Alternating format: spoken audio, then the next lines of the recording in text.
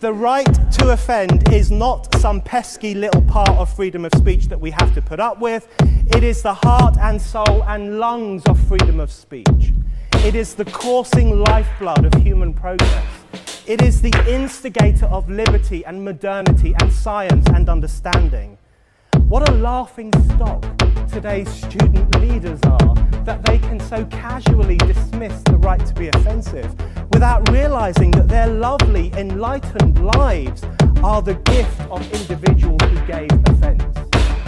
Offensiveness is not just something we have to begrudgingly accept.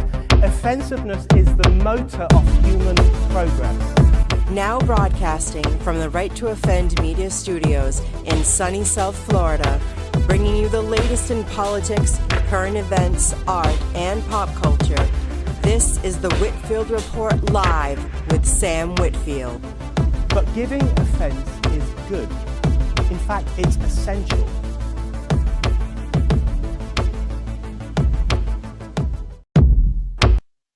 Well, good evening, ladies and gentlemen, and welcome to tonight's edition of the Whitfield Report.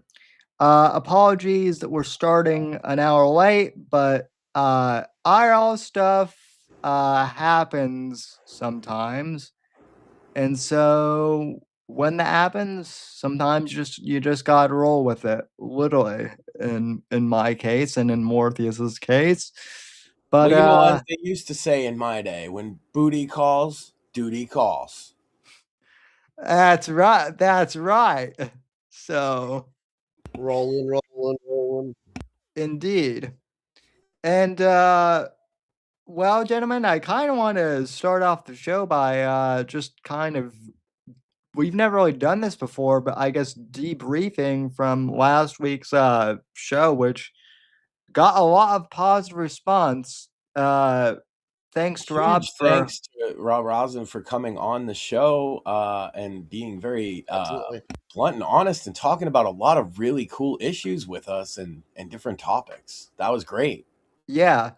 His book Crimes of Omission, I actually, usually I don't like pre-order nonfiction books, but I actually do have this in my pre-order list. And I actually am going to read this when it comes out, because I do want to hear more of his, or I should say, I want to read more of his perspective on, this whole, on his investigation into Black Lives Matter and, so if you haven't checked it out, I wanted to point out that, he has a 30-year plus career in media, directed several television shows and produced, and among other things, he worked in newsrooms for a lot of his career as a producer, as a journalist, and he brought his experience working in newsrooms and in media directly. And talking to notable journalists, he said some of which are on the record and some of which are off the record. And he brought all of that experience to be very critical of them regarding their narratives surrounding from Black Lives Matter to Trump, basically, is the time space like that he was doing the investigative research for the book, is as far as he said, all the way up until COVID. Right. And he even discussed maybe doing a sequel about that and going forward. And look, let's talk about the elephant in the room real quick, Sam. Longtime listeners might have noticed that, yes, he does come from a bit more of a left-leaning perspective than any of us here. And we absolutely didn't stop him from doing that and wanted to let him expound upon it because it's important to the context of interviewing a guest. Right.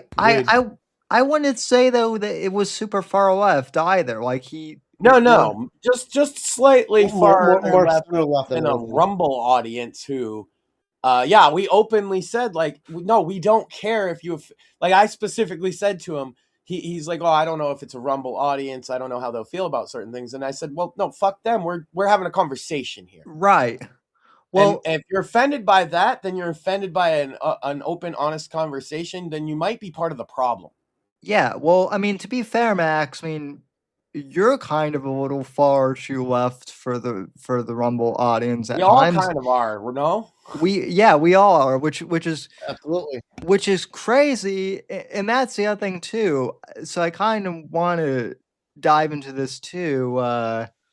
You know, like I said, great conversation with Rob Rosen, and check out his book Crimes of Omission, which is coming out on the 2nd, and yeah, just a great guest, and we have a lot of feedback on the interview, which is good, because good or bad, that means people are listening to us.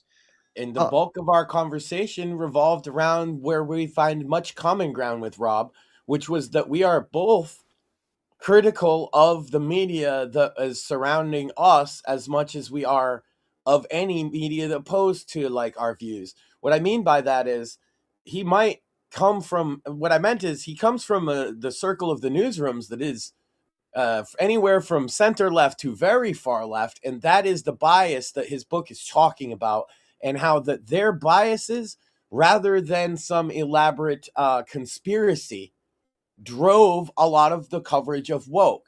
Is that these elitists in the newsroom that lived in their own bubbles, right, developed their own specific like worldviews and cultures, and they had things they were trying, and so they stopped covering the news and they started writing the news. Right, and yeah. I think that everybody in our audience should check out the book Crimes of Omission, and I'm so grateful for him to come on and give us this time like that. And by the way, Max, I know this from talking to you off air, but talking at the media bias thing, that's something that I've been talking out for literally 18 years at this point, since the beginning of my podcasting career. And so to have like an actual veteran news producer come on and tell me that, tell us that yes, there is an elitist bubble, in the news. The target. And why does he feel that way? Well, you can even look at his larger body of work, and what is it all? The Dead Files we discussed, because Maxine, my wife, is a fan. She got to ask some questions. Like I said, if you didn't see, it's one of the best episodes I've ever been a part of, especially. But The Dead Files is a show. Yes, it's a show ostensibly about ghosts and paranormal stuff. But even that, he discussed how he approached it with a detective, and they had rules about how the psychic or medium approached the situation. And when my wife asked, is the integrity of the show as it's presented, or is that some Hollywood magic, he was quite proud to say that no, he was doing essentially journalism on the topic of, is there ghosts in this house? And they present all sides of the narrative, and they come to maybe not expected conclusions. And he treated it like news, like a news story. Yeah. Likewise, his other show, Confidential, there, I was just watching it too, and the title escapes me. It is regarding essentially the Innocence Project of men who have been wrongfully convicted, being their cases revisited, and in some cases getting out of jail. This is journalistic work that he's doing. Another one is that he did with Dennis Miller, the documentary about infomercials. Yeah, and again, it was investigative. It was history of infomercials. Why did they work? How did this come about? It was real. And so even his work in what you would consider not journalism media has always been investigative and journalistic. And he brought all of that experience working from newsrooms on through investigative journalism to making his own documentaries, and maybe even some stuff that is like a little more avant-garde, like The Dead Files, which he still treats as investigative. And he's telling you that the media was extremely biased and corrupted by their own biases and their own bubbles. And he was right there in the thick of it for a lot of it. He worked with a lot of these individuals. And he shared a lot of his insights about that, about how media bias forms, about how it even comes into the newsroom, where it doesn't come in where they have, okay, how are we going to push the trans agenda today? It comes in with one of the reporters comes in and they're like, I know that the trans topic will get us a lot of views. Yeah. And how the media bias is the reason why I'm activated. Yeah. Yeah, and it got the views, but then the hate. That's the other thing I think is important to look at, Sam, in the development of this is, and I've always discouraged hate watch. Don't hate watch things. Don't do it. It's not worth your fucking time, because it created this hate watching industry where people the clout chasing and the grifting comes from the fact that people want to hate watch. That in Johnny Somali exists because of hate watch. Yeah. Quite honestly, Max, that's why I will not sit through like a full episode of the Catboy Fears show, is because for me it would just be hate watching. And plus, I mean, he's an idiot too, so there's really no point, I guess, unless he's just saying provocative things to provoke, and that's why he's so inconsistent. Yeah, he doesn't care about anything in particular except provoking people and also having followers who are like intrigued by him provoking people. That's it. That's all he cares about. Yeah, and that seems to be the case. I mean, Tucker Carlson has followed in his footsteps, and Megyn Kelly. Both Tucker and Megyn, claim to be, journalists back in the days, but they aren't. They're news, commenters, to put it generously. Now they're podcasters. Well, yeah. I guess you could call podcasters pundits if you're being generous, but I honestly, as much as we do a podcast, I love that people use that dismissively. You should. Yeah. Why? Because is Tucker's podcast really any different than ours? Aside from the content and his production values, not really, because the same intent and the same. Nope. The people that enjoy it are getting the same thing. It's a great equalizer. Yep, you're a podcaster. Yeah. I would say that we do the show more out of like a love of the medium, as opposed to just, getting clicks and views like he does, which I'll get to Tucker in a sec, because his freak out this past weekend was hilarious. He freaked out on Easter? He freaked out on Easter because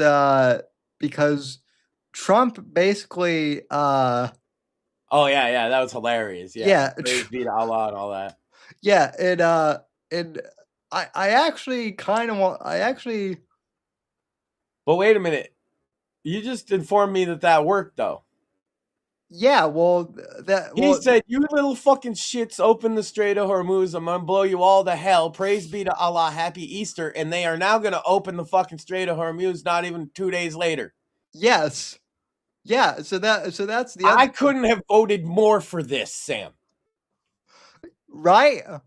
Me as well. I know. I totally like. That's kind of the key news story of the day, gentlemen, is all these doomers who were saying that Trump was going to, lead us into the next Iraq war for the next, 20 years.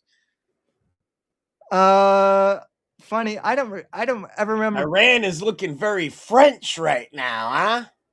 Yeah, not just that, but I don't ever remember George Bush, 1 or 2 making a, let's just call it what it is, a threat that was that blatant, and then getting results. Yeah, I'm gonna fucking blow you, every last one of you, to hell. Praise be to Allah. Happy Easter is probably the greatest presidential speech in history. Yeah, and yet people were. That's my fucking president, Sam. People were upset about that, Max. That's why he's my president. People who are supposedly are mad. People who are supposedly on our side too. I love when hoes are mad. So what you're saying, Mortheous, is Tucker is a hoe. Oh, Based. Yeah, yes. He's not even a high class hoe no more. At least when he worked for Fox, he was like a high class escort kind of hoe. Tucker Now is a street Tucker, hoe. like, he's not a street working hoe, but he's definitely at a lower end brothel. No, he is high street hoe. He's the kind of hoe that the single rich guys get, and then they only fuck for about 30 seconds and then talk to him for the rest of the hour. That's the kind of hoe that Tucker is. He's the kind of hoe that gets away with working on Main Street. Yeah. Well, he's the kind of hoe that will cry with you. Facts. So, if I can actually share this with you real quick, guys. No, we're making hoe jokes about Tucker, Sam. That's more important. No, go ahead. Well, yes, we are making hoe jokes about Tucker. This was just to add to it because I don't, because we know he's a hoe, but like he's taken this to a whole new level of hoeing where he's not only is he a hoe, he's a groveling hoe.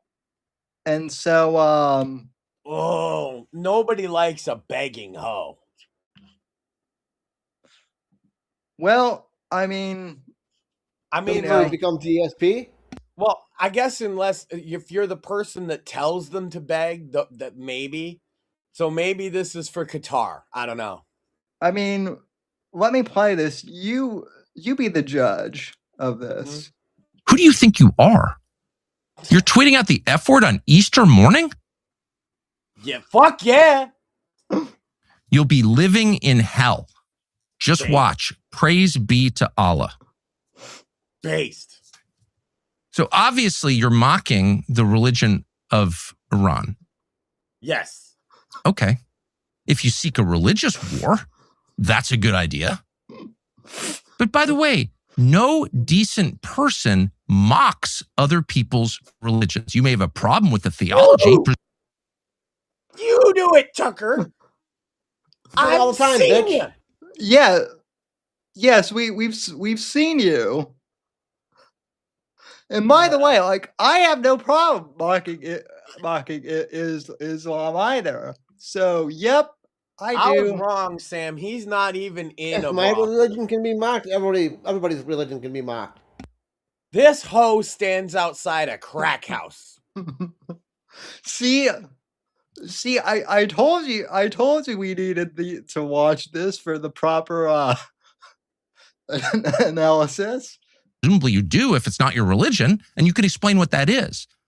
But to mock other people's faith is to mock the idea of faith itself. And we should never mock that, because at its core is the acknowledgement that we are not in charge of the universe. We did not build it. You mean like how you were mocking like Christians for like supporting Israel? Like, hold up, I want to point his hypocrisy out. Goes way beyond that. This is a dude that. It's okay when I do it. This is a dude that's mocked Wiccans. This is a dude that's mocked pagans. He would mock Satanists. Satanists also believe in a creator. Some of them. So he's digging himself in really deep here because. Oh, it's not okay to mock religions that I deem as valuable, but it's perfectly okay to mock religions I don't. Fuck you, Tucker Carlson. Yes. Ho. Completely. Okay. You can keep playing. I just wanted to call him a hoe again. We won't be here at the end of it. We can destroy life. We cannot create it because we are not God. The message of all faith at the biggest picture level is the message in our Bible, which is you are not God. And only if you think you are do you talk this way. We are the world. But it's not just mockery of Islam. God there, Tucker? And no president should mock Islam. That's not your job. This is not a theocracy. Hold on. Yes. I voted for Donald Trump to mock Islam. It is his job. Yes. He's doing a damn fine job. His job is to mock goddamn everybody. See, we don't go to war with other theocracies to find out which theocracy is more effective. Why not? Pussy. Well, Tucker, it's kind of a problem when theocracies, namely Islam, like declare war on us, which they have like for the past 200 years. Why do you think they call us the Great Satan? Is that Look, not man, mocking us? our God's dick is bigger than their God's dick as measured in bombs and guns. That's just how it goes. Yes. So I know we were going to watch curricular, we still are, but like just kind of as a primer, I just wanted to play that just because that's how gay Tucker has Because Tucker's a bitch. become. Well, look at his face. He's ready for his dick right now. Yeah. Mid-sentence. We are not a theocracy. Totally. And God willing, we never will be, because theocracies corrupt the religion. And yet you'll have on Nick Fuentes, who basically wants like his perverted version of a theocracy.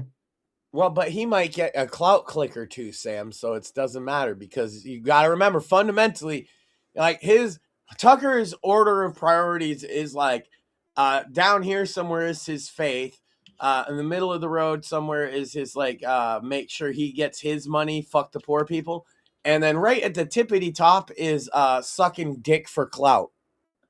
Oh, yeah.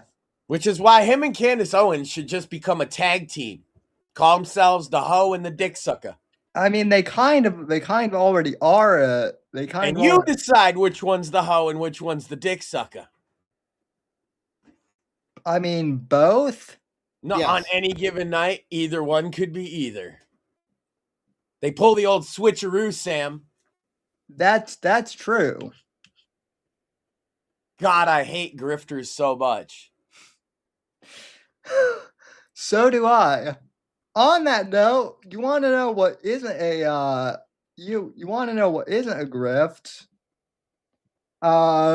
American Show Inferno. the book. Show the book. My new book, which has been out for a month now, roughly as of Friday. And yeah, listen. March was a great month to launch the book. It is officially a bestseller, Sam, because it is the best-selling book by Sam Whitfield. Yes. In its first month. So, and it's selling copies in April, which is usually a sucky month for book sales, but hell yeah. You know, American Inferno, let him talk, let him cook. American Inferno, book number 5 in the John Ryder Shadows of Deception series, available in paperback, ebook, and audiobook, narrated by the great Doug Green, which I am told that more listens to before bedtime, which I think is a lie, because Mortheous also never sleeps. From what I'm told. I go to bed. What? Well, I mean, that's what you told me. You Low power mode to charge, Sam. Yeah, well, point is you've been listening to the audiobook from right more. Facts. So and how do you like the 5th book so far? It's great. I love it. So yeah, so everyone go and buy American Inferno, book 5 in the Shadows of Deception series. And I will also be on Mr. Jacob Airy's podcast this coming week to discuss more about American Inferno. So that'll be great.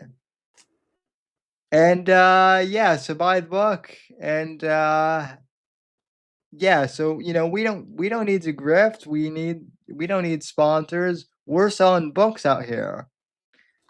Sam, I got Chips Ahoy while you were cutting a promo there, right in the face.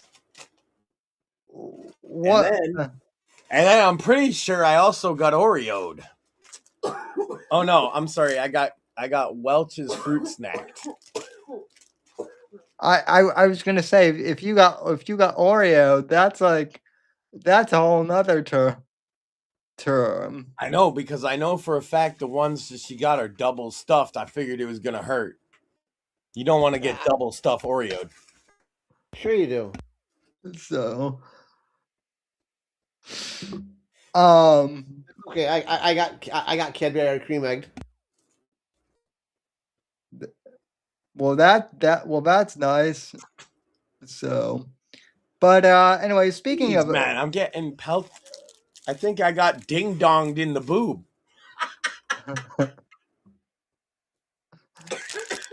Well, what was it, Max? I mean, you're supposed to be the one. You're supposed to be the one ding dong in her boob. Sam, it's a heart. I approve. And your joke broke the heart. Oh. Sorry. You know I had to. Oh yeah, you had to. And I let him just roll on it. Anyway, though, back to gay stuff, though. Oh God. I mean, so it's bad enough that we're talking Tucker, Back to gay stuff, Tucker. but I mean, but also, Max. So there's this weird guy named not gay at all. I'm glad we could clear this up. There's this weird guy named Clavicular, who, I mean, Max, you have commentary on this. I know you do. Well, yeah, Clavicular, I try to take it easy on him now. He seems like he's a young guy, and he's kind of working his way through the world, and he's doing it on a stream, which might not be the best idea, and he'll probably look back on that with a bit of shame, but he's taken on this ideology, Sam, that has been referred to as looks maxing. And as I've pointed out before, this ideology was invented originally by gay men in the 80s to look as hyper masculine as possible for each other so that they would want to fuck each other at the nightclubs. See? And then later down the road, and actually, if you really want to get into it, it's basically a lot of it is what like teenage girls do because they're insecure about their looks too. But anyway, Chris Cantwell, famous gay crying Nazi of Charlottesville, who is very gay and is out of jail now because he's probably a Fed asset. And you should never talk to the man. But anyway, he's very gay. He invented the modern form of looks maxing, including using like nootropic drugs and research chemicals from China and steroids and meth. Funny enough, meth is like the one common denominator. And then even after that, a lot of the trainees that used to hate him took him up on a lot of his tips too. And so the trans community had a proto form of looks maxing, and they even used a lot of the same terminology. And then along came this guy, Clavicular, ran a dude over and became famous. And all of a sudden people are like, oh, looks maxing, this is a new thing. No, this is called what gay men do to attract other men. And we are about to witness, Sam, and I'm gonna not talk over this one and let you guys experience it for yourselves, and we can talk after. Pause for yourselves by all means, but I want to let this play out so it really sinks in. This is 3 trans women confronting Clavicular to explain to him that they were looks maxing long before him, and he's basically trans. Well, and I've seen this. I'm not sure if Mort has. So Mort, since this is your seg, I had to see it. Now you do too. I approve. Well, and the poor audience is gonna witness a bunch of gay guys chatting about how to be as gay as possible. Yeah. Yo, just look to the right. These bitches don't even have pants on. Now, do we know if the chick do we know if this chick right here is actually a chick? We do have confirmation that is a female, yes. The only trans I'm aware of are the 3 gentlemen that approach Clavicular. Okay, gotcha. Why am I mocking you right now? What? I'm drag queen Maxine. You're what, Max? What? Drag queen Maxine right now. No shade. Really? Yes, like no shade. I'm drag queen Maxine. What does that even mean? Drag queen Maxine? Drag queen Maxine. So wait, are you Representing to the TS. wait, she a trans? Wait, you're trans? I'm a trans. Okay. Can you tell? You can tell I'm logging. I just looked at your ass. Huh? You just look at my ass. Oh, good. All you guys are Is it trans? fat or no? All you Yeah. guys are trans? We're all TS. All of you? All you guys are trans. Can you tell? How did you find your Yo, Because we're like bad bitches. I think you're trolling me. No, I swear to God.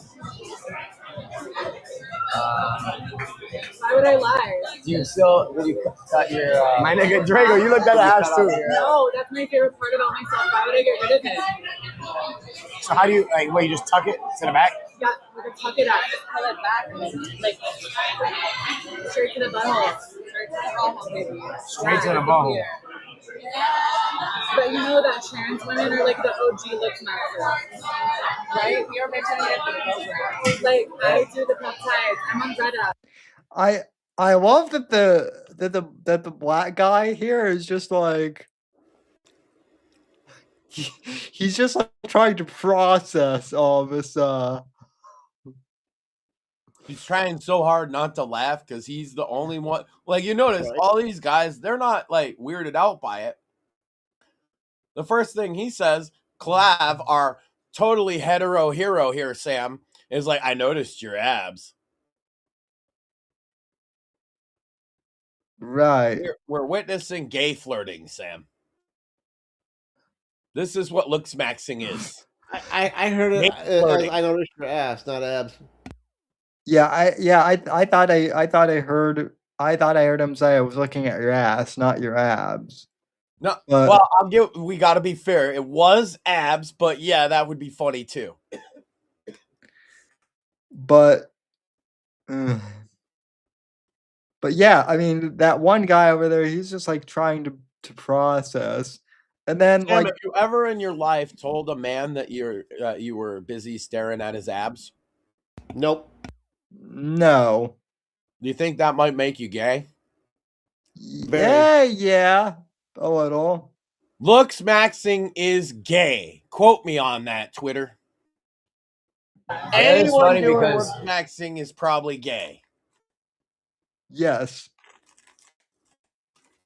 You guys were using a lot of the words in like the Korean subreddits in like 2022. Guys, we're like the OG. I saw a couple posts about You're that. like copying us. No shade. No. No shade. No, looks maxing has been around on. Well, I mean. No, Okay, wait. Can you like low-key rate my like PSI or whatever? PSL? Yeah. Wait, hold on. Let me go like Stacy vibes.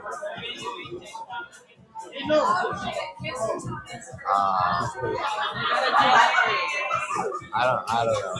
Is it giving or not? Nah, you're not. You got tits. How does that even work?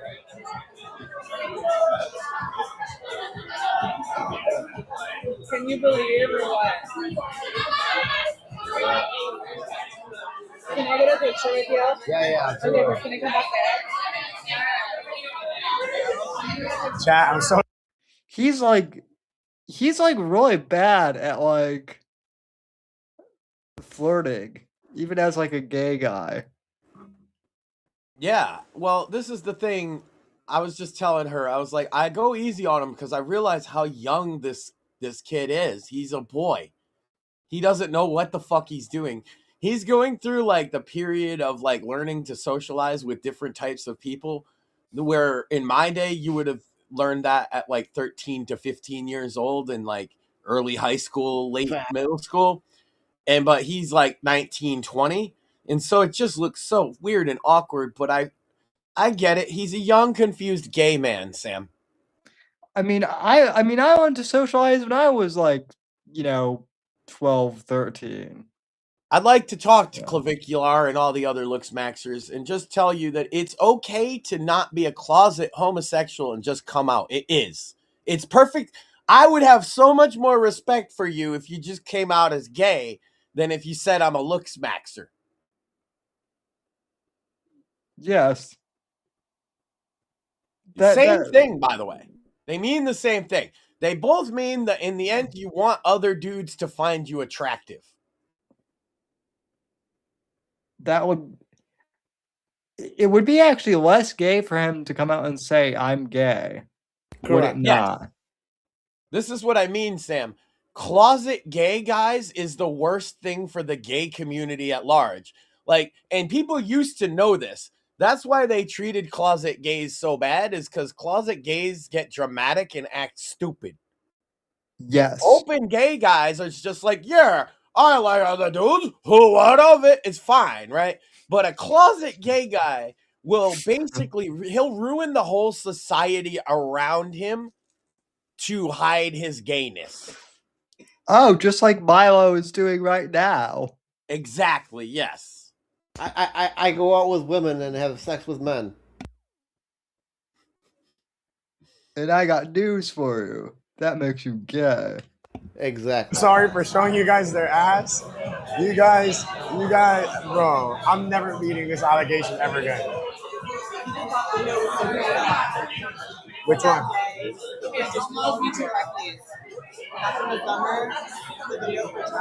Oh, yes. Yes.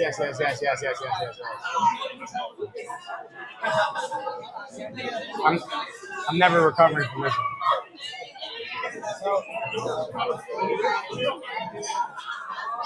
Oh my God. Fanny made sure to open their mouth for the picture, Sam. And stick their tongue out.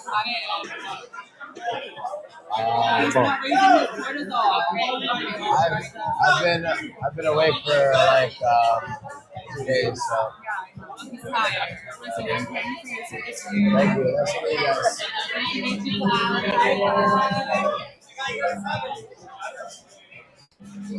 guys. Some real shit.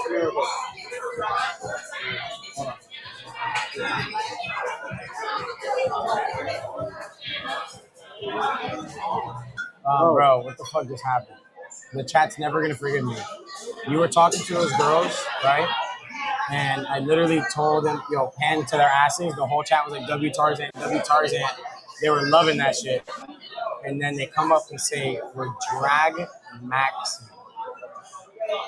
I'm sorry, bro. My bad. My bad. Have fun. Well, that may be the gayest thing that I've ever seen in the history of this program. Hold on, you read Chris Cantwell's gay fan fiction. That's gayer than that. Yeah, I kind of agree. Okay, second gayest. It's close. Yeah. This is gay as fuck, yeah. Yeah. And I stand by, like I say, looks maxing at every opportunity proves itself to be the ideology of a homosexual man. Or an insecure teenage girl. But the thing is, Sam, a homosexual man and a teenage girl tend to have the same goal, which is to get a guy to like them. True. And that is also the goal of looks maxing. Yeah, but like most teenage girls are not like gay or lesbian. If you're just looking to get girls' attention as a guy, you would be better off art maxing and becoming an artist of some variety. Or musician maxing. Well, that's what I mean too. Music, art, like poetry, writing. Chicks will dig you more for that than they'll ever dig you for looks maxing and smoking meth. True. I can confirm, like from experience, the art maxing thing has worked for me more recently. Yeah. So even if ladies don't read my books, the fact that I've written a book intrigues them. That's why you need to write The Shadows of Deception's, like, offshoot, like a side project that's a romance novel about spies. 50 Shades of Shadows. That actually is. You got to have the one spy is forced to torture the fucking one they love for America. That actually is going to be an offshoot at some point. Yes. I can't wait to hear Sam describe sex.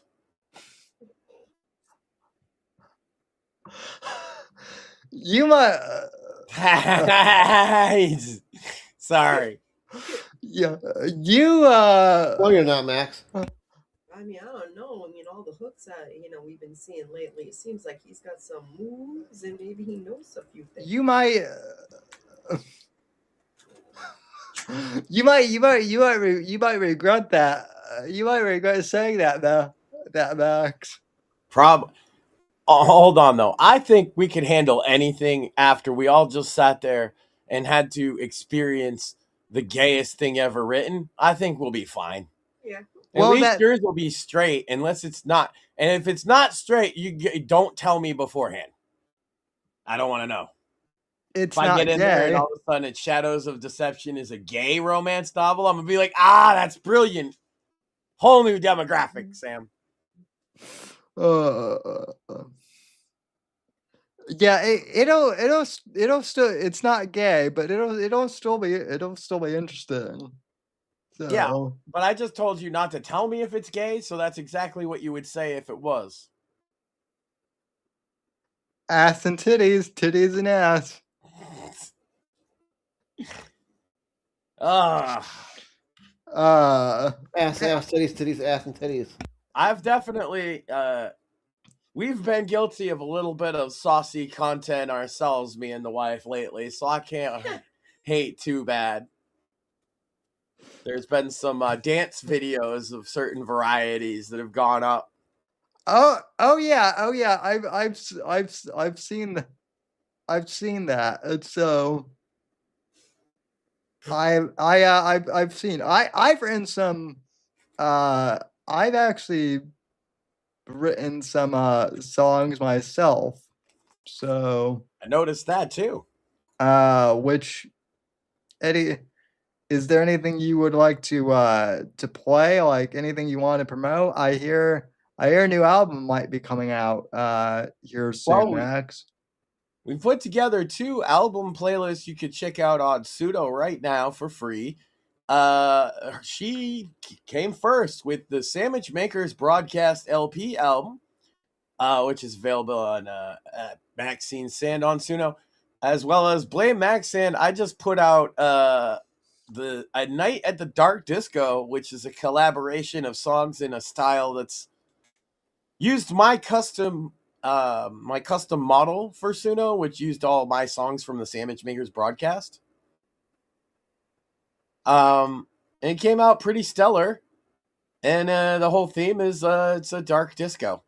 I don't know.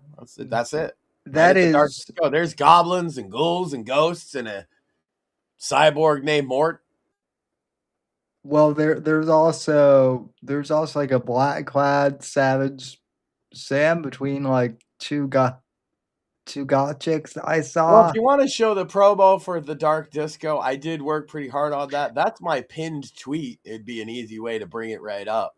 I do want to play one song that I actually did work hard on. I know it's this one is one of my favorite ones that I've written actually. I know I've already bashed Tucker once tonight, but what the heck? I just can't stop. It's too good. So this is called Grifters in the Spotlight. It's by moi, Savage Sam. And yeah. Can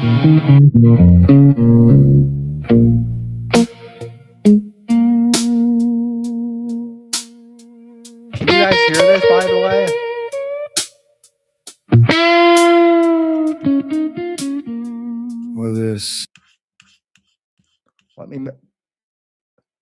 Could you guys hear that, or Yes, that's why I muted. Okay, cool.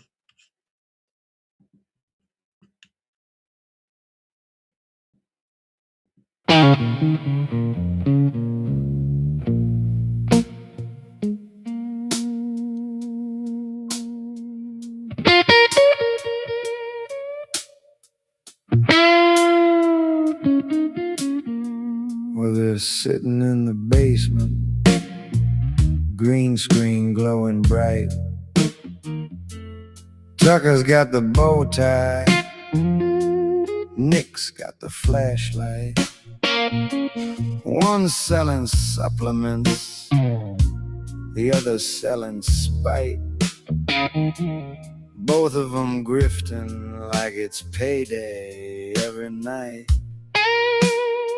They got the flags and the crosses and the truth on repeat, while the PayPal pings and the crypto wallets tweet. Call it journalism, call it holy war, but the only thing they're fighting for is the next donor score. They're grifting anti-Semitic faggots, boys. Two little men with big, big mouths and tiny, tiny balls. Grifting anti-Semitic faggots, boys. Hiding behind a microphone while the money rain falls. And by the way, that's what my voice sounds like auto-tuned. So that actually is a sample by voice. I have other examples of your voice auto-tuned right directly from the show, Sam, too. So we can definitely. I know. Got the whole world watching while he cashes all the checks. Independent voice, he says, with that $1 million grin. But the anti-Semite pipeline pays the mortgage on his sin. Nick's in the corner twitching, 19 and full of hate. Live streaming from his mama's house, never had a real day. Screaming about the bankers while he begs for super chats. Little Führer in a hoodie, still wet behind the slats. Grifting anti-Semitic faggots, boys. Two little men with big, big mouths and tiny, tiny balls. Grifting anti-Semitic faggots, boys. Hiding behind a microphone while the money rain falls. They talk about the globalists like it's some big reveal. But the only global thing they love is the next donor's meal. One's playing the statesman, the other's playing the priest. Both of them begging for the cash from the very same beast.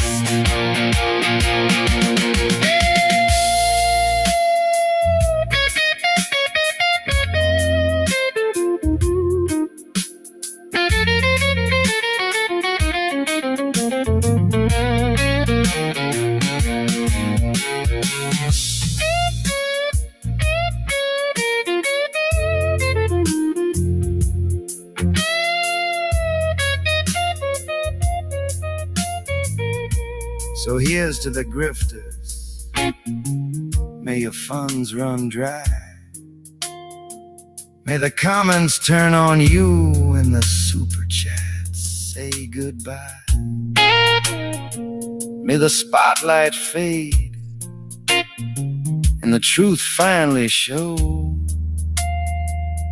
Two sad little hustlers with nowhere left to go. Yeah, they're grifting anti-Semitic faggots, boys. And the joke's on the suckers who keep sending on the dough. Grifting anti-Semitic faggots, boys. Take your bow tie and your hoodie and just let it go.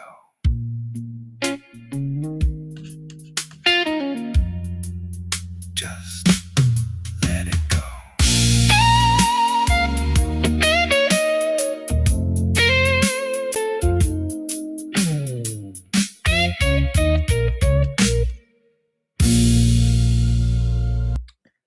Not bad, if I do say so myself. Sam, I feel I have influenced you perhaps a bit too much, because the hook of that song, I don't know if you caught this, chat, and I'm quoting a song here, an artistic work. I believe the quote is anti-Semitic faggots in the hook. Pretty Yes. base. Pretty epic. Yes. Also, if anybody thinks that the AI wrote that for you, I would posit that he wrote anti-Semitic faggots into the hook. Yes, I did. Yeah. So the AI did not write that. No. It would tell you, no, please, no naughty word. Trust me. I made it. I have become the master of the AI. That's right. Well, and I've been taking, like, I wrote real songs, so I'd love to show. If you just go to my Twitter, it's the top pinned post. The video little promo video I made for A Night at the Dark Disco. You can listen to it now, coming to Spotify, iTunes, and everything pretty soon. But I used some AI to generate some video myself, and it came out. And I had like stuff related to the Dark Disco, and yeah, the Sam one is one, the awesome Mort one. There you go. Goth chicks and Mort and everything. And if you want, you can then listen to the full song on my thing. The album. As the sun goes down and the shadows gather, so do the creatures of the night, all getting fresh to undeath and putting on their funeral best to come see the Franken bouncers outside the hottest club for the spirits. Shades, shadows, ghouls, goblins, vampires, banshees, brujas, goth chicks, a cyborg named Mort. So get in line, my dearies, for the spookiest, funkiest club in town. Welcome to the Dark Disco. We are supernatural party animals. Yeah, we're super. Yep. I dig it. And the whole album is in that similar style, including a dark disco version of the based Cripple Man, as well as the dark disco Mortheous, which came out so good. Well, in that song I played will be on my album, which will be coming out soon on Sono. I'm actually in the process of writing the next Night of the Vigilantes sequel right now, so I've got multiple fires in the ovens, and like I said, I'm promoting American Inferno, so yeah, we're cooking. Well, I got another bit of promo for Maxine, if you would give me a moment. You could go to either her Suno or her Twitter, but the Suno is probably better because she actually just wrote a song and shared it with Paige Collette, better known as The Ring Rat. The song is called The Ring Rat, and there's a hook dance video for it and everything. And I'll just that's the one to ask to play. It's for the Sandwich Makers broadcast LP. And by the way, Paige Collette is very nice. Yes, Paige is awesome. I was kind of brave because she retweeted my tweet and commented, so it made me very happy. I got brave and I actually DM'd her and invited her to come on the Sandwich Makers broadcast as a guest. So I'm keeping my fingers crossed that maybe I hear from her. I mean, yeah, we're legitimately, I was telling her, it was like, when it comes to JCW, I went to my first JCW wrestling event, Sam, in 2001, I think. And I've been watching it on video cassettes in the 90s. So I'm a longtime fan. I've been to a lot of JCW events. She's been to quite a few herself as Maxine. And we've been watching since the Ring Rat debuted. We originally didn't like the way the character was structured. We talked about it in some of our reviews, but we were always like, but we like her. Something about her works, but they're doing it wrong. She came out with a lot better attire. She's actually seems to have gotten in fantastic shape, and she's just really killing it out there. She's a breakout star for JCW. Buying you time to bring this up, Sam, if you haven't. And so it's been really satisfying to watch. And then one thing I learned, and then I tried to share it with everybody, and now you know as well, Sam and Mort, is that she for 7 years was in a wheelchair herself. And that's because she has, what is it, CRPS, or I don't want to say it wrong, but I'm not really sure. I just know what the nickname of it is. It's nicknamed YouTube. On YouTube, it's called the suicide disease, and it basically means she's in constant pain and bruises fairly easily as well. And for her to get out there and wrestle, it did inspire Maxine quite a bit. She's a big fan, and she wrote that song is right at the top there. I see that. Ring Rat. And this is for Paige Collette of JCW, who also has a very funny sense of humor, by the way, too. Well, hello, I'm a juggalette. But I call her an inspiration. Going out week after week, doing wrestling shows, never letting the pain. She's in the show. She's a juggalette warrior. When she steps in the ring, you call her a ring rat. I call her a queen. They call her the ring rat, but I call her. Pretty good. That's awesome. So. Yeah. And you can, if you want to show that other one, that's the Sandwich Makers broadcast, the most recent hook, right? Yeah. That's for the album. Sisters by choice, screaming the lines till we lose our voice. From pixel glow, holding you close. You were the light in my worst black hole. They hit that friend and raised its sword. Now we ride this warped world. Best friends by chance, sisters by choice. First con, trembling at the gate. Cosplay gear on, black eyeliner late. You ran at me. Is it really you? Nervous laugh. And we both just knew. Friends by chance, sisters by choice. Pretty cool. Yeah. So I just want to say that song was actually inspired by my friendship with my real best friend in real life, former co-host of the Sandwich Makers broadcast, Penn. Mm-hmm. I figured that out pretty quickly. So. Yeah, and so the Sandwich Makers broadcast is available as a LP, is available as a playlist over there, right where Sam's showing.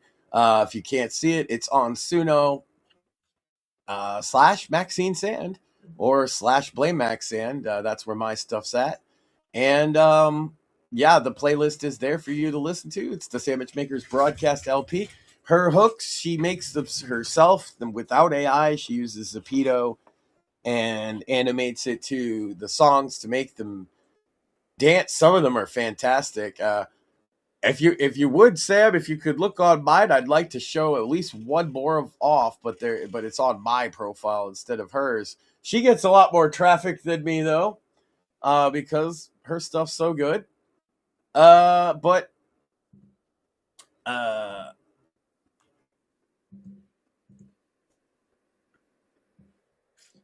Did we? You type in Blame Max Sand, all one word. Okay. I thought maybe I lost you for a sec, but no.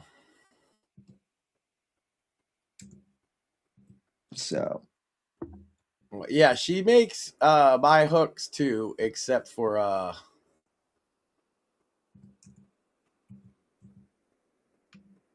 there it is. Except for like a couple that I did. But I have ones I'd love to show off for the show audience because they come from the show, Sam. As you can see, those are just my songs. So sure. If you could pick right in the there, yeah. But I want to show the hook off first. If you could go back to my page. I wanted you to show the hook off for Brujas because it's awesome.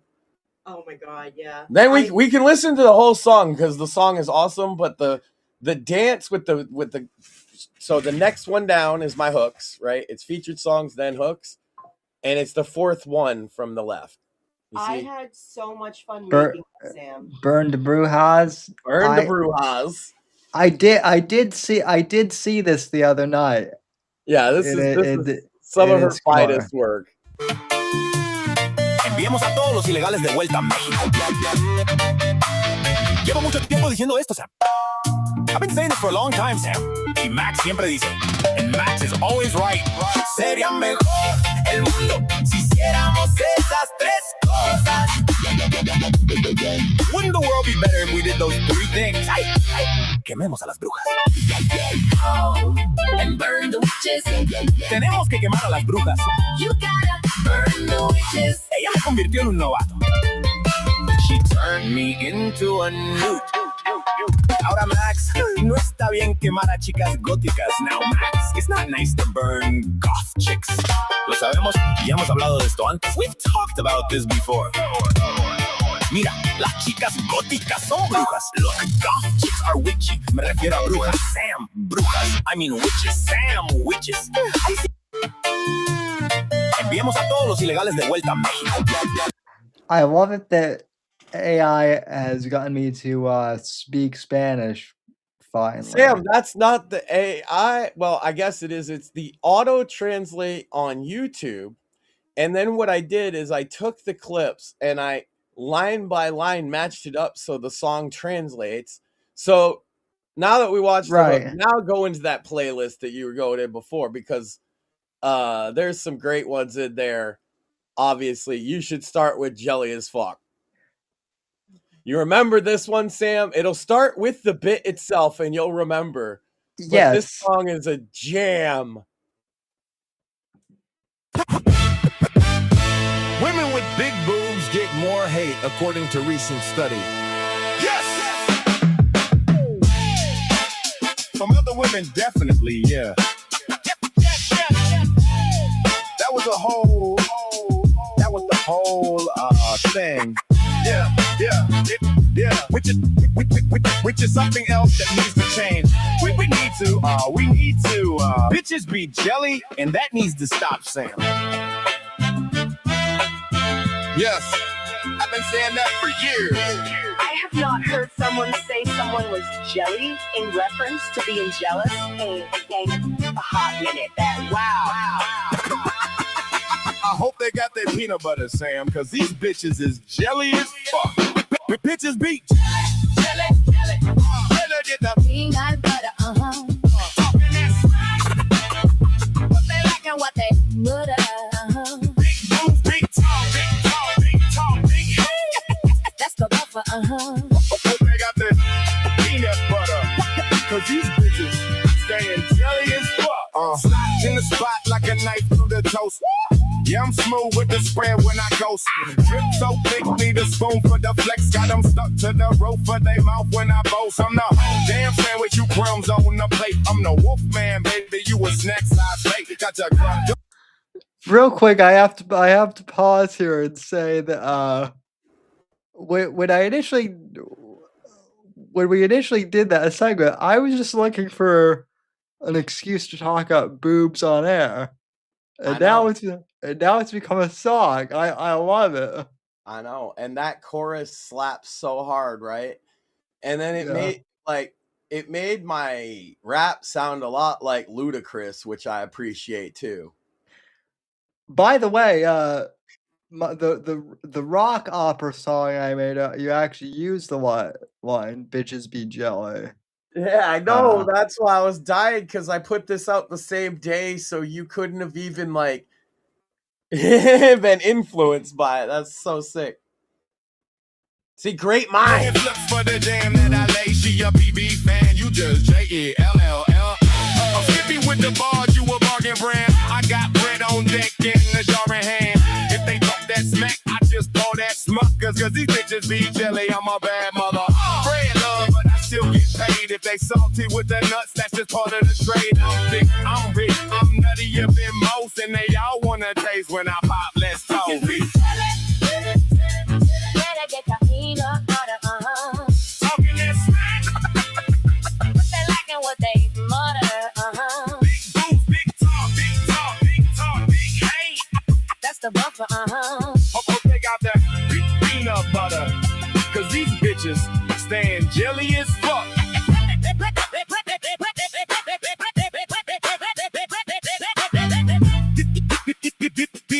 These bitches staying jelly as fuck. Get more hate, get more hate, get more hate. According to recent studies, belly.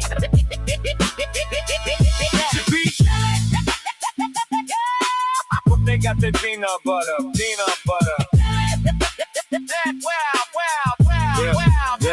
These bitches is jelly. I also really appreciate that's also your and Max Sand's voice. DJ Sandman coming.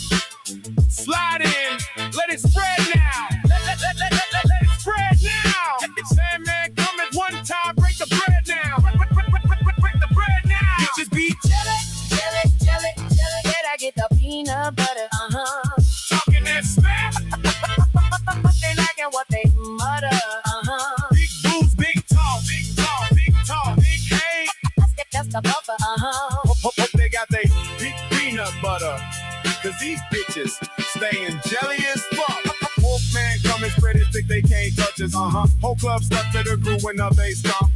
Big drip, big bread, big flex, that's the supper. Hope they got they peanut butter. Cause these bitches staying jelly as fuck. Oh yeah, I got the little animation for the blue house too. Pretty dope there. And the only other one to show off is the full Bruja song, because it's dope. The rest are all in that playlist, and there's some bangers in there. Some of them are literally just our bits with light jazz. Some of them are I turned my top 10 lists into raps. The Impress Women one's very funny. And yeah, just taking bits from the show and running them through my custom model on Suno has been great results. But see, Burn to Brujas, Sam. I used probably one of the edgiest bits I've ever done on the show. And we found it very funny that it translated it into Spanish, right? Mm-hmm. On YouTube. Yeah. We were joking about Brujas, Sam, Brujas. And so what I did is I took the English and the Spanish versions, mashed them together, and made it a club upbeat with Latin influence song where it actually translates a line of the show from English to Spanish, and it goes back and forth between the two. So the song basically translates our bit about burning witches, and it's a banger. Awesome. I do have some breaking news. We got news that you and Maxine might find interesting. From the New York Post, which is, and this is the literal headline: "Crazed homeless man accused of slaughtering Irina Zarutska untrained found incompetent to stand trial." Yeah, I came across that earlier, but there is sort of an addendum there, is that's for the state case, not the federal one, which he has both. Yeah. So it's not as big a problem. Like, New York is going to be a piece of shit. We expect that. Yeah. Yep. But as far as I understand it, he's still charged federally with this murder. There's also this there was also a story, and I didn't have time to find the link, but there's a story of a Haitian man here in Florida who I guess beat a woman to death with a hammer, and wouldn't you know it, he came in under Biden's of course he did, porous border. So as I've been saying, and I suppose this also transitions to kind of what's been going on with Asmongold. Yeah, deport the fucking third world. Basically is what I'm. Well, it's that. Hey, that's not what he got banned for. Even what he got banned for specifically was he said he didn't care about the opinion of some illiterate sheep farmers in Afghanistan, and neither do I. Are we? See, the thing is, we're not on Twitch. We're not on Twitch, and we never have been, because fuck Twitch. Totally. But that's not a crazy thing to say. That's like saying I also don't care about the opinions of like rich, well-educated Chinese people in China. Right? Correct. I care when it comes to America, I care about American opinions for the most part. And I don't even care about all of those, because some people's opinions just don't matter because they're retarded. Like all of Hollywood? Yeah. Well, yeah. I mean, we could start making lists of all the retarded opinions out there, but we acknowledge that there are definitely people whose opinions you should never take seriously. And I will be the first one to submit my own name for that list, too. I mean... And never listen to the goddamn cripples. No. Actually, no one listens to you guys anyway, so... Well, they should. We're the ones that you should listen to. That's the irony, isn't it? The ultimate 180, it's a swerve, bro, Vince Russo moment of life is that the one group of people you should listen to is probably the cripples. And no one will ever do it. Things would be better. Dude, if people listen to Sam more, things would be better. Thank you. Yeah. Whitfield, when are you eligible? 2036 or something. Yes. I will be, let's see, I'm 31 now. So 35. I mean, yeah, I'm still a couple more elections away, but there will be time. It just rolls though. President Whitfield. Yes. You wouldn't even be the first, second, or third cripple. No. Sam, we had a guy that was brain dead and pooped in front of the Pope. You're way above the bar to be president. Well, yeah, that is true.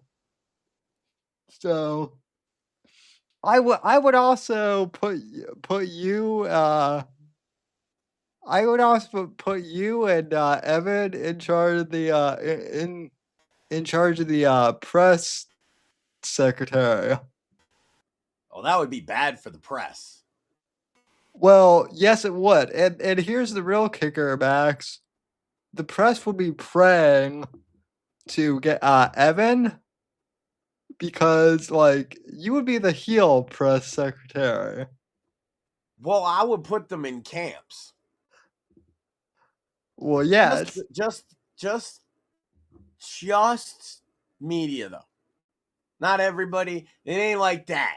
Like normal people, who cares? But like media, you know, when they get really, really snippy, and it wouldn't be like a work camp or a death camp, Sam. It would be a politeness camp. Yes. And investigative journalism camp. Right? Like you piss off the president Whitfield, you're going to camp. You're going to learn how to be a fucking a press secretary pool person who can conduct themselves befitting of that status, or you're going to get beat up by a drill sergeant. I actually think that's how not omit facts and stories. I think that's I think that's actually a great idea. And it's totally voluntary because there's a third option is that you could just not be a journalist anymore. You can leave the camp, you just can't be a journalist ever again. So yeah. Well, speaking of hypocrisy and whatnot, so here is Asmongold's official tweet on the matter. Banned for an entire week because I said I don't give a fuck about the opinions Sam, of did you just call it an official tweet? This is the official tweet of Asmongold. Yeah. Okay, guys, we gotta treat this as an important. This is, ladies and gentlemen, this is the official tweet of Asmongold. Well, I do take Asmongold more seriously than a lot of journalists. Zach's a nice guy. I've never had anything but great interactions with him. Some of his opinions are retarded, but so are some of mine, I'm sure. So, like, that's fine. I just love it that you're like, this is his official tweet on the matter. Listen, he may be retarded, but, like, you know, Tucker Carlson is out there scolding people for mocking Islam. Retarded, but he's not a hoe. And that's why I respect Zach. Yeah. If he is a hoe, he's at the very least the highest of class hoes. You know, moral of the story, he's the kind of hoe you got to fly to Dubai. Well, yeah, pretty much. You'll get it, but it'll cost you. I'm actually trying to find the video of him, like saying that he doesn't care about the opinion of. Also, probably a disease involved. Of third worlders. Well, if you want to make me stop, Sam, you better get it together. Okay, I don't know if this is the actual video, but this is what he's been saying lately. Well, no, he did a guys, yeah, that's it, but it's not. Got suspended on Twitch in the middle of my Crimson Desert playthrough. I don't know what I'm going to be able to do. It's going to be an entire week. I mean, geez, guys, I'm going to have so much free time. well, I guess I could start by making this video, right? So I got suspended last night on Twitch. I end my stream and I come back from the gas station and I get a message and somebody says, why can't I chat in your stream? And I'm like, well, I don't know what happened. And I look and I get a message and it says that my account has been suspended for 7 days because of hateful conduct. So this is what I did. This is what I said. I said that I didn't give a fuck about the opinions of third worlders. And then particularly in the thing that they referenced, I was referring to illiterate goat herders from Afghanistan. Again, the way this looks out in the public is not a United States. The opinions of third worlders don't matter. Like, I don't care what some illiterate goat herder thinks in Afghanistan. It doesn't matter. In the context of those people believing AI generated videos about Iran winning the war and nuking Israel off the map. Gentlemen, I would like to confirm that I am 100% right and you don't either. And neither do they. Because if Twitch cares about their opinions, why don't they apply Afghanistan's opinions to women on Twitch? That would be interesting, wouldn't it? But everybody knows nobody gives a fuck about them. Nobody cares. I'm not sorry. I'm right. I said nothing wrong, and nothing I said was against the terms of... That is one thing I want to point out too. That is hilarious. Just kind of on an off topic. Iran is like trying to claim that they have some moral victory, but they've been posting like really bad like Call of Duty CGI Arma 3. You know, like it's hilarious. The Iran cope, Max, is something that will be studied for years. I heard they blew up Israel and it's gone. Oh, is that like a video of it on Facebook? But Max, I thought you were banned on Facebook. I am. I have to log in without an account, but where else am I supposed to get my boomer ass opinions from, Sam? Well, that's true. I didn't think of that. What, Rumble? But, well, yeah, you could go there too. There's definitely some boomer ass opinions on Rumble. Oh yeah. Also, yeah, Tim Pool is like he keeps bald. Yeah, bald, and also like he was another one that was like outraged that Trump made fun of Muslims on Easter, which makes me just be like, you know what? Trump needs to do that all the time now. What did the Muslim woman say before she ran into a crowd of people and blew herself up with a suicide vest, Sam? Allahu Akbar? Yeah, he got it. Oh, man, you ruined my punchline. Everybody gets that one. Must not be a good joke. No, it's a great one. It's a fantastic joke. It's just one that everybody knows. You know what's unfortunate though is that after when they get their jihad paradise and they find that the virgins are just a bunch of gooners from Twitter, they're going to be very disappointed. Imagine waking up and it's just 72 Nick Fuentes. Yep.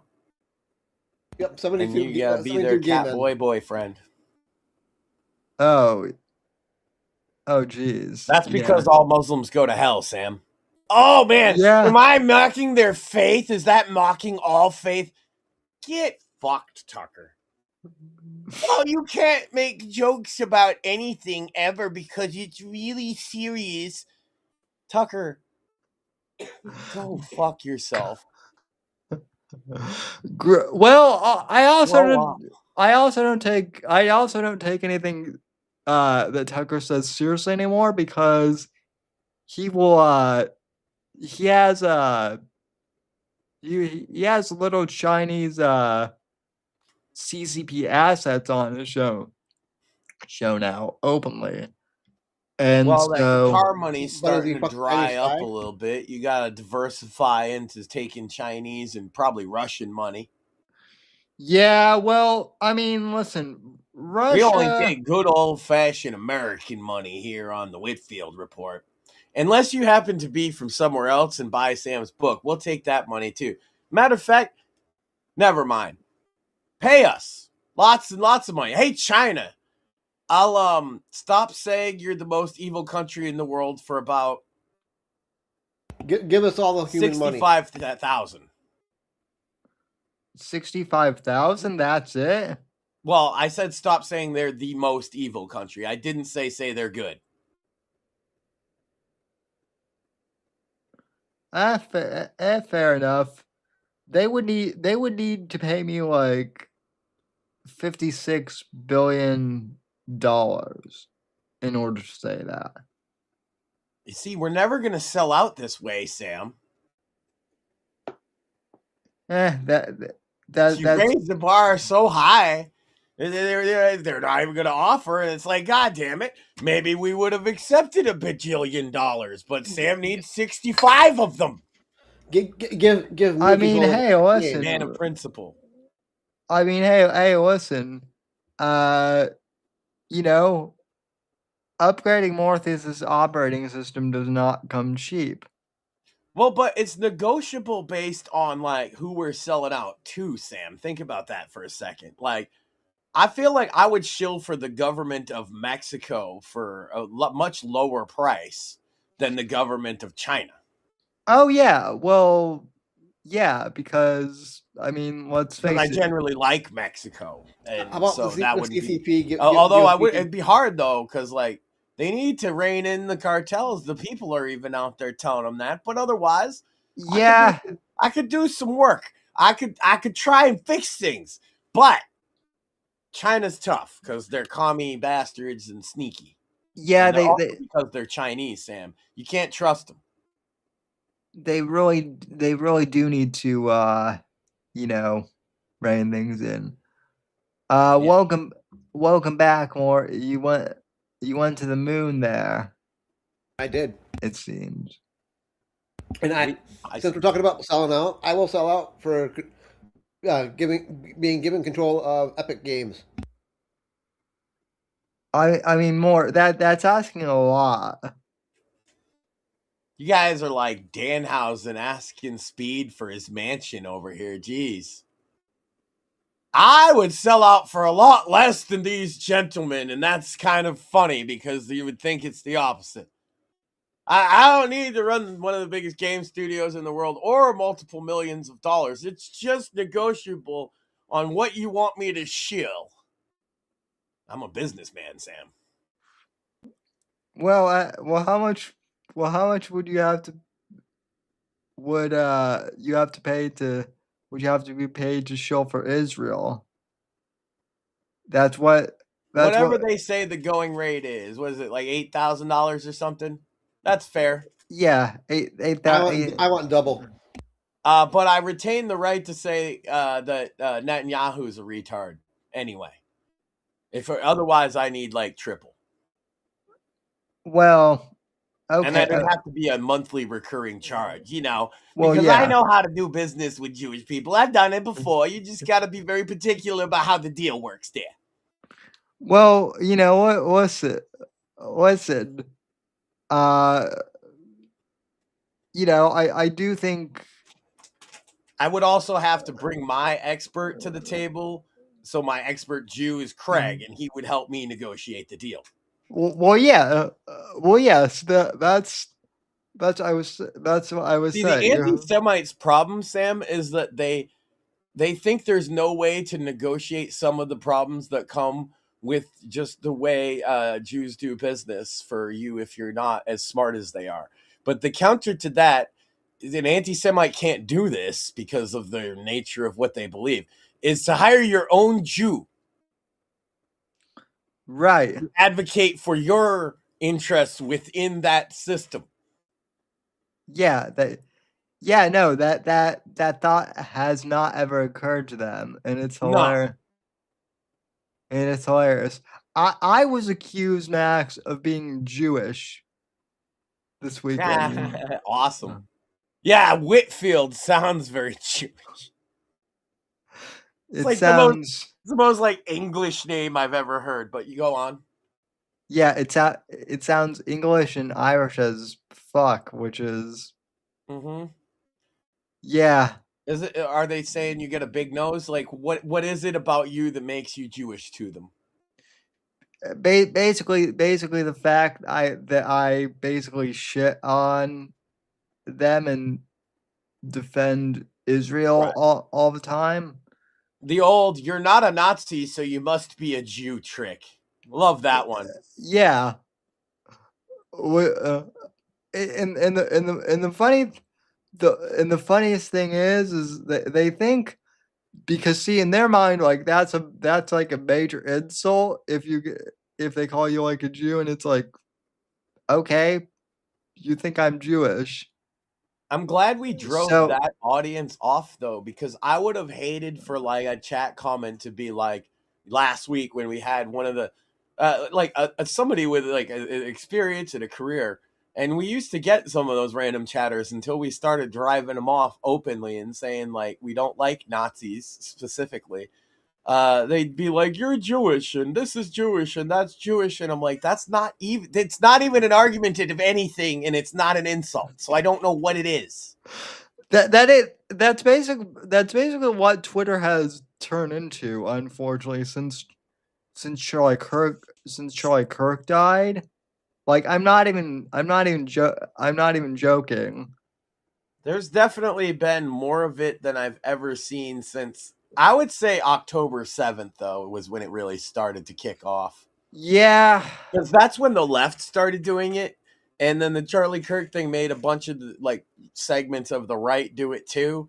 And now we're just surrounded by people that say whatever retarded thing pops in their head, use either no evidence or AI evidence to back it up. I mean, it's basically what we were talking about with Rob last week, is why I say one of the perfect people to talk about our biggest critique, which is the bias in the media directly and openly. And we've never said it's this giant top-down shadowy conspiracy. That's why I was so glad to have him on to talk about that, because that's exactly what he said too. It's not. They are just part of the same ideology, and they know their role. Yeah, and they are, because they work within that framework from the ground up. When they walk in the newsroom, they're like, yes, I want to talk about trans issues. I want to talk about Black Lives Matter. I want to be for COVID lockdowns. So they come into it with that attitude, and there's so many of them, and they hire their friends. We know this, that a lot of like woke hiring was nepotism based and DEI, right? No way. Shocker. And that's exactly what this guy, who presumably, like I said, he's not a political guy, Rob. That's not what his primary goal in any of that was. He has his opinions, and you notice it didn't even come up, our differences from his on politics, because we are also like him, much more focused on the media manipulating people. And I even had to correct my tweet, because in my mind I thought his book was Lies of Omission, simply because no, his book is strongerly titled than that, Sam. It's Crimes of Omission. He is literally accusing the media of committing crimes in their pursuit of covering up truth and not telling truth. And that was the perfect guest for us to discuss that, because this is a thing we've been saying since I've been on the show, and both of us have been saying it probably a decade before that too. Which, to be completely honest, and to give some like behind the scenes feedback, his publicist, who's, who I'll keep their name, anonymous, but their publicist, Rob's publicist, had been watching the show for a few weeks, and I guess that was one of the themes that she noticed of our show, was that we were calling out, the media inconsistencies. and specifically like grifters like, Tucker. Also the fact that we didn't jump onto the whole Epstein, panic train. Well, And I hope so, because then I reckon that my biggest worry about the interview, Sam, was when I was trying to explain the extremist elements from like younger like streamers that have replaced pundits for a lot of young people. I was worried that he wouldn't catch on that this isn't a small problem when I talk about like Hassan Piker, for example, because Hassan Piker and Rachel Maddow's numbers, fluctuate between who's in front on any given day. And that's because, young progressives do watch him, whether we like him or not. Yeah. And I just wanted to, and I think I got it across to him quite well, that the same thing is happening there. The Twitch streamers are all doing the woke shit or the lefty shit because their friends do it. They're bringing it organically to the table, like he was talking about in the newsroom.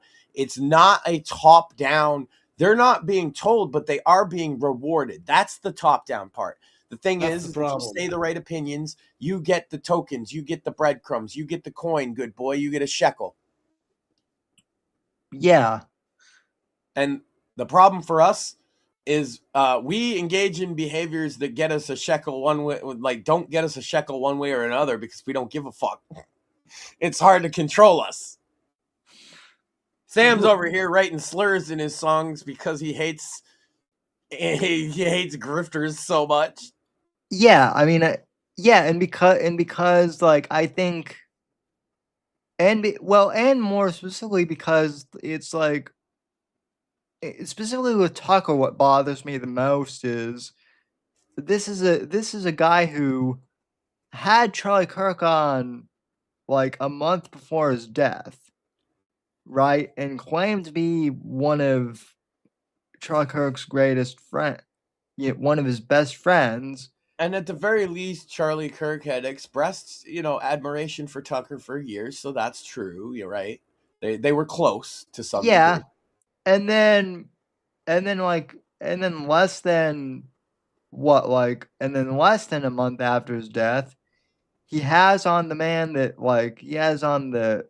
man child, I should say, that Charlie openly despised the most and doesn't push back on anything.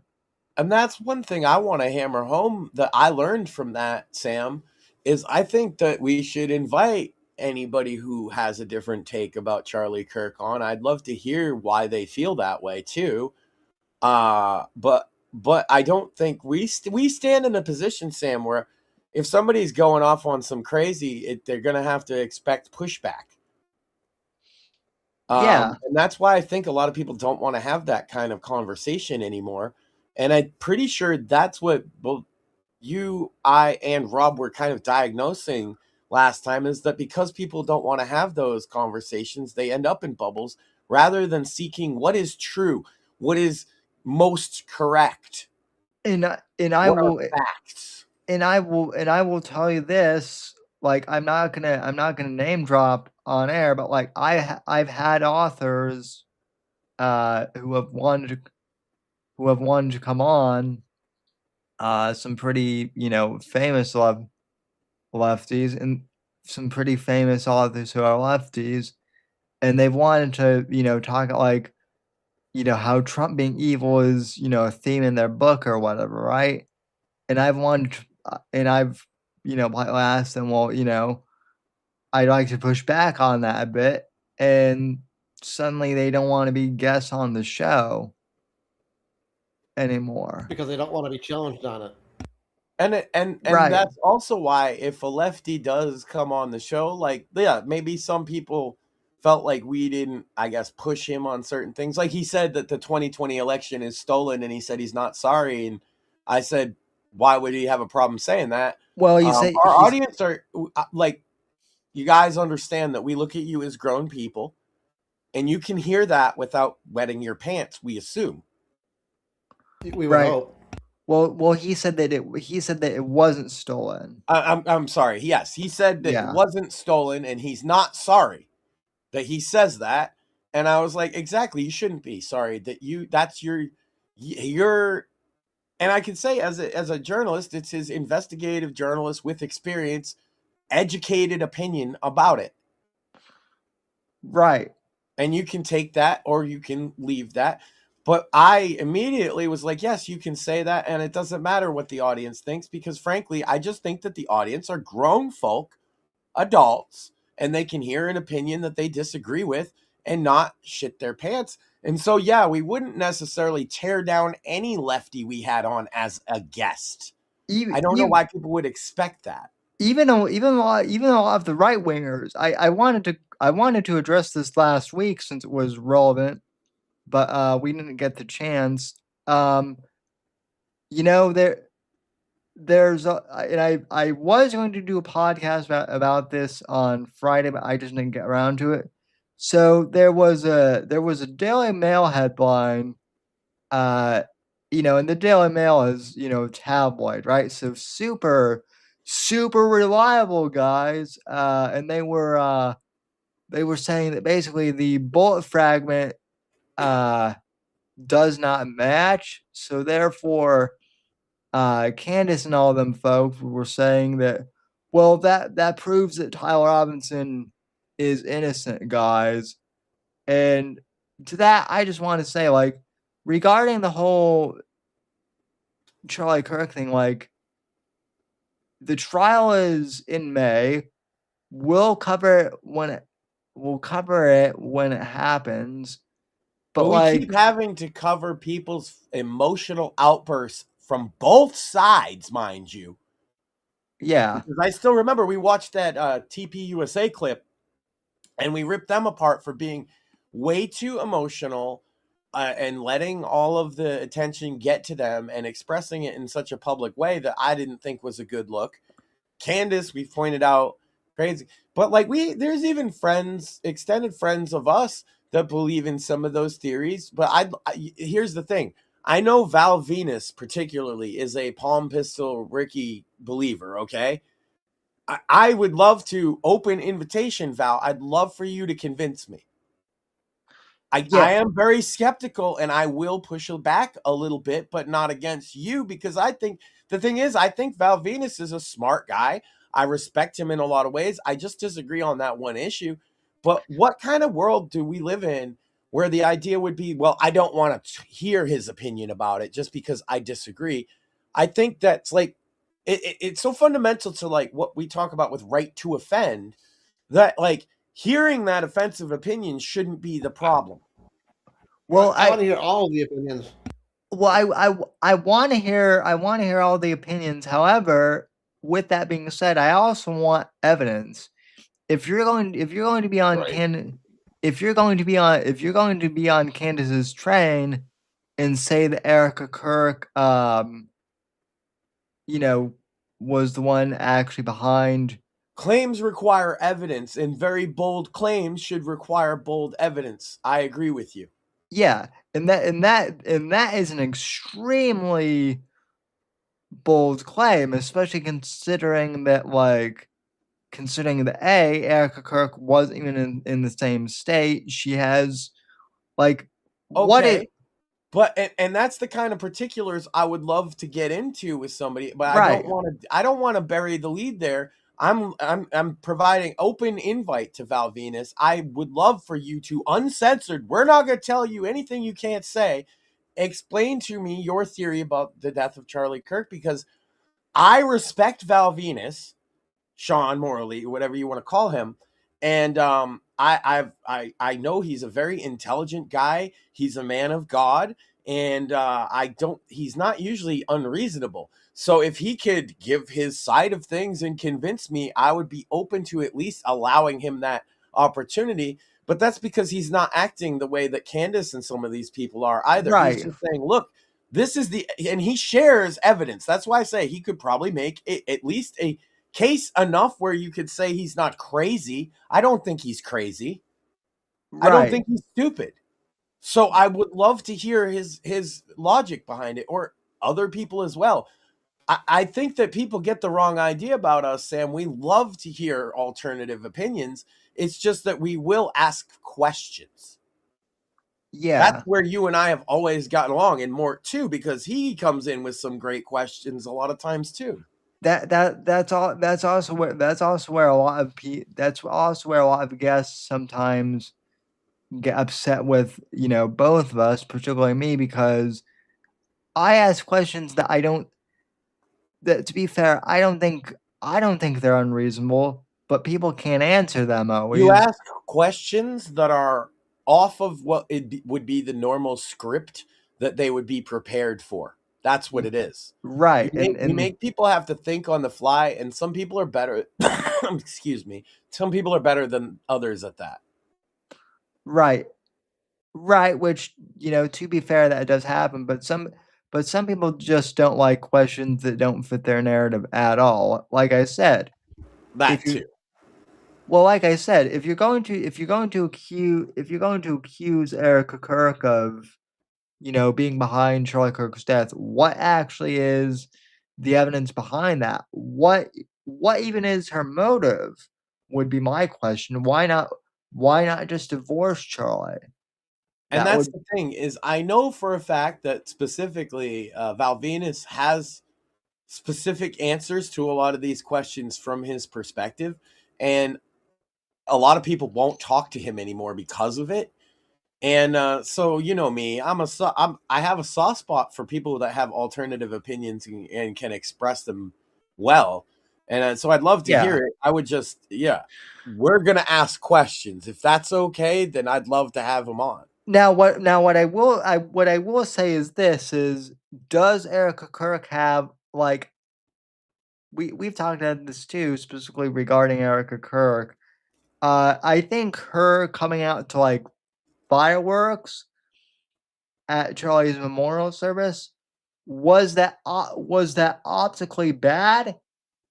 Yeah, you could kind of argue. Some people have argued that wasn't a good look, but that does not equal the fact that, like, TPUSA having bad optics under her does Being not cringe doesn't make you a murderer. Right, which is what some of them are trying to basically, like, say. Basically. Yeah, well, I'd love to get him to speak. Like, so I don't want to lump him in with anybody else, but I'd love to hear what Val Venus has to say about this, because we do disagree, and we'd love other people. If you disagree, if you come from the left, we'd actually like to chat with you. We're not doing that shit where we all sit in a bubble and won't talk to the other people. And so if you want to do that, then I guess go sit in your bubble. But we like to have conversations with people and be introduced to new ideas. This is what we do, both of us. Yeah. And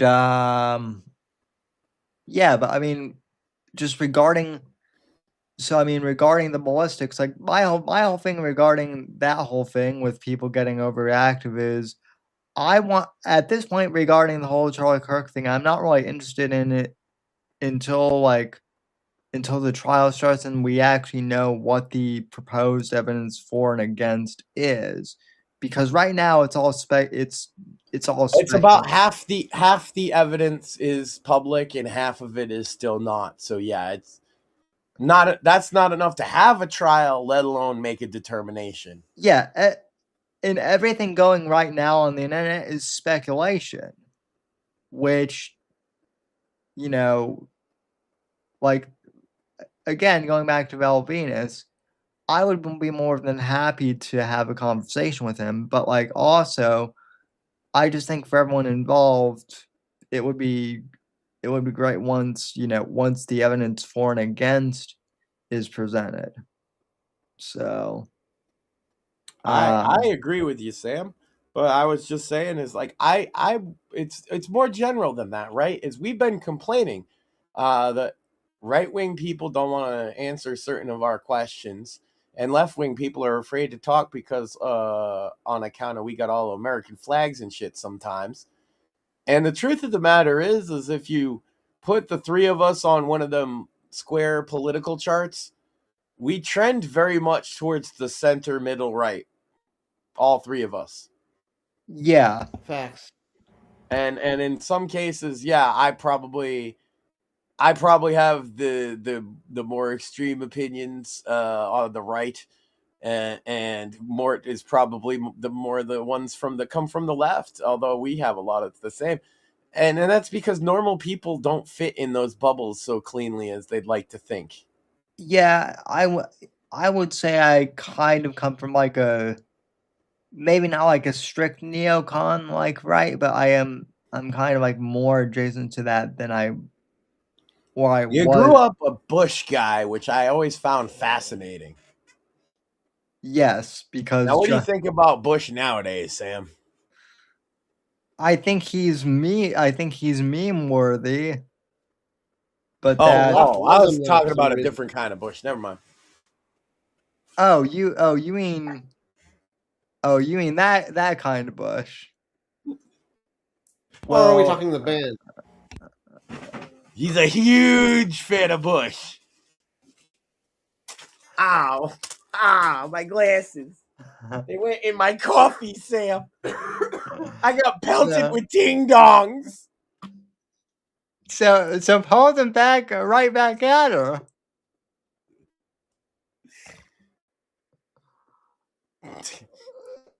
I love the ding-dongs.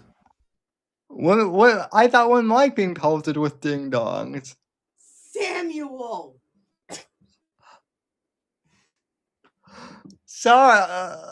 Sorry, you keep No, you're not, Sam.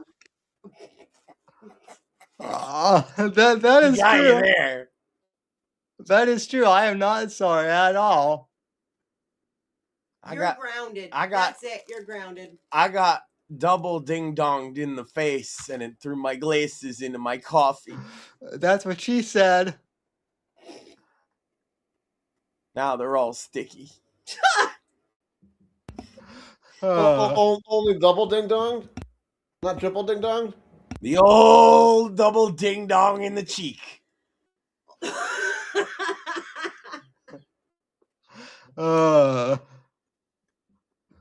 Happens every time, Sam, I swear. People do forget sometimes that this is a late night show. So anyway. And late at night, sometimes you get the double ding-dong out. Yeah. That happens. Nothing but highbrow comedy here. Highbrow comedy and low ever highbrow comedy. So and intellectual discussion of a stimulating and intriguing nature. And also ding-dongs. Yes. And you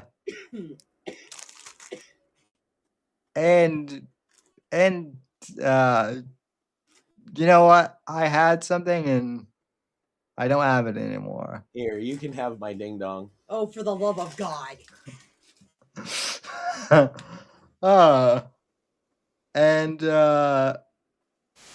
And more is back from the dark side of the moon. Yes, I am back again. The dark side is where he goes to recharge, Sam. Yes. But the light side's where all the bases are for the lizard men and the snake people and the Draculas. And the Nazis.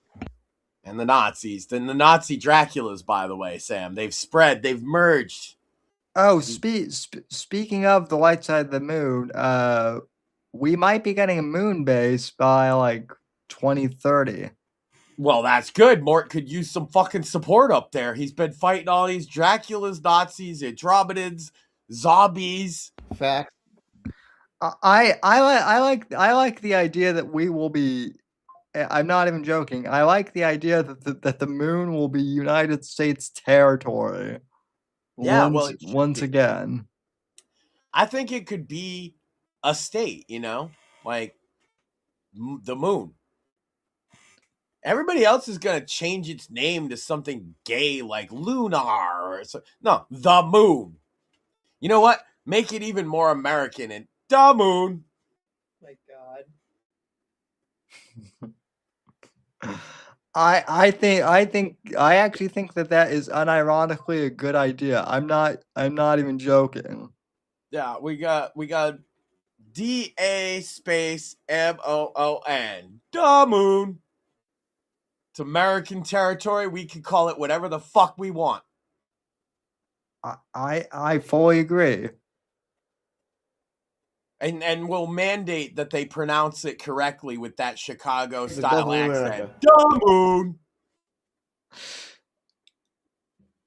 Yeah, I don't think that I'm never gonna pronounce it that way.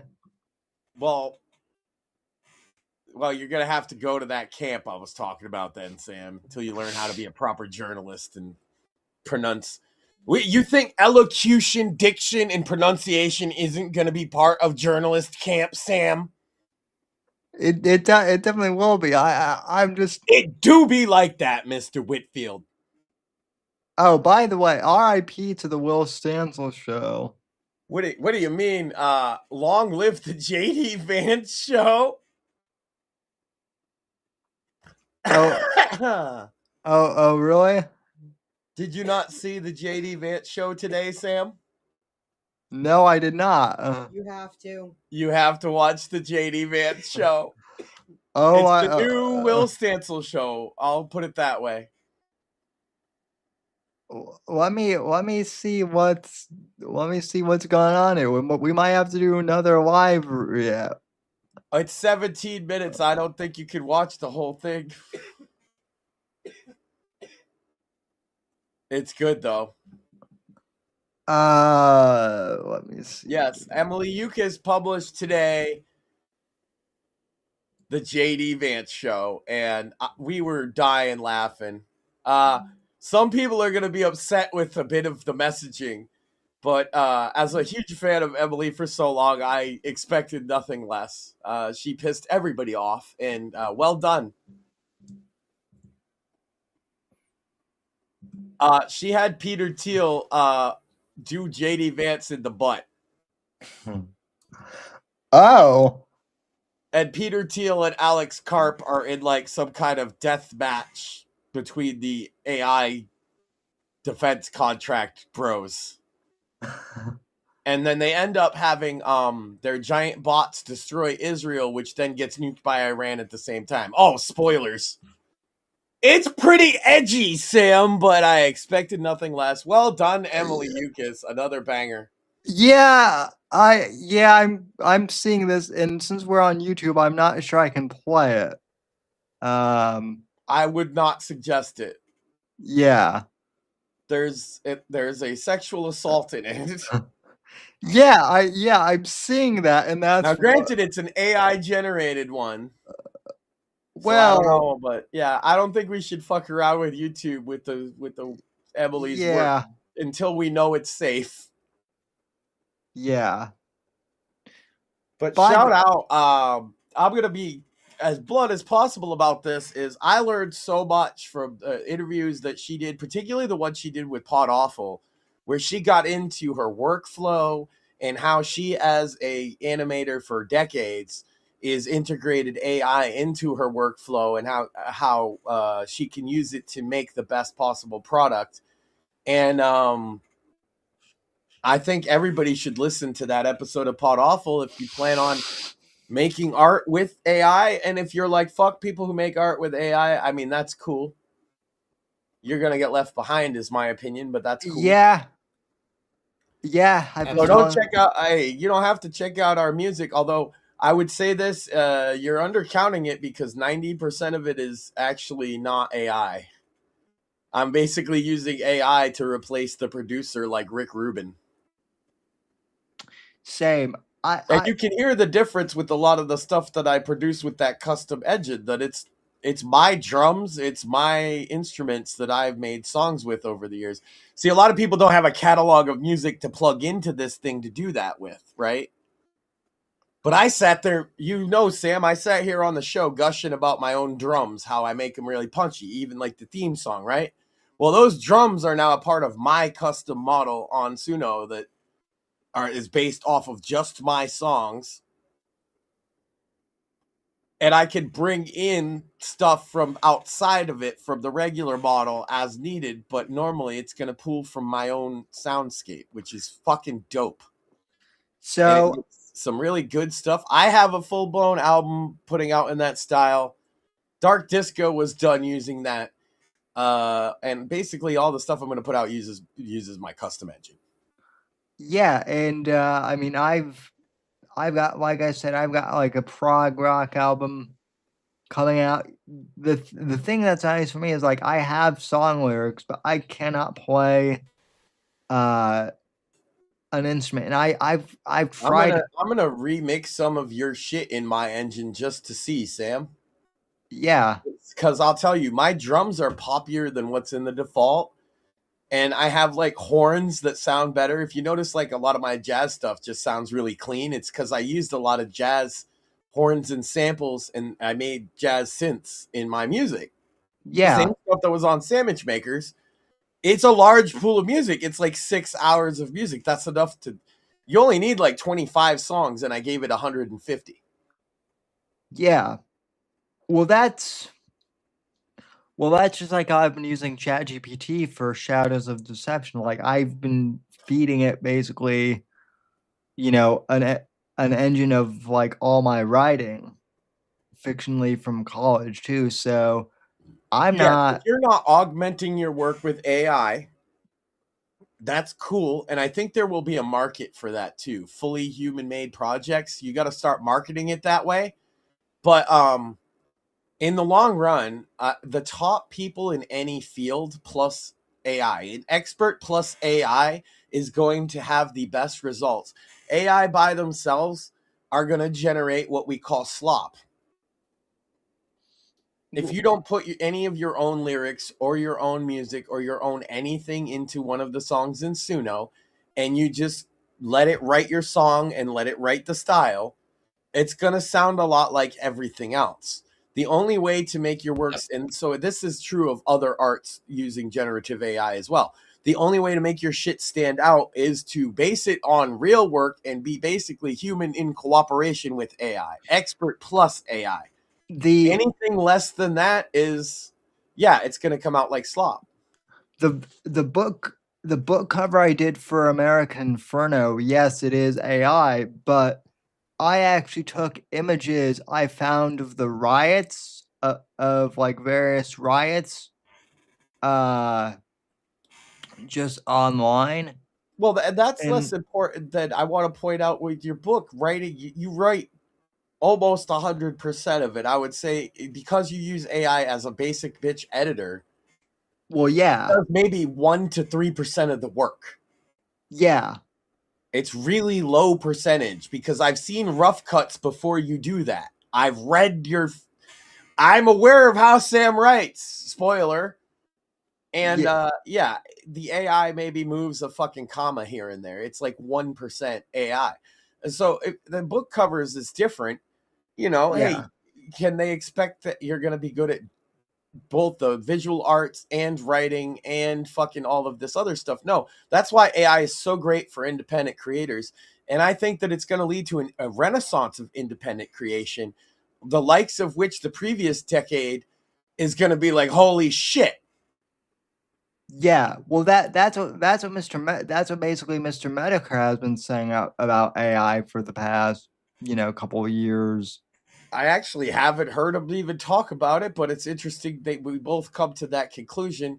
I think some are better than others. I think open source is always best, but humans with high level AI that's geared to, and I don't just mean in the arts, Sam. Think about this: the top level chemists and doctors and medical engineers working with AI to try and cure cancer stand a better chance than without AI.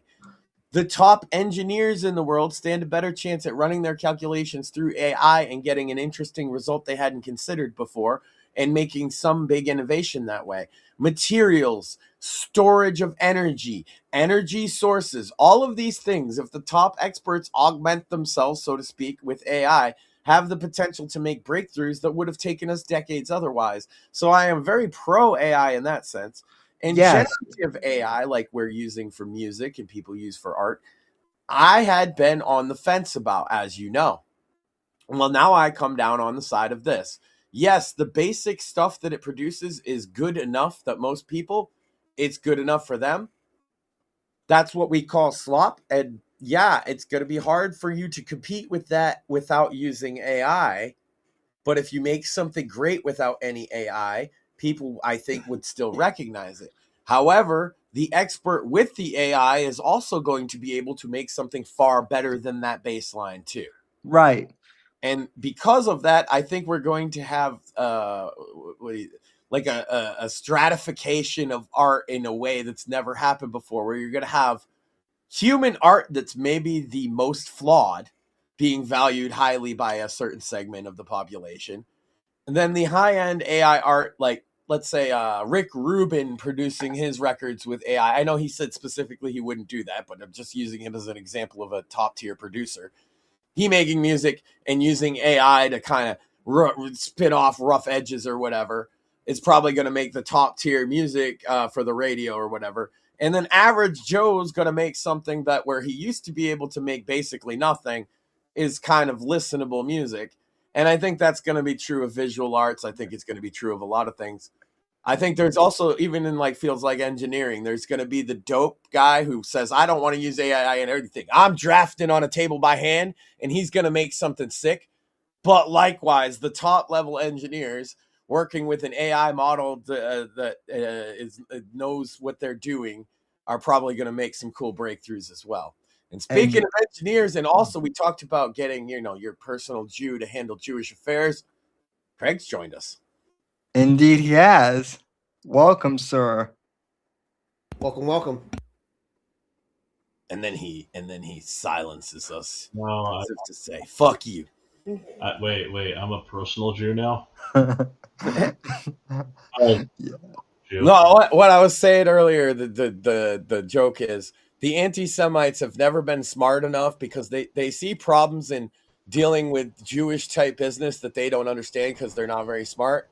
And that's why you like hire a Jewish accountant. Also, Craig, I've been accused of being Jewish too. So you've been accused of being Jewish. Yes. I think we've all been accused of being Jewish at this point. I mean, I don't know how the fuck a rabbi does it, but I guess welcome to the club for now. Yeah. I'm waiting to get my I'm waiting to get my yarmulke or whatever. Oh, those cost extra. Especially the nice ones. Right? Yeah. You got to crochet those yourself. Mm-hmm. Yeah, put that work in, Sam. Well, there you go. That's why I need a 3D printer. I need a 3D printer to 3D print. I mean, how deep into Hebrew school are you at this point, Sam? I mean, listen. Depending on who you talk to, if you're talking to a Groiper, I'm probably like an Orthodox Jew, but that's pure Hasbara right there. I mean, but then if you talk to some former friends of the show, I'm more like Jerry Seinfeld. Jewish. To be fair, Groipers don't even know there's like different kinds of Jews. Right. Exactly. Man, so I always thought that was the funniest thing about their logic, right? Is because a vast Jewish conspiracy would be the most dysfunctional fucking thing you've ever fucking seen. You realize how much arguing there would be? Yeah. Over every goddamn minor decision in the process. I would say, have they not read the Talmud? But since they clearly haven't read the Talmud, I suggest they finally do. An English translation would already be annoying because the Jews who would be translating it would be bickering over how to translate it. Yes. I mean, imagine if you take each passage of the Bible as you know it instead of the one written in Hebrew, and you contact every pastor, every bishop, everyone who wants to have an opinion. And then you don't include the Pope because you don't have one. Just imagine for a minute. And you say, look, guys, over millennia. What does this mean? We all agree on this, We all agree the passage says what it says. And we all agree God is great, yada yada. But what does it actually mean to turn your doorknob left or right on a given day of the week? And how does this relate to God's greatness? Eat your heart out. There you go. And then you have this little bit inside the middle that says, turn your doorknobs left on Wednesdays, right on Tuesdays.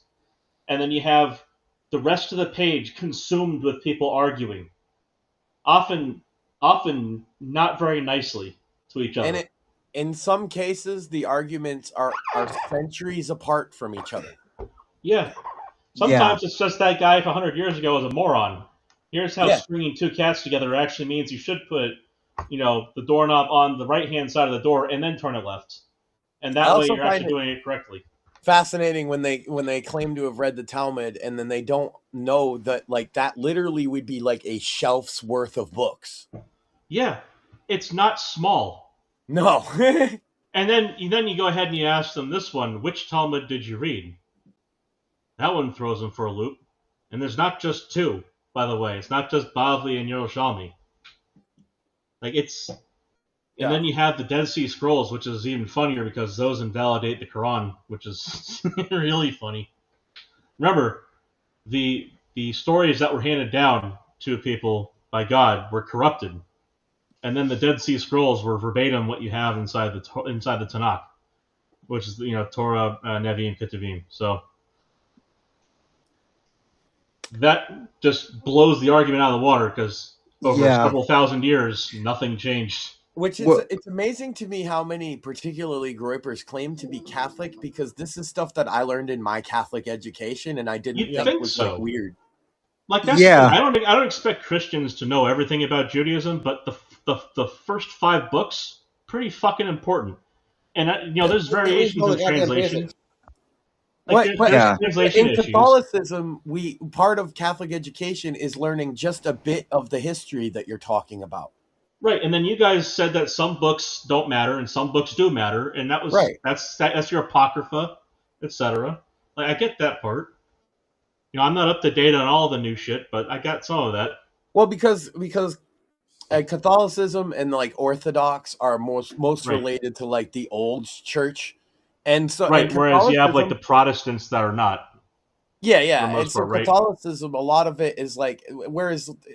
They don't necessarily practice some tradition. For example, the reason that we will eat certain seafood and things that a lot of Jews will not touch is because literally New Covenant and Jesus specifies that we're allowed to do that.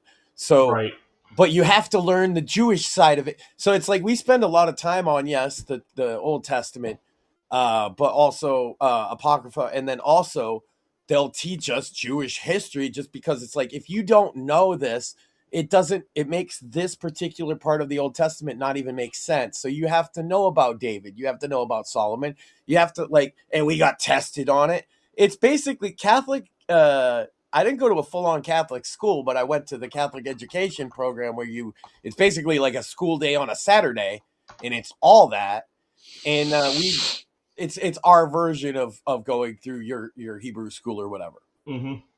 It's pretty extensive. So it was shocking to me that a lot of them claiming to be Catholic didn't know this stuff. It's very basic. Yeah, well, and then when you confront them, they're like, "Well, I'm a new Catholic," so it's okay, so you're not born again Catholic. You should be learning this stuff then. I figure you guys got basically Catholic school to teachers. Understanding Scripture to understand Jewish history. As I understand it, the Catholic school teachers are about as strict as conservative Hebrew school teachers. Knuckles. They weren't allowed to hit us when I went, but it was almost it was just as oppressive as if they were. And sometimes a nun just telling you off is worse than getting hit. Yeah, the best one's just outside the door where they're visible and you're not, and they're just screaming at the air, basically, as far as everyone else is concerned. Well, just I'm red now. My thing's mud. And they're in a full habit, bro, with holding their crucifix, telling you off. It's so bad. Okay, so you actually got you actually got like sports equipment in that fight. We're Jews. We just got an angry ass lady who looks like she's frail except when she's not. Why? No, the old nuns are like that though, but they still got the full habit and they're still holding their crucifix. I'm gonna say, but you got full on fucking religious gear going into it. They're just coming out at you looking like the old lady on the street. That bitch could be anywhere. What?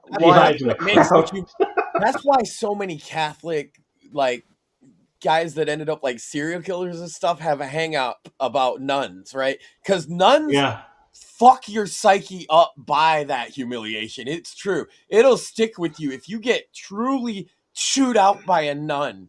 It's such a vivid experience as a young man, especially. I can see how that's kind of like an institutionalized Jewish mother. That's got to be something. Yeah. But imagine having that nun in the home. They can come in the flavor of that they're also 19 years old and very pretty too. Uh-huh. And Jewish that's the mothers worst. don't do that. Yeah. When it's the nun, all the young boys are like, "Oh, she's pretty," and she tells you off. You lose your manhood that day. Yep. Well, that's the other thing too. I find it funny that Tucker Carlson is like screaming about us making fun of Trump making fun of Islam when he would not last 10 minutes with a nun. Oh, here's your new spelling for him. Just replace the C with a KH. It's that simple. Yeah. It's Tucker Carlson. See, yeah. I think what the difference is, Craig, in the educations is that Catholics amp up the level of like dramatic theater. I guess. They really do. Like if you've ever gone to a Catholic mass, it's all about the theatrics. So that's it's weird. Why a lot of Protestants don't like it because it's very fucking. So like I grew up as a conservative Jew, which my mother listened to her mother and her grandmother who said that send the kids to a conservative shul to learn about their history, who they are, etc. Then you can go to Reform if you want. That makes sense, which is what it is. But I didn't. So we don't have like organs and shit playing normally in conservative. But I've been to Reform synagogues and they have the organs going and so on. And it's like when I say theatrical, that was just intrusive at first. I get that there's more about the guy up front waving his hands and making motions around the stage.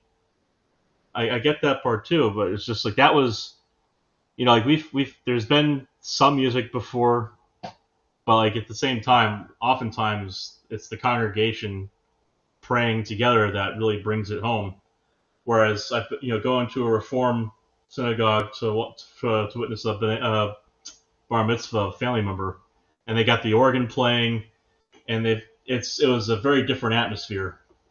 Now, let me ask you: at the Reform, were they singing or were they just letting the organ take it? Kind of both. Okay.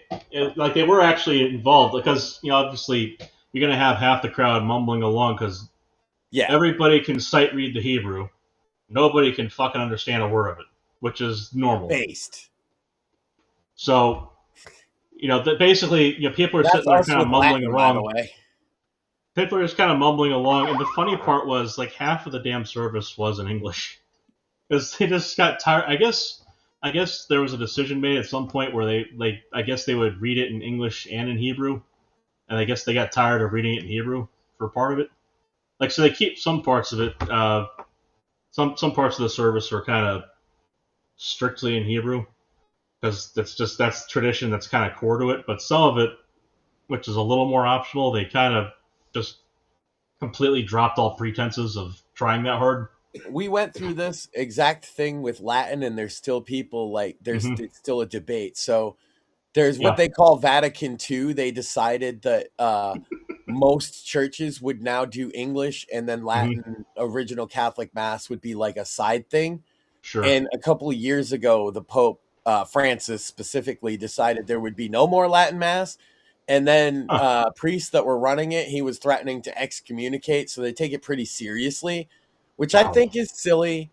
But whatever, So, like, the conservative synagogue, 99% of the service is in Hebrew. There's a couple parts they'll repeat in English just to do that. The Reform one, so like most of it is going to be like half and half or English, and then a part so like parts of the daily prayer that are so you have like your morning service. It has basically 4 parts to it. The very beginning part of it is you kind of getting it's like on a Saturday you get your tallis on and do that prayer and so on. And then there's so Shacharit, Amida, so or Amidah. That part is generally going to be in Hebrew because that's fucking thousands of years old at this point. Yeah. So you don't fuck with that part. When I was a kid, by the way, we were mid transition, like between the Latin Mass, whether they would allow That'd be it. confusing. So we did that where certain parts they would do in Latin and often as very, very theatrically, and then they would reread it in English in an understandable tone. That was sort of the moderate stance when I was a kid. But like I said, the modern church has gone off on a tangent, making this a very big issue. Right. Like I don't we go to do modern services but the last time I did, they do 0 Latin at all. And then like it's that part, and then the Torah, those are in Hebrew, just about everywhere. But like that's the thing is like one of the issues that you'll find like a distinguishing issue. It's probably more of an interest in the Catholic Church because given their proclivity for editing. Not in, good or bad. They maintain it as more of a living history than as a thing of the past that's left alone. So Jews were very, very particular on making sure that the thing is meticulously copied generation to generation. Every Torah that is made and distributed is identical letter for letter, and spacing for spacing, for that matter, to the Torah that it was copied from. For over thousands of years, and we have like copies of the Torah that are thousands of years old that we can refer back to and say, see, they're the same. And with the basically Catholic translated by that by using their Septuagint original copy to exactly. Yeah, it's like there are scrolls in Israel that are generally going to be used for that purpose, the same kind of way. Yeah. There's several organizations there that distribute there's a Greek one, a Greek written one as well that a lot of Protestants pull from. The Rosetta Stone was used in translation, and that was actually the problem. If you go back and look at it, because there are tenses that exist in Hebrew that do not exist in Greek or Latin, and vice versa. So there's some editorial leeway that was granted in the translation to Latin and Greek.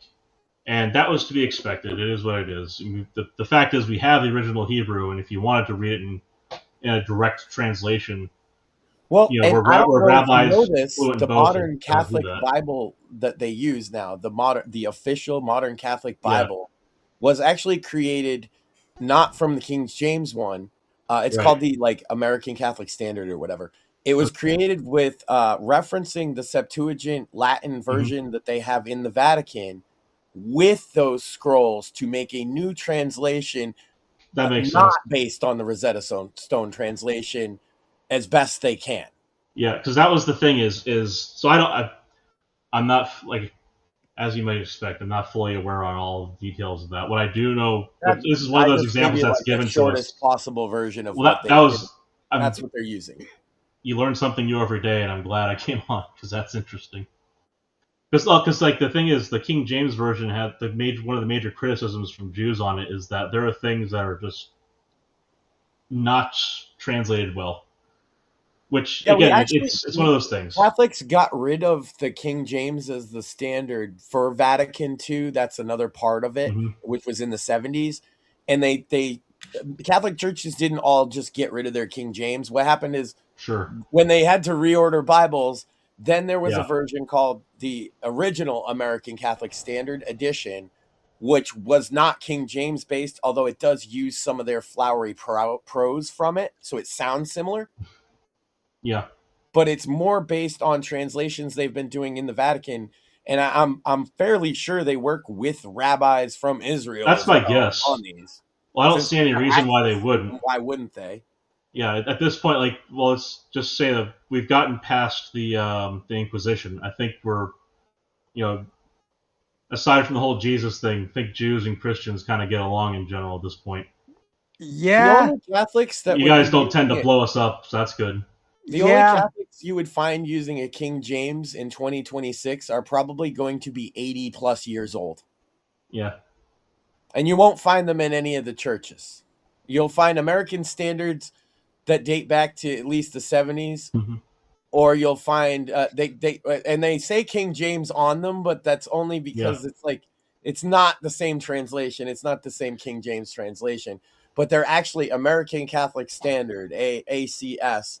And then the new one is like American Catholic Standard 2nd edition. And they are pulled from translations of the Septuagint combined with some of the stuff from the Dead Sea Scrolls specifically. Yeah. So, well, I just find it really funny because so one of the things that's just like the whole, obviously there's plenty of lampooning to do on like the King James version. One of those things that really got to me is like I learned the alphabet, so the alphabet in Hebrew, and this the obvious one is in the second letter. It's Bet, not Beth. So it's just really funny because like a bunch of that kind of weird pronunciation comes out. And you can see where there's kind of the transition from Middle English and I guess we would call it Old English, but not Old English, just modern English before modern times, post Middle English, if you will. Classic English, if you will. Sure. Yeah. We have to like it's like there's 8 flavors of English now.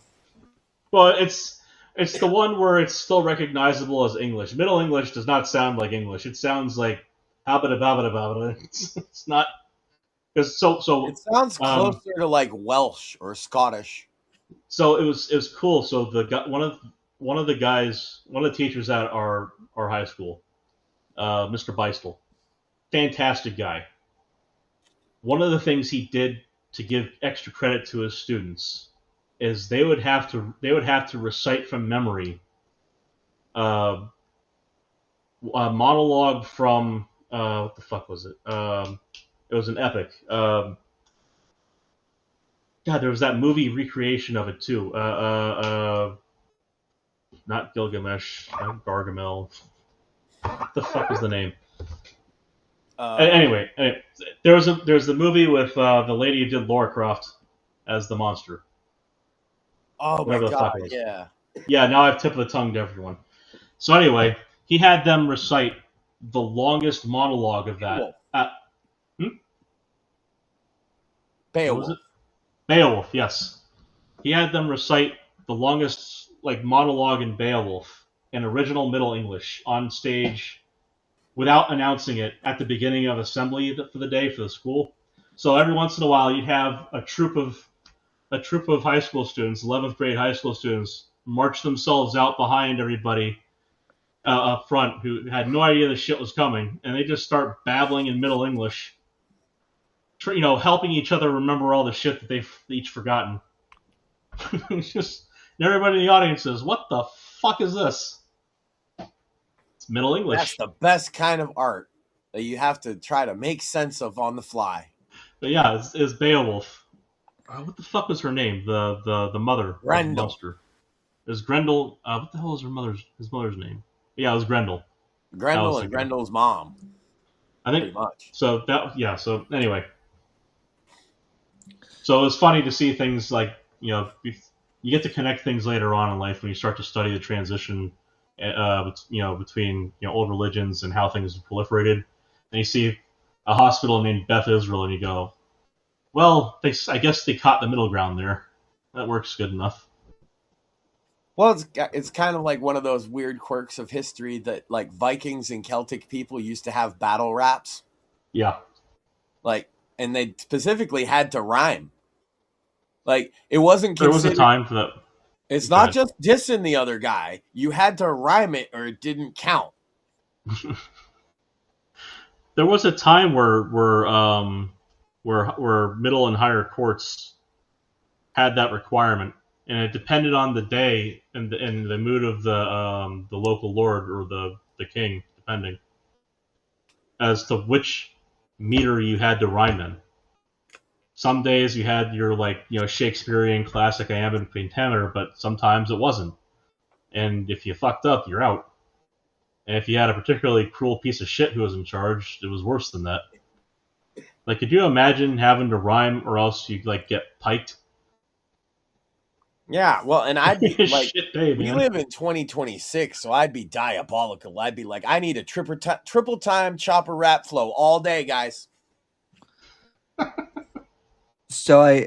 Nothing but bars, Sam.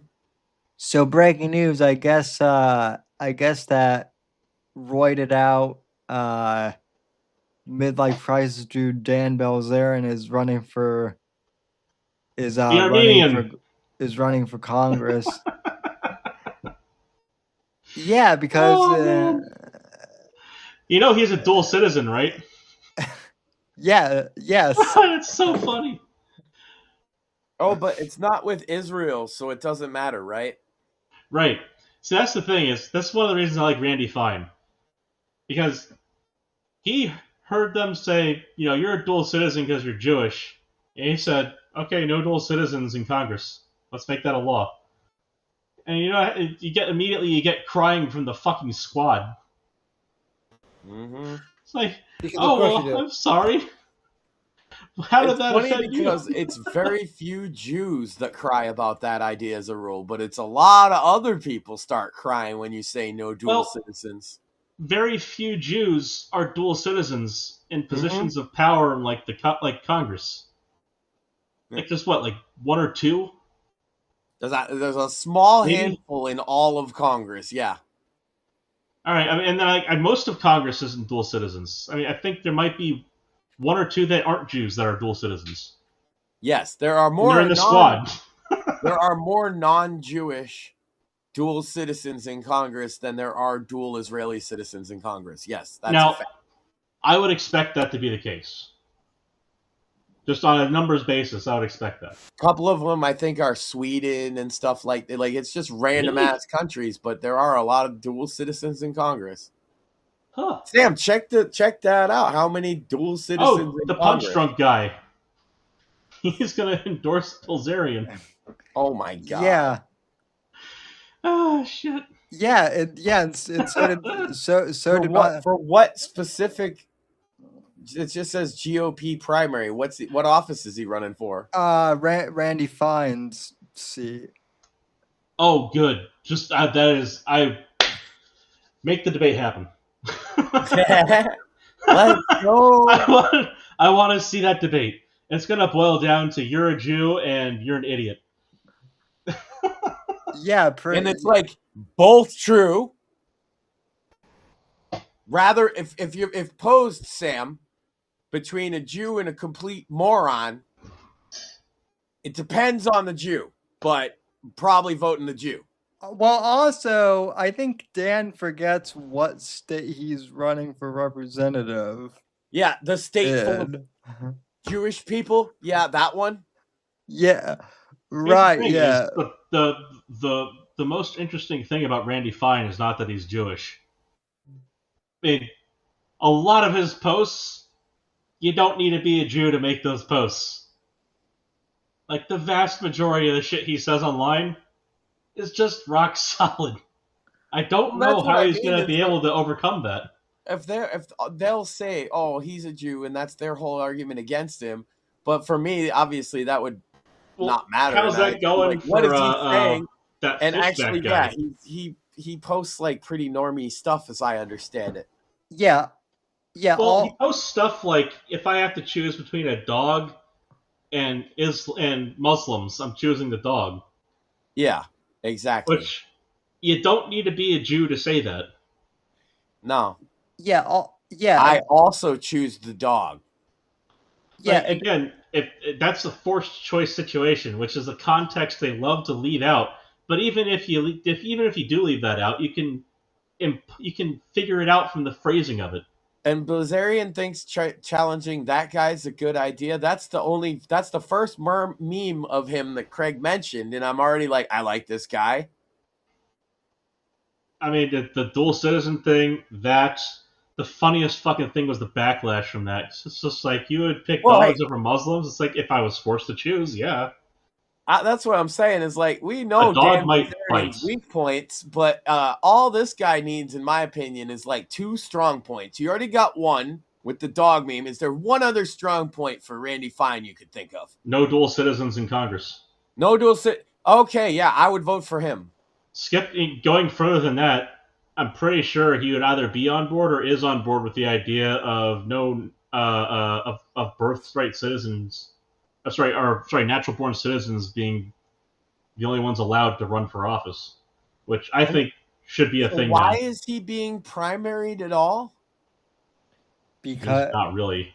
So like, here's the deal. Like, you have Byron, right, the guy who's running for governor, and then you have James Fishbach, who isn't paying his lawyers and just got fucking trounced in an interview with some podcaster over the same deal, on his campaign finances. Because his argument was, he had this fucking dumbass Five Guys argument. No, his argument in court after getting found to be indebted to this lawyer is that he paid the lawyer to win, not to litigate, or to defend him in court. Right. Which is a bullshit thing. And he tried to say, if you go to Five Guys to place an order and you don't get your food, then should you pay them? It's like, motherfucker, that's not how that works. Because the service was rendered. And so he got caught on this because the podcaster was like, so if you don't win the race for governor, are you going to pay back everybody who donated to you? And he started trying to say how that's not not how that works. And he said, so the podcaster came back to him with, so if you go to Five Guys and you placed your order, and he caught him halfway through that and said, oh, I see what you're doing there. Like, yeah, dumbass, you ran face first into that one.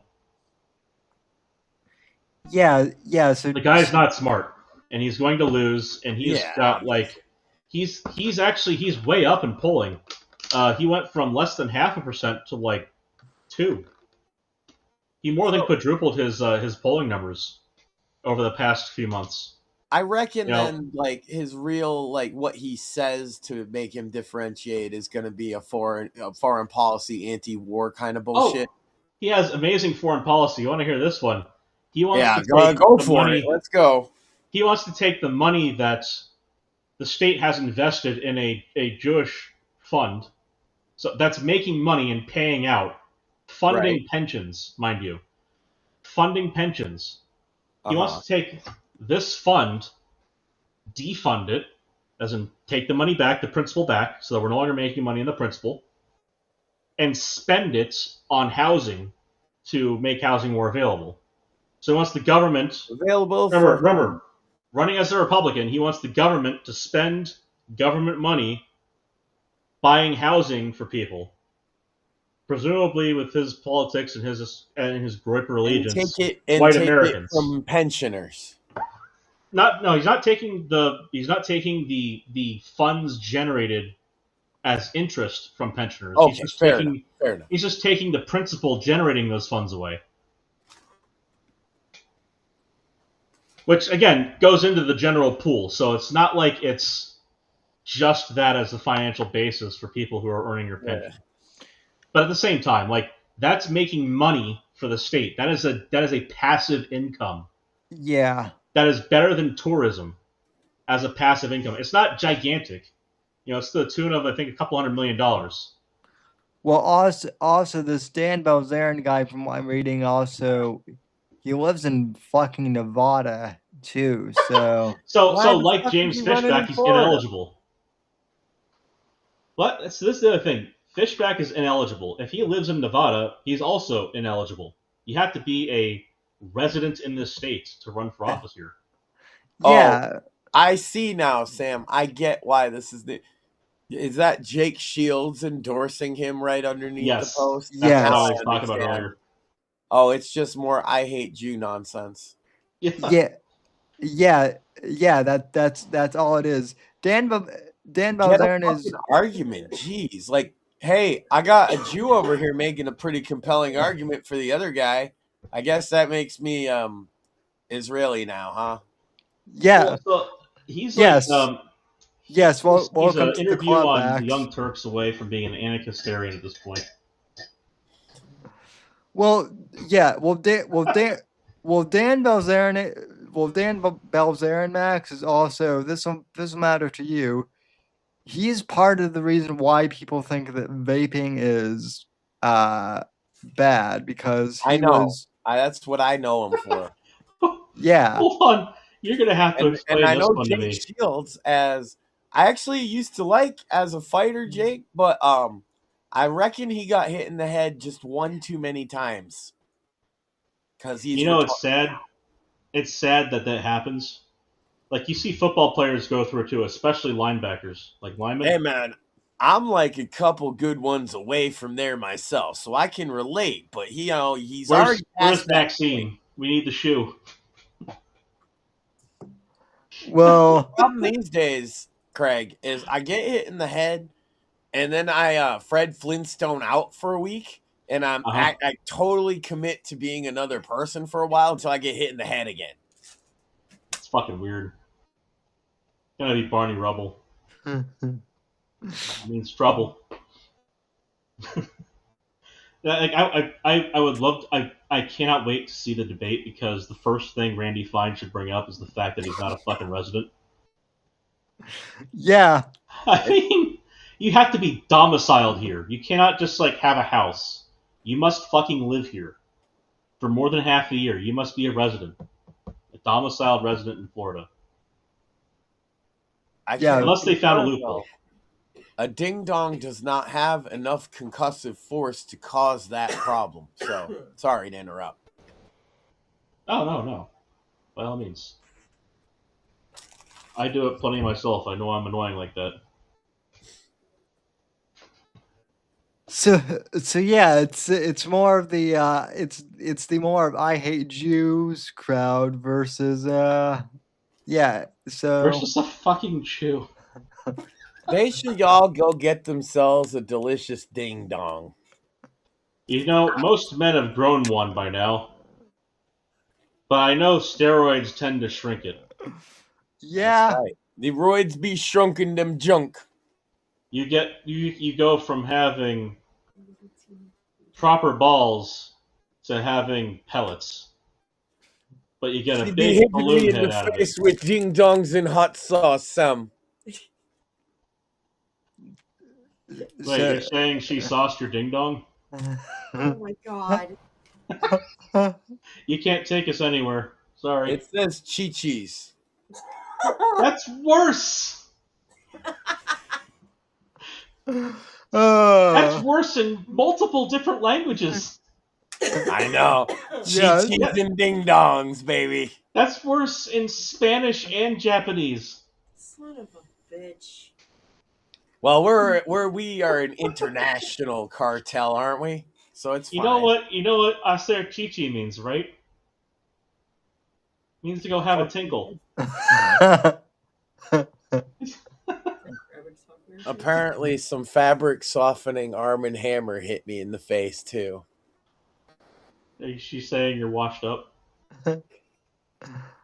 I think she's saying, "Shut up! I'm gonna hurt you if you don't stop making these jokes." She keeps throwing stuff. I just like how so I have like those stupid mini Cokes, like the 7-ounce cans, and I feel like I just tipped the tongue myself again. I feel like Andre the Giant when I hold one. Like that famous photo of him holding a full-size Coke can, and it just looks fucking tiny in his hand. That's what I feel like holding a mini Coke.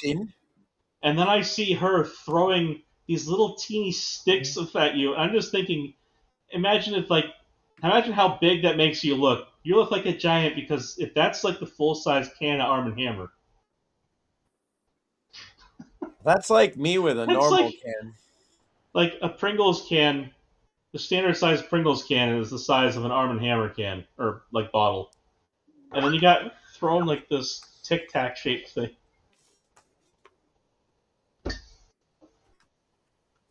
Anywho, while we're off topic, I'm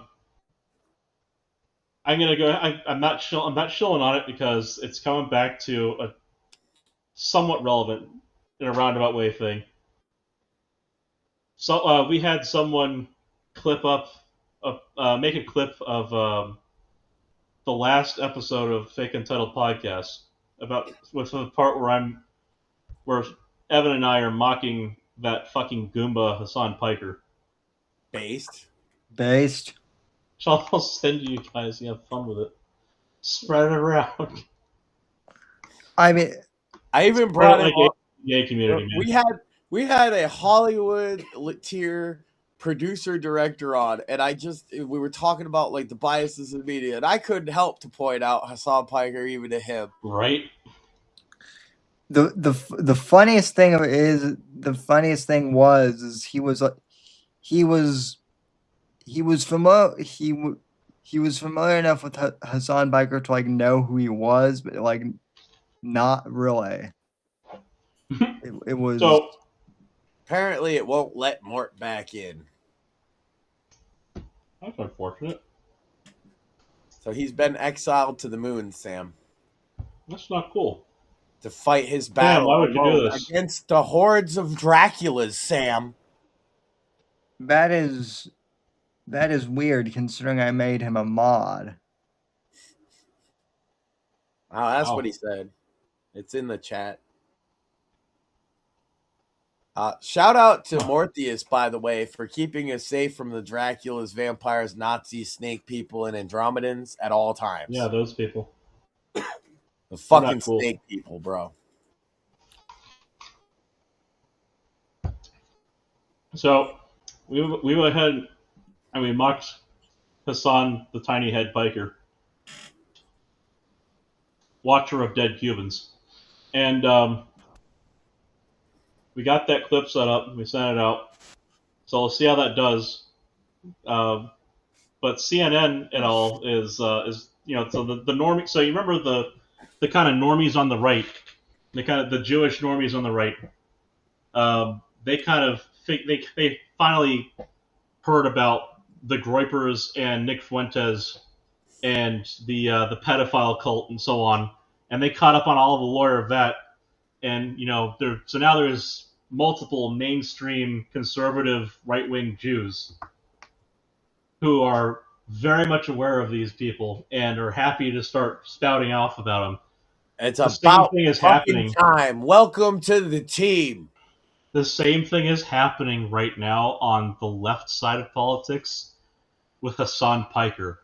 WASPs around the country are figuring out that they have been paying their 10-year-olds tips to Hassan Piker.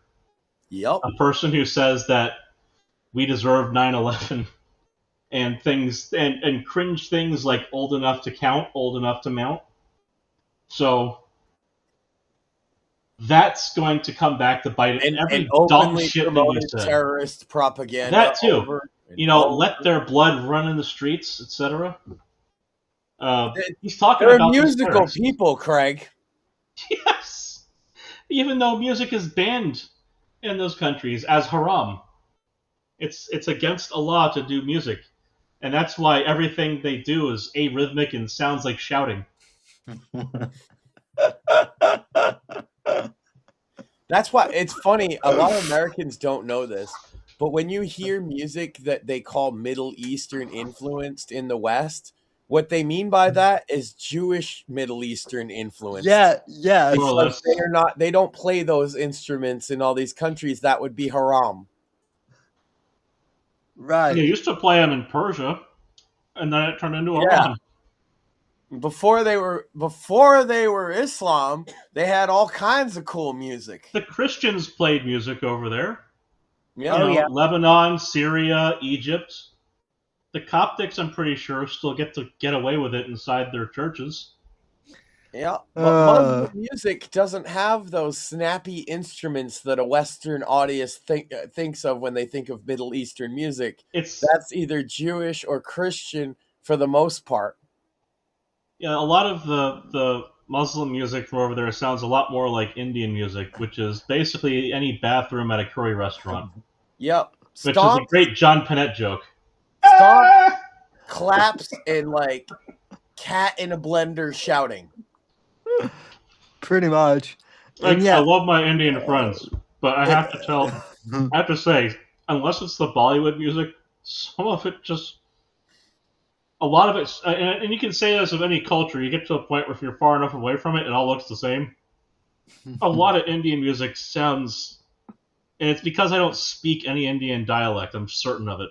A lot of it just sounds like the same exact shit to me. I don't have that problem because I listen to a lot of music in other languages, whether I understand it or not. But one thing about Indian music in particular that you might be noticing is, and forgive me, Indian Pajit viewers out there, but is that they really, really use a lot of layers of sound in their music. Like they oversaturate the sound wave with like 70 different instruments, 50 guys yelling at different volumes, and then their production style that comes out of India is basically we don't mix or master anything. It's the 50 guys shouting part that kind of gets me, because that sounds basically the same to me in every song. Yes. And like the music I get, like the instruments, because I'm also a musician, as you know. Like, yeah, but I get the part where they have the instruments. Compared to like a Western orchestra and how many instruments are in that, the typical like Indian, like if it's in the traditional style, like a 7 or 8 accompaniment, right? They have way bigger than like your traditional like London Symphony Orchestra. There's like 100 extra instruments, and they make sure they're all playing at the same time a lot of the time. They think now their logic for that is they feel like it creates a brighter soundscape. I can see that in the same way that like there's a difference between a candle and the sun. Not only does it not sound great because of the way it's desyncopated, but also it happens that with all that sound going on, a lot of their production actually digitally clips when you listen to it back. Sure. Yeah. Also to answer your question, outside the mics of range, like. Also to answer your question, Craig, yes, Hassan Piker is a Goomba. Oh, did you watch it? A woman who went down to Cuba to enjoy watching kids die in darkness from his lit hotel room. That is true. Who had a full meltdown, full blown like 20+ minute melty. When people are being killed, the numbers change. He did seem to. He made a comment on that actually when one of his viewers mentioned that rather a few Iranian people were dead. He seemed. There's a little miffed because you see he didn't really feel that it was an accurate representation of the facts. Well, you see, the issue was he figured, one day they said 10,000 were dead, and then another day after that day they said 30,000 were dead, and later on now they're saying 40,000 are dead, and these numbers don't make a trend for him. He's very upset that they're not equal numbers. Hassan. Hassan is a Hassan, being a Hassan down in the place. Yeah, you notice his head's about twice the size it was before he went down there again. The man went down there and doubled his BMI. Yeah, just as a by the by too, he posted a picture in front of like some NFT store the other day. God, that was funny. He's such a Goomba. Yeah, especially too with because Goombas. If you're familiar with the Super Mario movie, not the recent one, the original Super Mario movie, you would know that the Goombas are very well dressed in trench coats. Oh, speaking of problem, so there's that picture right before I say he's a Goomba, where it has the picture of him next to the Goomba. There's the one that he actually posted himself. Yeah, he's clicking off the NFT store. I want you to notice that is his fucking picture. That is not a picture any of us modified. That is him with his tiny ass head on top of that trench coat. Yeah, that is 100% his fucking photo. He posted himself without editing. I know it begats all logic, right? It's just It feels kind of like, you know how you hold out your fish to make it look bigger in the photo? It feels kind of like he leaned his head back to make it look smaller without realizing it, but he's just slightly turned to the side. He's not leaning his head back at all. He's just got a tiny head. I used to make fun of I used to make fun of that comedian. What's his face? The guy used to call Trump pig dick all the Oh yeah, all the time. Rappaport, right? Oh yeah, Michael Rappaport. Yeah, I recently saw like a video on Instagram where Michael Rappaport learned who Hassan was. Yeah. And then also I think I said it to the group. Hold on, Sam. That's exactly what Craig is talking about, how a bunch of conservative Jews found out about him, is exactly that is a part of that phenomenon, right? Yeah. It's exploding right now because CNN is going off on him, and a couple other news networks are going off on him that the left-wing normies see. And like the fact that Mike Rappaport found out that he's Chunky Yogurt's nephew, and he couldn't fucking stop laughing because there's two great clips of Chunk that are going around, and there are many more of them from back in the day, but these are two pretty great ones. The one which is more recent, he says, "Yeah, my parents were first cousins." Like, okay. Oh yeah, I saw that one. So that's what he was referencing in that video with Hassan when he said that inbred motherfucker. Mm-hmm. And he was laughing his ass off because, yes, of course, his parents very much related to the parents that sired Hassan. Pretty visceral way. The other one that's gone around is one from way further back that I remember watching live on YouTube when I was in undergrad. And that's the one where Chunk says that if he was a benevolent master of everything, he would make bestiality legal where you're giving pleasure to the animal. Oh yeah. You know, if you're not causing harm to the animal, but you're giving pleasure to it. If you're giving pleasure to a horse or a cat, you know. Oh God. You know, that's a routine stand-up comedy joke akin to George Carlin, but it's more of not an I would do it, but mocking someone who would. You know, if you're blowing a cat, that's a very happy cat, but you're also fucking weird. That's basically where Carlin took it. It's a basic, like, disgust, oh, I can't believe you went there joke. Right. That's it, though. Whereas he, while he was being funny, was being serious. Yeah. I'm just like, dude, that does not come out of a fucking vacuum like that. Real quick, Craig, I would like you to send me that clip, Sam, so that I can make Craig and Evan rap about Hassan's small head. That'll be great. I sent it to you in the DM chat. Yeah. Ours. Unless I'd be infringing his intellectual property there, I wouldn't want to do that. As one of the people who created the original video, and one of the people who was involved in making the clip with the mysterious clipper of unknown origin,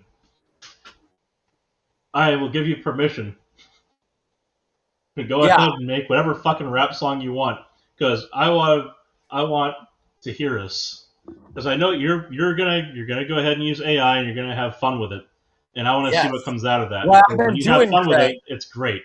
What I've been doing that's been so much fun is I take clips from the show verbatim, feed them to the AI with my custom model that uses my songs from sandwich makers, right? And I found a very particular prompt where I can make it just do our conversation and keep it as close as possible and just have smooth jazz with rap beats behind it.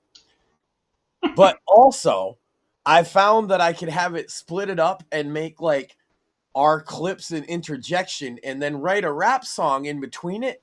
And the voices on the track will rap the fucking rap part, and it's pretty fresh.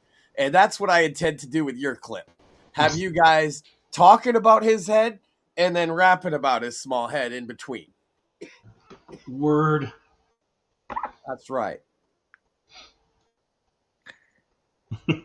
How many bars can I spit about Hassan Piker's small head and big ego? Let me think. Well, you'll find out. Probably a ton, I would imagine. And you know, yeah, I mean, he's a clown. I'm letting mysterious clip, I guess we could call him clip artist, know that you're going to make a rap song out of this. I have a feeling that Evan's voice will play well with it. Probably. My toaster voice through my ship mic is probably going to come out odd if you try to feed that in.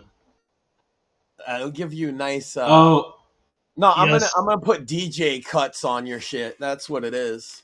A little digital distortion. Clean it up. I just think there should be more art about Hassan's small head and big ego. I think so too. I think it's a very interesting topic. I think the fact that his parents were probably, were definitely also cousin fuckers. I mean, probably interesting. I mean, listen, I think the fact that Hassan's head is so tiny, but yet Jank is, Jank is like... He's the opposite, isn't he? He's got the alcoholic's head, doesn't he? I saw him, it wasn't Mad He's Bag. got that hard cereal of youth face, doesn't he? Well, it wasn't in Mad Magazine. I saw it in a conservative version of Mad Magazine a couple of years ago. Mm-hmm. Someone photoshopped Shank's face onto Jabba the Hutt, and it worked this goes for both of you. Have you seen the Meat Canyon Asmongold Hassan cartoon? Out of context of the rest of it. I've seen it because I've seen Guilty clips Pleasure of of the Day is what's his face, the guy who follows around Hassan, the legendary series. Yeah. Yeah, I watched those on occasion, and I caught the one where he covered that. It's fucking hilarious. Only a couple minutes long, and most of the people that covered it got all the context. It's basically that they're secretly connected, literally at the hip, and that they're secretly lovers because they're farming content off each other, and it's very funny. God damn, there are two ends of the same worm. Yeah. And that's basically what I was saying last week to Rob on the show. In the way I literally framed it that way, which is very funny that cartoon came out. So shout out to Meat Canyon for that one. It's if you haven't seen it, go check it out. It's very funny. It's okay to rip on a guy. I like Asmongold, but it's still a funny cartoon. Oh yeah. Well, listen, if someone made a cartoon of us, I don't think I wouldn't be upset. If someone made I couldn't be on account of actually being a cartoon character already, right? Well, that's the thing. I'm pretty sure someone actually. Oh, there was a cartoon of the Whitfield Report, but I think it got removed or something. There was she had made a little AI cartoon that was funny with you and me as Sam and Max from the fucking video games. Oh yeah. Except I was the punk rock bunny and you were the wheelchair bound detective dog. And if you remember, the first time it generated, it didn't give you pants. So it looked like you were a flasher. Yeah. The AI decided that Sam just likes to hang out there like that, you know? Well, maybe the AI knows something. See, it understands how you podcast. That's what it was. It was like, I get his energy. He don't wear pants. So, in days of yore of Gamergate past, when I was, we were still a dead, the whole Green Grapist podcast thing. So I found this soundboard thing where it made a virtual driver for a microphone, basically. Yeah. And so it would speak a wave file into this virtual driver, and it would sound on the other end like you were talking. So it was a soundboard but it had like a driver basis for it, so it was kind of ahead of its time in that sense. It wasn't trying to manage the device graph dynamically in a way that didn't make a new device. So that soundboard was awesome, and that was where we had like a Sargon soundboard, like a I'm not going to give that guy airtime soundboard, Rogue Star, a bunch of other people. Bats, a mutual friend of mine has told Bats he needs to make a Hassan soundboard. You know what? That needs to happen, because that is just funny shit. If you do it now, you could even make it in like a little standalone app. Because if you did your UI design for it to be really old school looking, like those kind of days, I think that would have like a nostalgic appeal. It's like it's like an old school soundboard, but of Hassan. I'm pretty sure. Well, so there's a soundboard built directly into Discord, which we would be using. We could even just use that. Yeah, but I'm pretty sure there's also free websites where you can just load your your MP3s or what have you. Yeah, just click buttons. Yeah, the fucking apostle. Actually, that's what I've been using. Is when I do those show clips, I use the sample feature on Suno, so I get the clips that I need rather than you don't have to directly put in a whole audio, right? Huh. And then it uses those clips and it's like a model. So it's that's what I'm doing to take show clips already is samples and make it so it's essentially making a soundboard that makes a song. Oh. There was a guy who wrote a a piece of software. It was really cool. It was before a lot of the modern AI, like in this, I say this before a lot of the modern AI stuff. This was like 5 years ago. His software, so you would provide short sound clips to it that had known text to them, and from that it would render out new text in the sound of the voices that were given. And the thing that was really cool about it was that it was written in the math of it is very similar to like a CT scan. So like it doesn't rely on like an LLM or any of that kind of architecture. Right.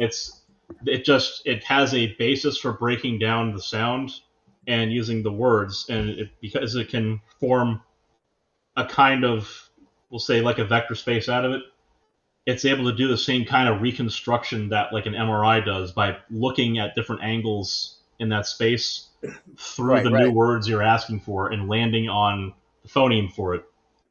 So it's just wild. It was wild math. It's really cool. Like that's the part reason I was really. I'm not gonna lie, is exactly the kind of thing Suno is doing now.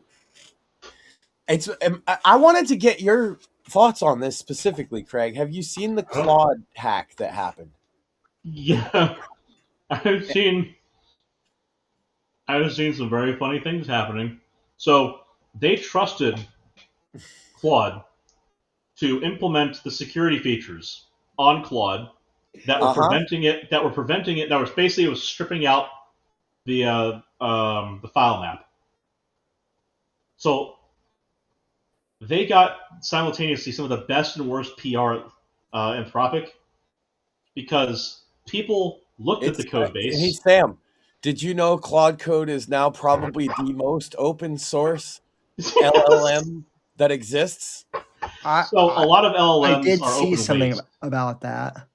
A lot of LLMs are open Wasn't weight. voluntary. So they published the code map by accident because they trusted Claude to follow the procedures, the security procedures that strip out that code map, and Claude just didn't. It hallucinated not doing that. We'll say it like that. And so simultaneously, they got amazing and horrible PR. Everybody got to see the code.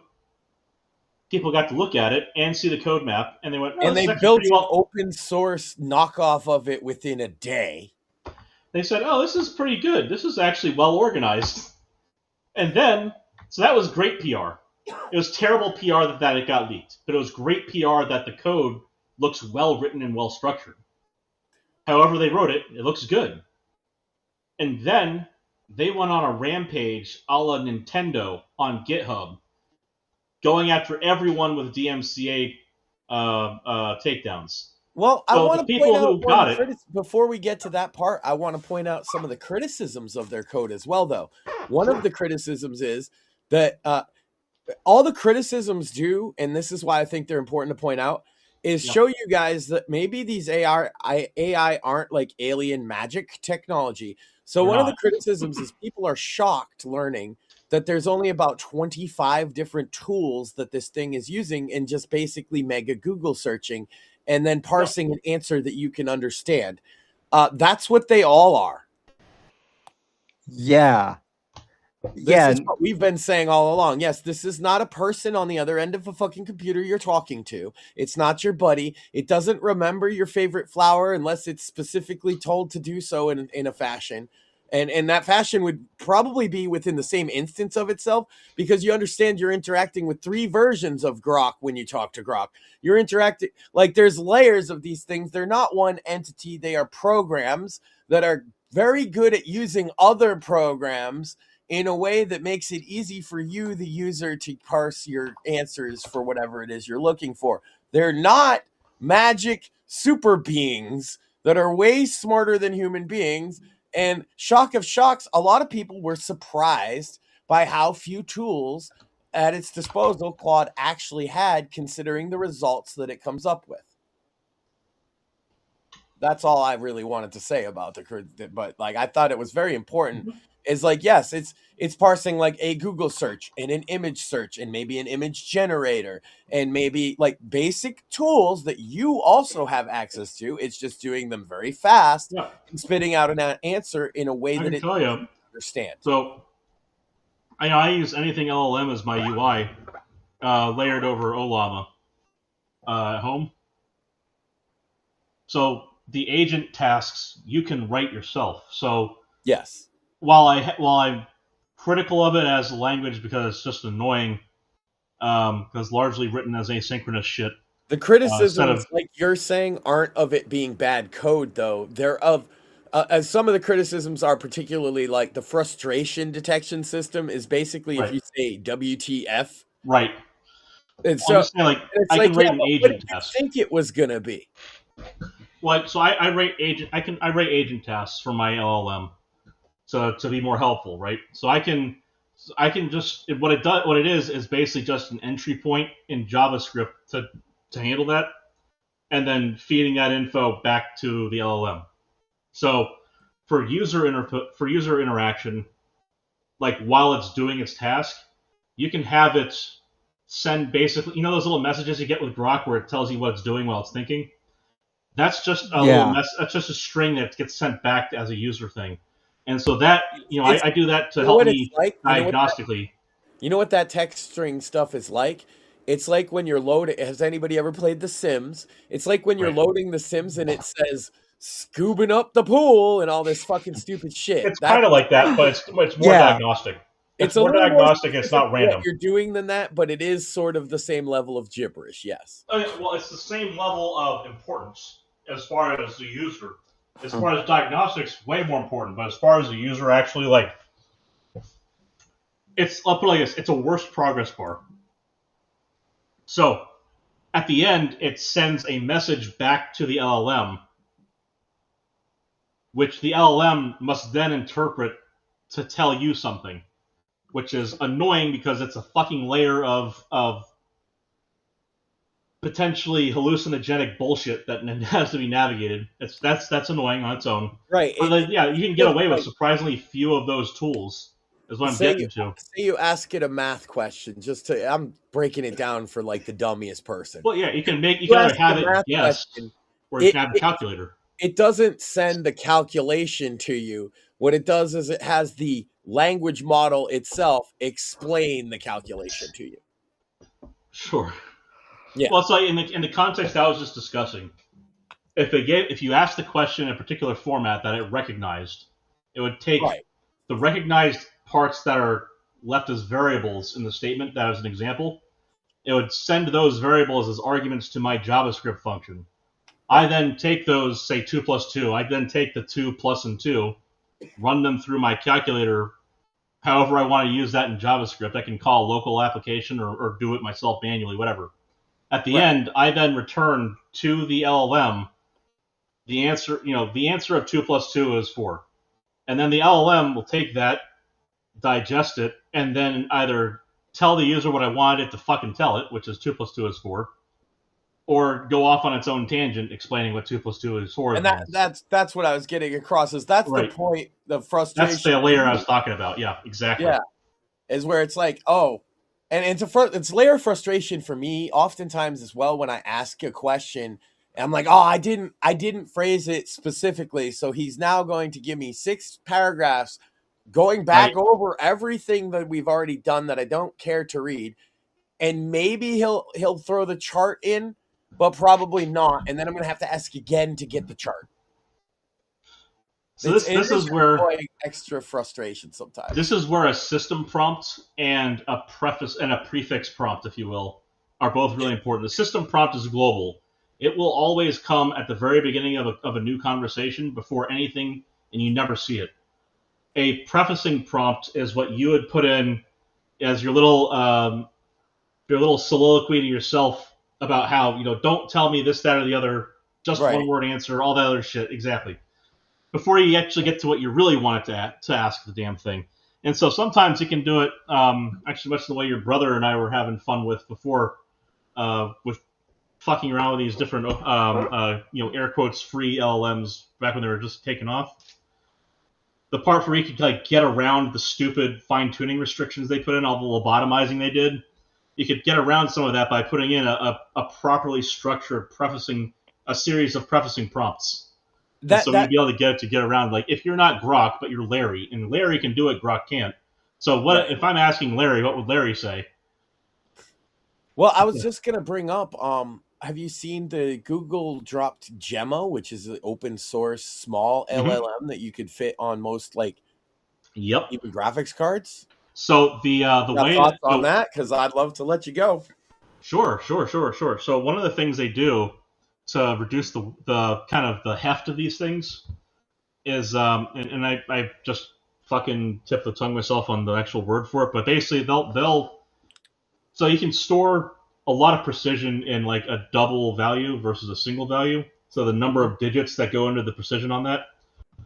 So double precision is going to be like 15, 16 digits, depending on the number. Basically 15 digits. Single precision, basically 7 or 8 digits. Which more memory means more RAM. So if you can reduce the amount of digits of precision necessary on a given weight between, air quotes here, neurons inside of your large language model, you can reduce the memory footprint of it because you have to have all the weights in memory in order to run the calculation. You can there's some ways you can get away with not having everything in memory, but eventually it has to be called from somewhere.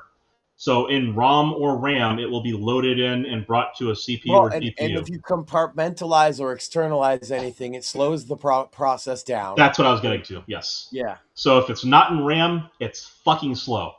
Yep. Even if I'm running it on my CPU, because my computer has 128 gigs of RAM, if I load, say, 8 billion parameter model, that's about 4 gigs. So 8 billion parameter double precision model, full precision, about 4 gigs, 4.5 gigs. That is well within my purview. And if I'm running on CPU, the CPU is the bottleneck. If I was running the 409 or whatever billion parameter model from Meta, their basic Meta model, if you will, that's a whole different thing. But if I was running that is a shit ton of RAM that I would need. I do not have that amount of RAM. Instead, it would be running from hard disk or SSD. Both of those go through PCIe, which is, while it's connected to the CPU, the access time, stupid slow.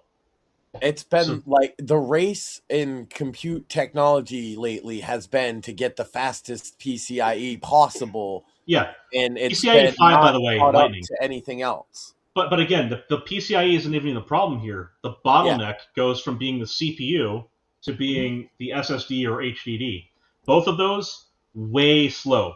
Way slower than RAM. The connection between RAM and CPU is not even the bottleneck. At that point, if it's in RAM, the CPU is the bottleneck, and I would rather run on that's GPU. why the Gemma thing So they're running caught it my small. attention immediately, because people are running it on consumer grade Right. RTX 4070s and 4090s. So that's what I'm getting to, is I'm running through RAM and CPU to run these things fast the way people are normally doing it, and it's because my GPUs are aging. But if you have a modern GPU within the last 5 years, you have enough VRAM on the card. Yeah. So we're talking about, so if you get it down to being like a 5 gigabyte model or less, so which Gemma is in that order, then you can run these things on consumer grade graphics cards with like one card running, and you can. And the important thing here is you can still use your computer. People are finding success running the slightly smaller model on phones as well. Yeah. Right, but the point is, you can still use your computer on the same graphics card. Yes. Which is wild, because I gotta tell you, the few times I've tweaked with the innards to get an experimental build of Olama to run with my graphics cards, I have 2 for a reason. And it's not just because I like having more monitors and a graphics card for each one of them. I have 4 monitors on one graphics card, and the other one I use as my workstation card. Right. And so if I get my graphics card to participate, I don't use the one my monitors are plugged into. But I could if I'm running something that's small enough. And if Gemma is that tiny, then that's great. So this refactoring they do, they cut off digits. They will go down to single bits. That's awesome. So instead of having they are it's Gemma 2, they are already like prototyping a third one, finding other ways to make cuts. But it is amazing. Maybe all of us have prone to shitting on Google as a company a lot of the times. But here's a case of they open sourced this right from the get go. So that's old Google. That's what I hear when I hear about that. That's old Google talking. So my brother's working there now, and in a related area. He's in the part that makes the money versus the part that spends it. I'll put it like that. The people who are doing the research, they're spending all the money. People in his area, it's not as exact. There are things he can't talk about and things he talks about with me, and things I can't say about what he's talking to me about. But in a general sense, so I'm probably effectively as out of the loop as any of you guys on what he does, to be fair. Yeah. In a general sense, he's in like the AI kind of area, but where they make money, they make these into products. Yeah. Like the research people will make something like Gemma. Part of the job of his general area of the company is providing a business solution that someone will pay for. One of the great ways to do that as an outreach thing, which people used to know about until they decided to spend money on dumb shit and then try to find money elsewhere to pay for it. One of the ways that's great about something like an open source model is everyone who's going through schools uses it. Yes. And what do they recommend to their boss 10 years later?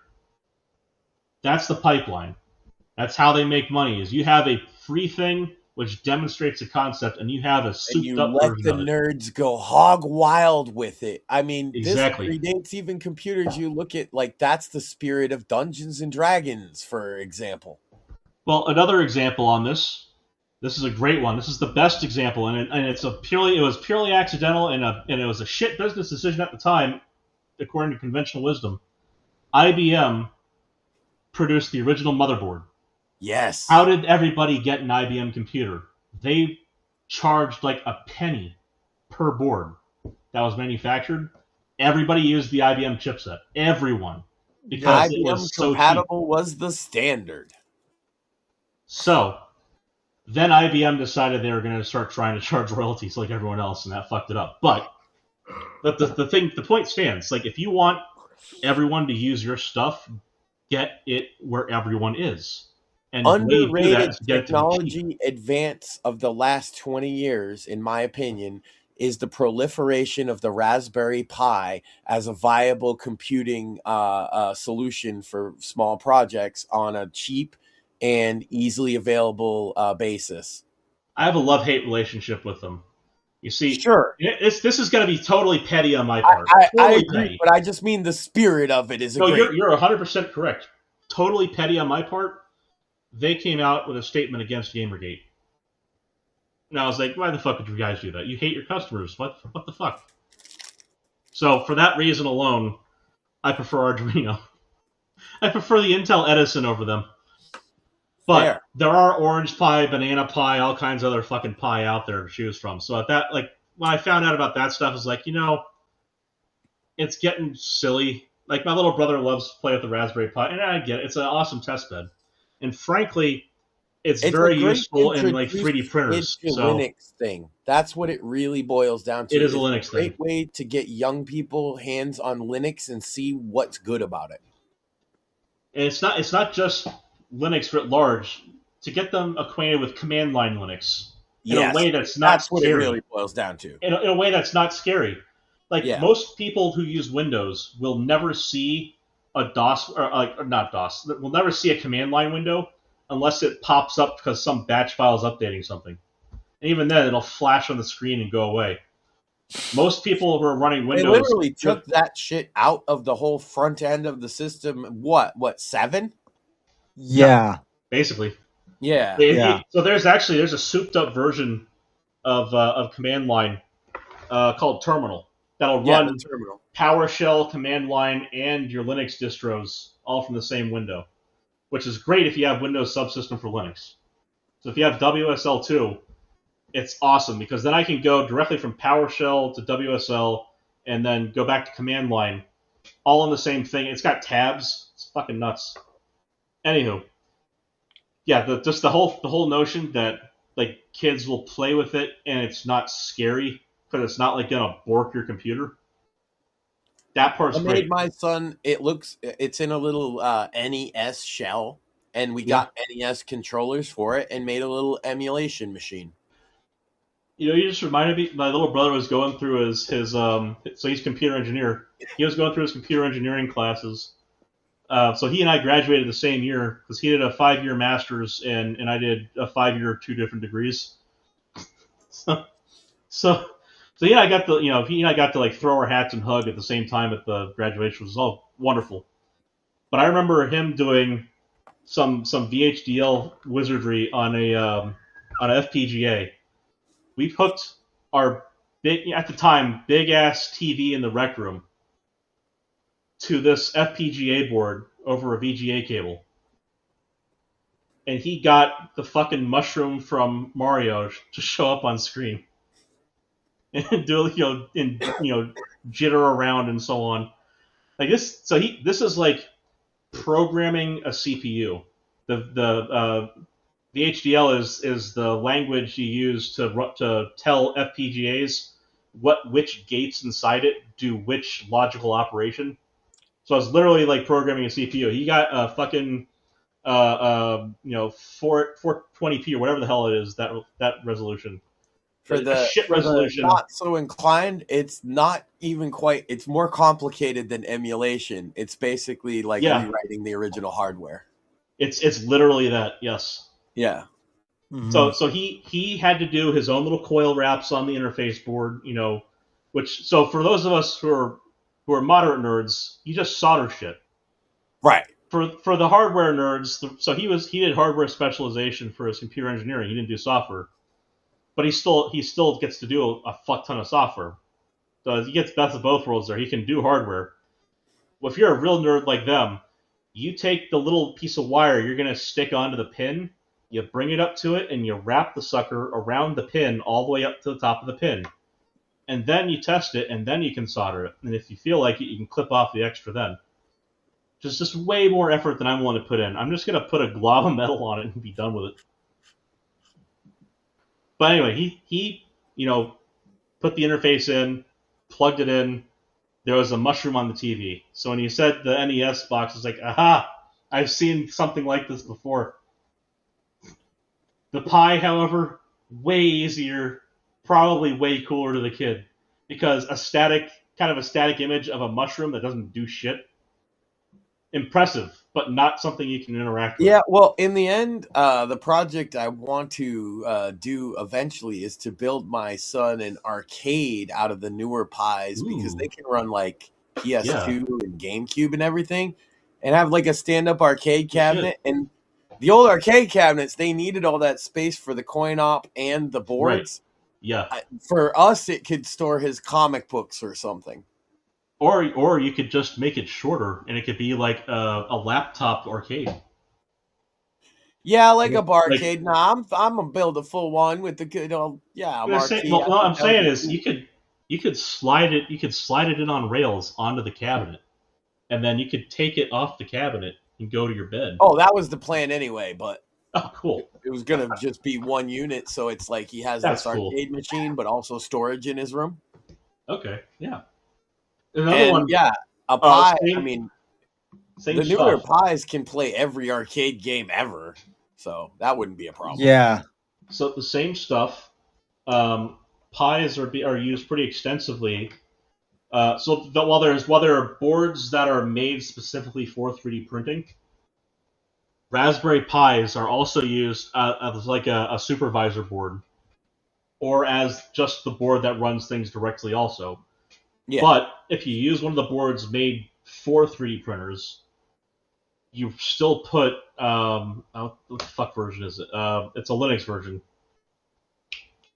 So like the fuck's it called? It's the MakerBot Linux version. It's not Arduino. It's Andrew something, I don't remember. Well, to be fair, when I just say that, I'm just saying a newer Pi. I'm just basically meaning the one-shot ARM boards in general. I'll probably pick something powerful for it since I'm gonna make a whole arcade ass cabinet out of it. I'm gonna pick something nice, probably not just a Raspberry Pi off the shelf. So Clipper is the name of it. It's my experience now with my new printer is better than Marlin, although Marlin has better fine detail stuff, but that's if you're a ridiculous nerd like me. Clipper is more user-friendly. You edit a bunch of text files, and it basically runs on Raspberry Pi. What the fuck's the OS? Linux. Okay, so Clipper can be set up on Linux, any computer running Linux, such as Raspberry Pi. That doesn't tell me what mine is. Elegant Neptune for the kid, I was just using RetroPie because it's basic and easy for kids. Yeah. And I built my own little front end for it with like arcade looking UI, you know. Simple. That's why I like Pi though, is like if you were to give, like that's a cool thing. If you're a nerdy uncle or something, a cool gift for a little kid would be one of the cheaper Pis. And like a little book on how to do projects with it. Put $100 cap on it, and you can max that out with a decent Pi. Like in my general recommendation, you know, again, the whole aversion to the Raspberry, the Orange Pi, and Evan would be the one to proselytize on this one because he's the one who told me about it. The Orange Pi tends to be it's pin compatible, more or less software equivalent. Some quirks, not as good on the documentation side, but again, it's a Pi system, so most of it's the same. But it tends to be slightly beefier hardware for about the same price. And then I found out there's a Banana Pi thing, whatever the fuck that is.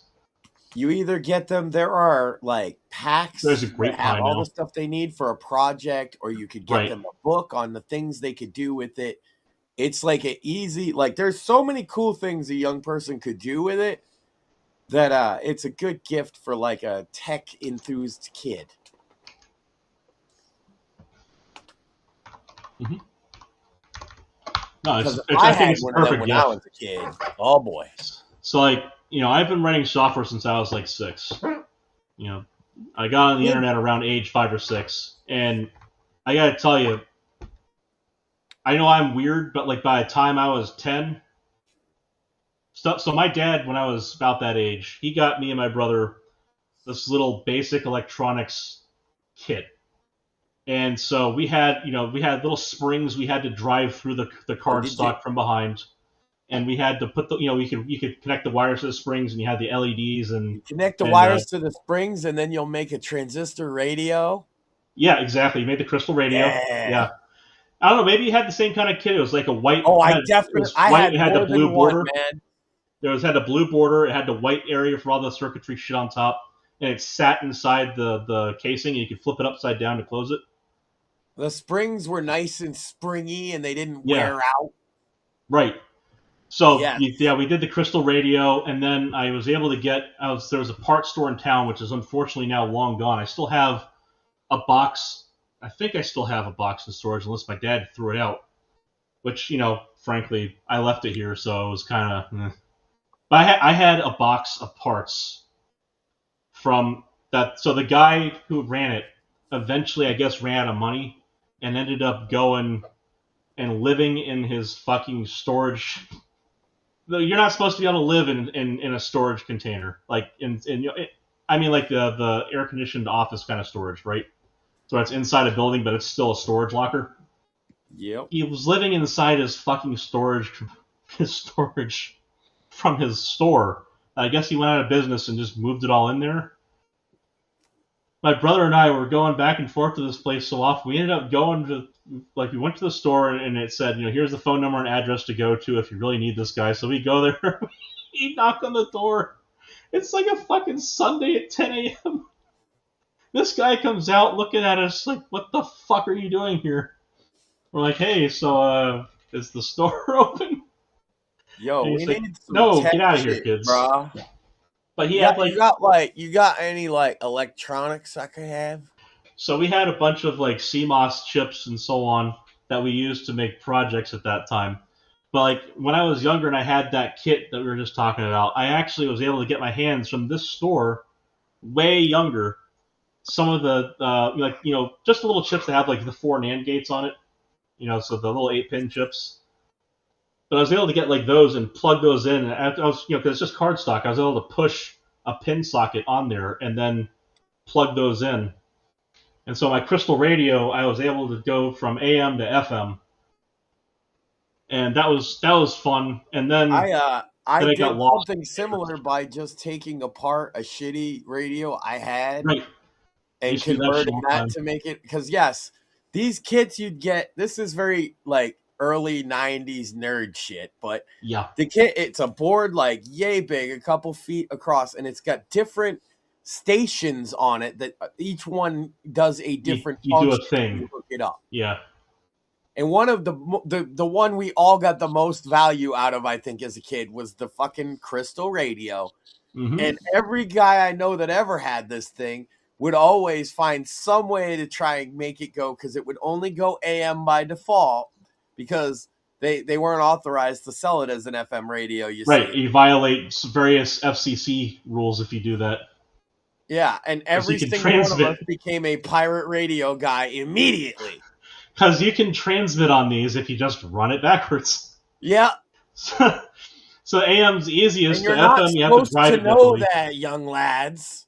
So what I did was I got a brand new dual tape radio for my bedroom. And so I immediately took my old, remember the black, somewhat egg-shaped Sony radio that had the 2 speakers on the side, the one tape in the middle? That piece of shit $10 thing? It was $25. But anyway, it's a piece of shit. I took that thing apart immediately. And so when I was preparing for my bar mitzvah, I had my souped up dual tape deck one. But a few years before that, I took my old Sony and I stripped that thing down for parts. And I took that FM radio module out, and I used that to do some very funny things I wasn't supposed to do. To be fair, in retrospect, I'm very glad I didn't have some federal fun guy come by and say hey, dipshit, you're pissing off the everyone. Don't do that. Because what I did was I took that and I was able to modulate it so that I was able to. And this took a lot of energy, by the way, relatively speaking, not literally a ton of energy, relatively speaking, a lot of energy for radio waves. I was able to pick up on one of the. That's why speakers they that thought had it was like, safe to sell to kids, by the way, is because the base model of this thing couldn't have given you enough current to do it. What they didn't factor in is we'll immediately plug in more power. Yeah, I'll plug it into the wall. Fuck the batteries, man. So I was able to transmit my voice across the room to one of the speakers I ripped out of this thing. I just had a little rectifier on there, and I plug it in a little loop, and I plug it into the speaker, and my little 8-ohm speaker is picking up my voice from across the room, albeit quietly, but enough where I was able to do the walkie-talkie radio feedback thing and then turn it off. Because that, one, it started to burn my hand because it was getting a little toasty, and two, because I was getting yelled at from downstairs that dinner is ready and turn off that fucking noise. Yeah. See, I discovered a similar thing and was like, but what if I could transmit with more power? And that is how we discovered that I wasn't going to do it with a little kid kit, and me and a couple friends, we got our own little pirate radio. We're all fucking Palpatine at that age. More power! More power for my pirate radio broadcasts where I say dirty words. This, by the way, is the same kind of technique that, so your brother and I both did this when we were younger. Your 14.7K modem, you could double it up, and you could get yourself up to that 50-odd kilobauds. But you had to do it right, and you had to not send power down the cable to the telephone company. They're ornery about that shit. So if you grounded it properly, and you put you put a resistor in the right place, and you cut a trace in another place, in the right place, you could get the thing to double up, and you could get a faster speed through it. The problem, of course, was if you didn't do it right, or you did sloppy workmanship, you'd turn your computer into a toaster oven, at least a little piece of it, and potentially a house fire hazard. So those cars didn't last very long. They usually gave up the fantastic fun What's smoke. so little of that in the name of science, Craig? So the trick is getting it so the card blows up and not your whole computer. Because if you blow up your whole computer, your parents get a little bit pissy. Well, my other favorite story that I heard on the Fucking Title podcast was when you taught your Furby to swear. God, that was funny. So, I got a Furbies learned words. Like, fuck. My brother and his fucking friend. So I got one of them old Walkmans like you were talking about, but I got a specialized one. It was yellow and it came with a sports pack. One of the things in the sports pack was a fucking rape alarm. So you pull it and it makes an ear-shrieking, piercing sound, right? Yeah. My brother and his fucking friend, or one of my other brother's friends, I don't remember who, dropped it in the post office mailbox. And we literally had the Department of Homeland Security and everybody called. And I got questioned because they knew it was mine. Because it come with my freaking Walkman I was always walking around carrying. It's the same color. And it had my initials on it. Because my mom's crazy. And so they dropped it in there. And I'm getting questioned. I'm like, what do you mean rape alarm? Or like they said assault alarm or something. I was like, oh yeah. My brother probably took that. And sure enough, one of my brothers took it. I don't remember which one. And one of his friends got it. And they thought that was a funny fucking prank. But let me tell you something. It was after 9/11, and it was not funny. Dude, so I remember having a clamshell Walkman. All right. Furby thing. Do you happen to remember which episode that was? That was like... I don't fucking remember. I don't remember the episode. I know it was like early. I hate to say this, but it was like right before Charlie Kirk got killed. I gotcha. But in that time, okay. Well, an interested third party informed me that I taught a Furby to swear and didn't tell him. He said, "Find me that episode." Yeah. Well, the funniest related thing to that is the guy who stripped down a bunch of Furbies and made an organ out of one. It sounds like when they talk about black masses and Ozzy Osbourne. This sounds like somebody summoning demons.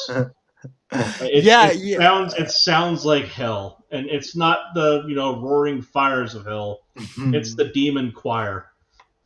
You're of the right age, and this is a relevant topic. Craig, have you heard of the game that came out years and years ago on PC? There was like 3 of them called Creatures. I know the name. So I want to explain, because the reason I say it's relevant is that game was based on an LLM of like a smaller. It wasn't a large language model like we know today, but it is an LLM sort of based game where you teach them to talk in the same way you would teach Furbies, but you're typing on the computer.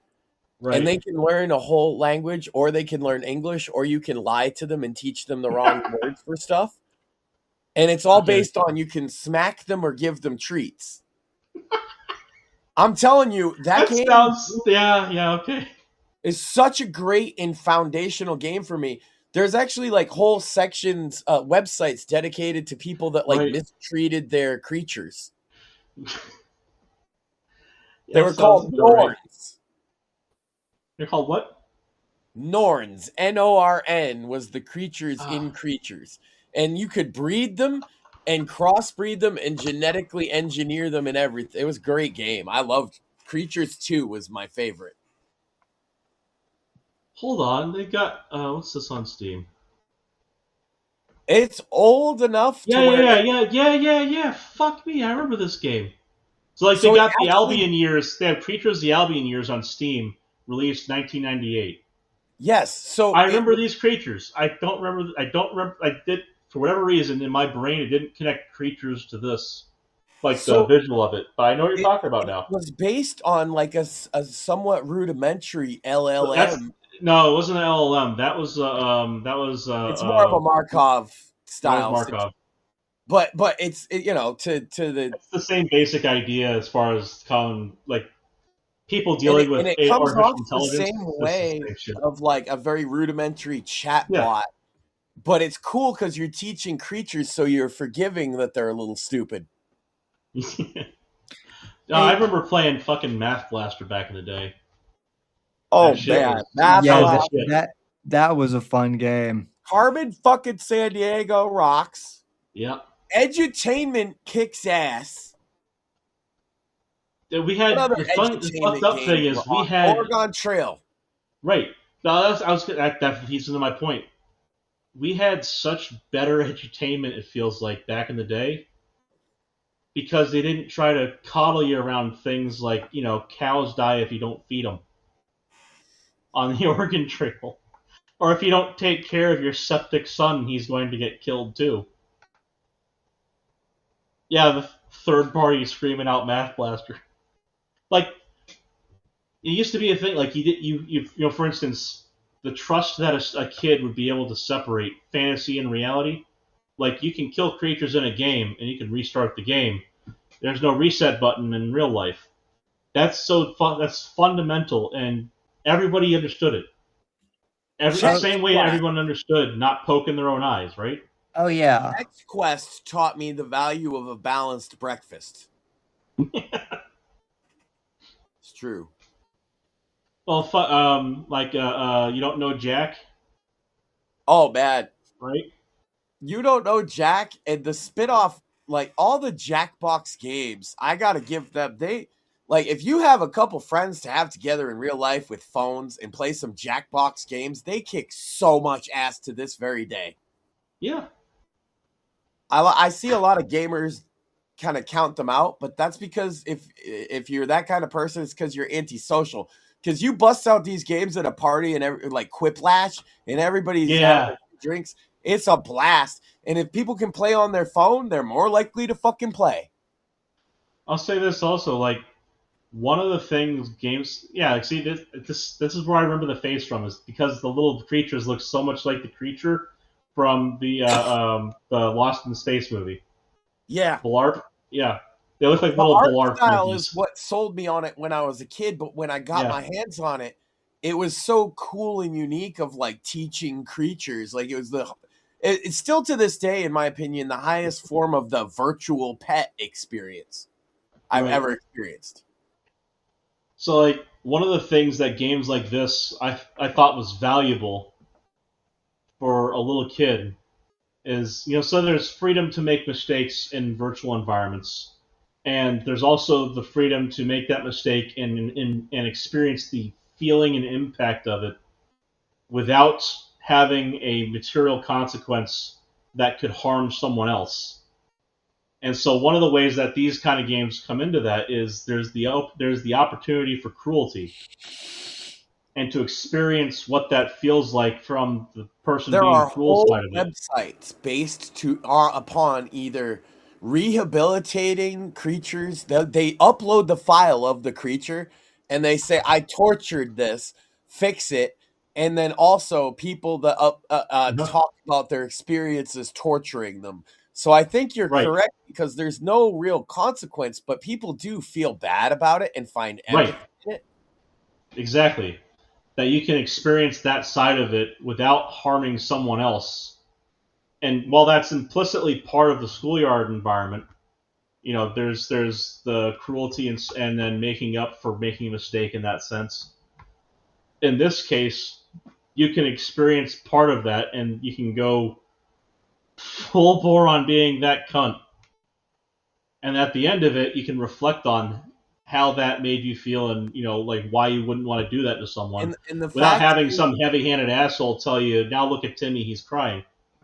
they can form coherent enough sentences if you train them to where they can explain the trauma that they've experienced to some degree, right?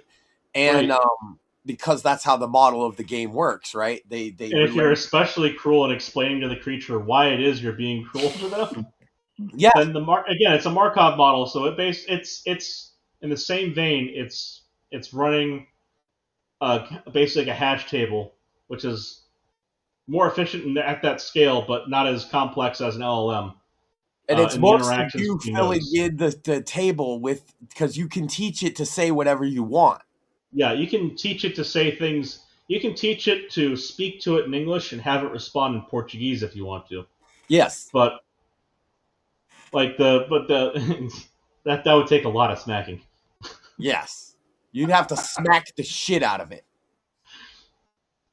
Well, like you can, like the idea is you can. It tries to finish the sentence is the idea, or or finish the sample conversation. It gives you a response where it makes the next part of the sentence. So, like in the bit bang or bang bang control that you use on it. So like instead of like a normal kind of control mode where you have a lot of gray area in between, bang bang is 0 or 1. You're either smacking it or you're praising it. Right. Well, it's more like the reason I think it was effective, it's more like a 1, 0, -1, because the smack or the treat are the 1 or the -1, and then the other state is just 0. Yeah. So yeah. So I'm looking at this up, and basically what I'm seeing is that these are like that these were like that this was like a computerized, basically like a software version of a Tamagotchi.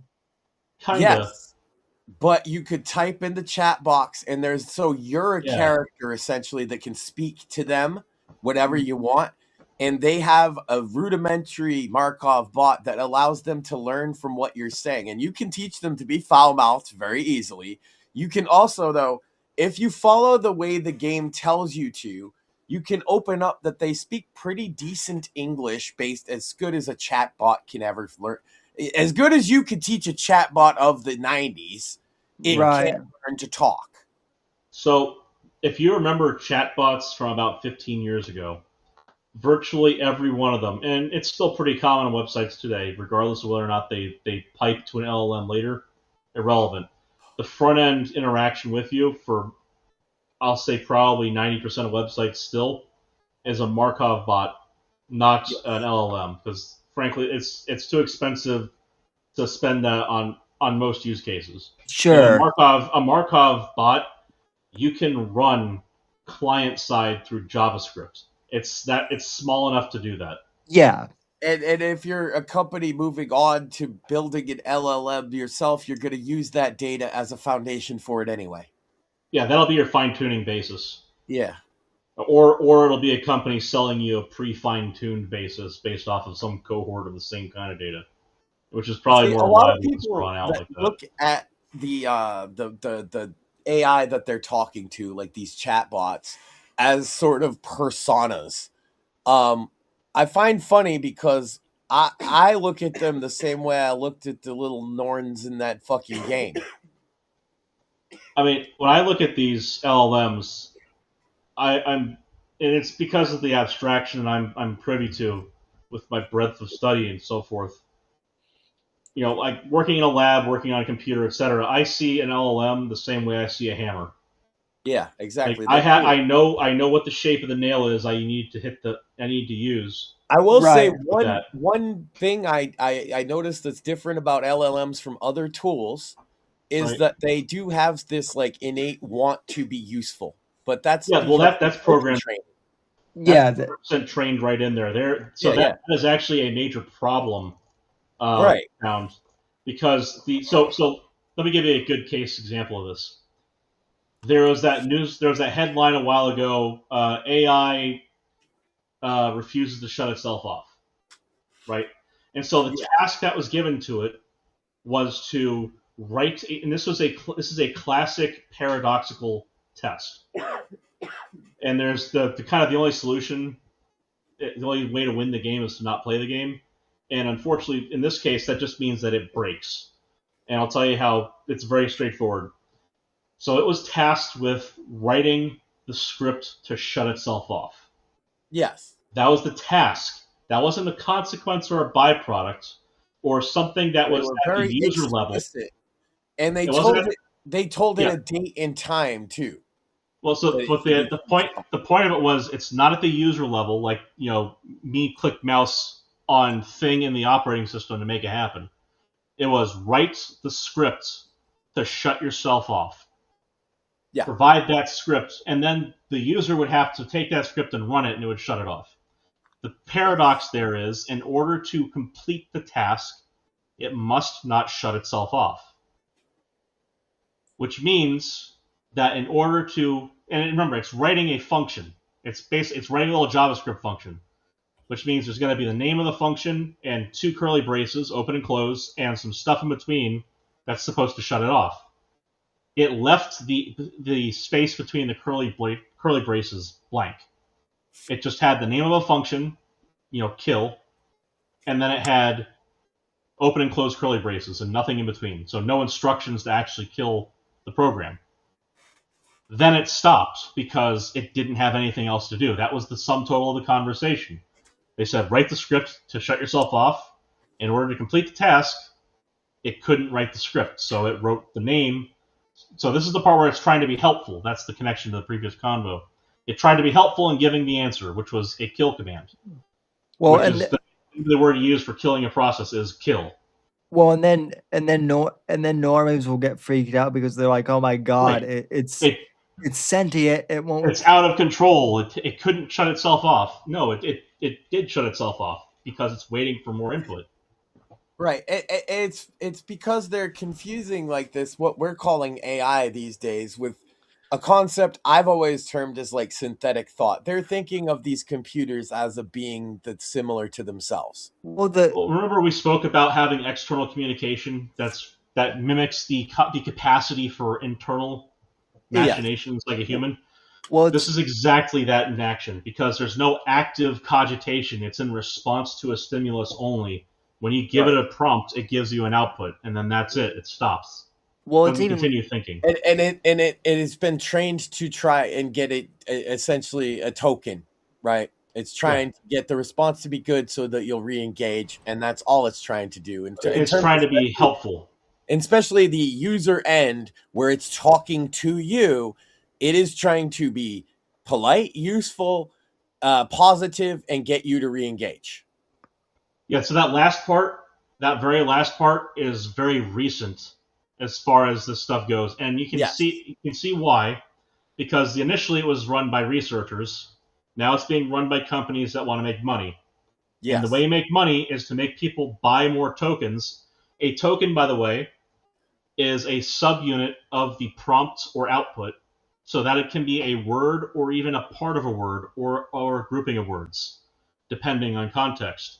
Largely, you can just say it's a word. That's roughly the one-to-one equivalence. So when you buy tokens, you're buying, and they're usually bought on the scale of 100,000 to 1 million tokens at a time in the business-to-business market. So this is where you hear about people running out of tokens in business. When they laugh about that, it's not because they ran out of 10,000 tokens like us plebs. They ran out of like 10 million tokens, and they went back to their boss and said, "Can I have some more?" Yeah. So when they run out of tokens, it's a big deal because that means they just did a whole fuck ton of nothing if they were the only one using them. Well, yeah. Well, that's the joke anyway. Well, the other thing too is like a lot of normies, they saw Terminator and they think that Chat GPT is somehow like. Oh, we're nowhere near that. Yeah, but God. Like. That's what I'm trying to get across with, like, the idea of synthetic thought is more like what they're thinking of than AI as we know it. AI as we know it does not recognize itself as a person. It only does that to role play with you if you desire it. Well, here's the thing. It can't, as we understand it, recognize. Right. Like that as a word. It cannot perform that action. Yeah, it is not self-aware in any semblance of the term, although I mean, it knows that it knows what it is and what it does in a sense that it can communicate that to you, but it doesn't recognize that. It doesn't actually know. That's the thing. Right. You're exactly right. It can communicate it. So this is funny. It's so out of scope on the same thing. But we talked about me doing my gardening thing in the past, having fun doing that, and how I put the little lizards inside there. I go collect my green anoles and I throw them into the garden. About half of them leave, about half of them stay. And then I'll get little teeny lizards running around. So my nephew and nieces, they've had questions about the lizards. Do they, for instance, when I hold them, is it because they're afraid of me or are they not afraid of me? I'm holding a lizard and showing the lizard to them. I get to explain to them they're scared shitless right now. That's why it's running down my hand. Yeah. Things like that. Like, there's the questions like, are they afraid or would they do this? Would they do that? And I get to explain to them, like, they are not aware of things in the way that we are. And so, does it want to live? Right. Like, but does the little lizard wants to live where I put it? And I explain it doesn't have that capacity to articulate a want in that fashion. It wants to get the fuck off my hand. It knows where it is. Yeah, it can say, this is here. It can't even say, I am here. They don't have a self-conception, which is a leap and bound ahead of what an LLM can do, which is the point I'm getting back to, is they can articulate in lizard, hand goes there, hand goes there. They can look at another place and figure out what their body needs to do to get from A to B, and then do it. They have very good vector math in their brains. And it's a very small computation. LLMs have no connection to the physical reality at all.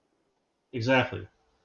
They might get so the multimodal LLMs, so modes being text, picture, video, audio, a multimodal multi-input, multi-output LLM, which is basically what we would call an interconnected committee of machines. Yeah, and this is what you might call just Grok or Gemini. There you go. So those are good examples. Whatever the fuck that Chinese one is, it starts with a Q. Yeah, exactly. Quen. So yes, Quen. Thank you. So these multimodal ones, they might you could give it 2 images and say, these are this distance from here, this one's this distance from there. You are in the text part of it, in the hypothetical, you are at this location relative to those two. What is the vector from image A to image B? You could ask that question and it would be able to calculate it, maybe. Yep. it would go through the machinations internally and maybe provide a good And answer. you could then tell it to role play out what it would be like to be there, and it'll tell you, and it'll be very close to what somebody might say if they were actually there too. Exactly. And yet it still hasn't thought these things. Because it does not think the same way a lizard does not feel about where it's living. Yeah. It does not have that self-conception. It does not have that method of cogitation. More importantly, it does not have that physical or logical connection structure inside of the hardware that forms it. My problems with LLMs almost entirely come from, and I would specify too, but human influence, and particularly it's who controls them. And generally speaking, my biggest worries are for corporate control or governmental control of them. But it's not the LLMs themselves I'm afraid of, because I don't think they're not Skynet. As they exist, they never will be. So one of the things that I have worry about is that a lot of what we've talked about and a lot of what I've talked about on this subject tends to circulate around the lack of structures comparable to human structures that would match up with internal machinations of the human brain and mind with the externally communicated implications of that. Instead, one of the things that I worry about with something like an LLM is that there is something called, so as a process, it's called a rise of complexity. So from this arises such and such complexity. From simple machines like neurons in the brain arises the complexity of human thought. But a lot of that is structure. Is a lot of that it revolves around certain ways that the structure of the brain forms during developmental stages and how it typically forms for the adult human. The issue here is that that's not the only way that simple constructs can arise complexity into a larger structure. So a flock of birds acts in a way that is very intelligent as a whole, the same way a school of fish does, right? By simple rules and simple creatures, or well, we'll say they're complex creatures, but simple rules that are followed well. It's more instinctual that the birds fly in that particular But form. again, they don't stop, think about it. They don't have a conversation. Right, exactly. The same way a neuron in an artificial neural network, like, say, the ones building up large language models, they have more complex neurons than a typical artificial neural network, mind you. The same way those don't stop to think about what they're processing for input, output, and stored internal memory, which they have limited internal memory, the transformer version of the neuron. So they have like an internal feedback loop, if you will.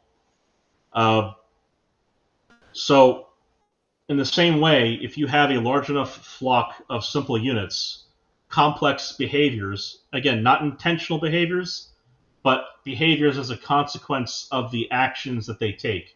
So as a consequence of the structure of a neuron having an input and an output, it will give an output. But as a consequence of that being the case for an ensemble of such units connected together, you can get complex behaviors like an LLM gives you. You can get very complex behaviors. The issue arises where you're going to have a situation where that complex behavior can potentially manifest intelligence in a way that is very alien to human intelligence.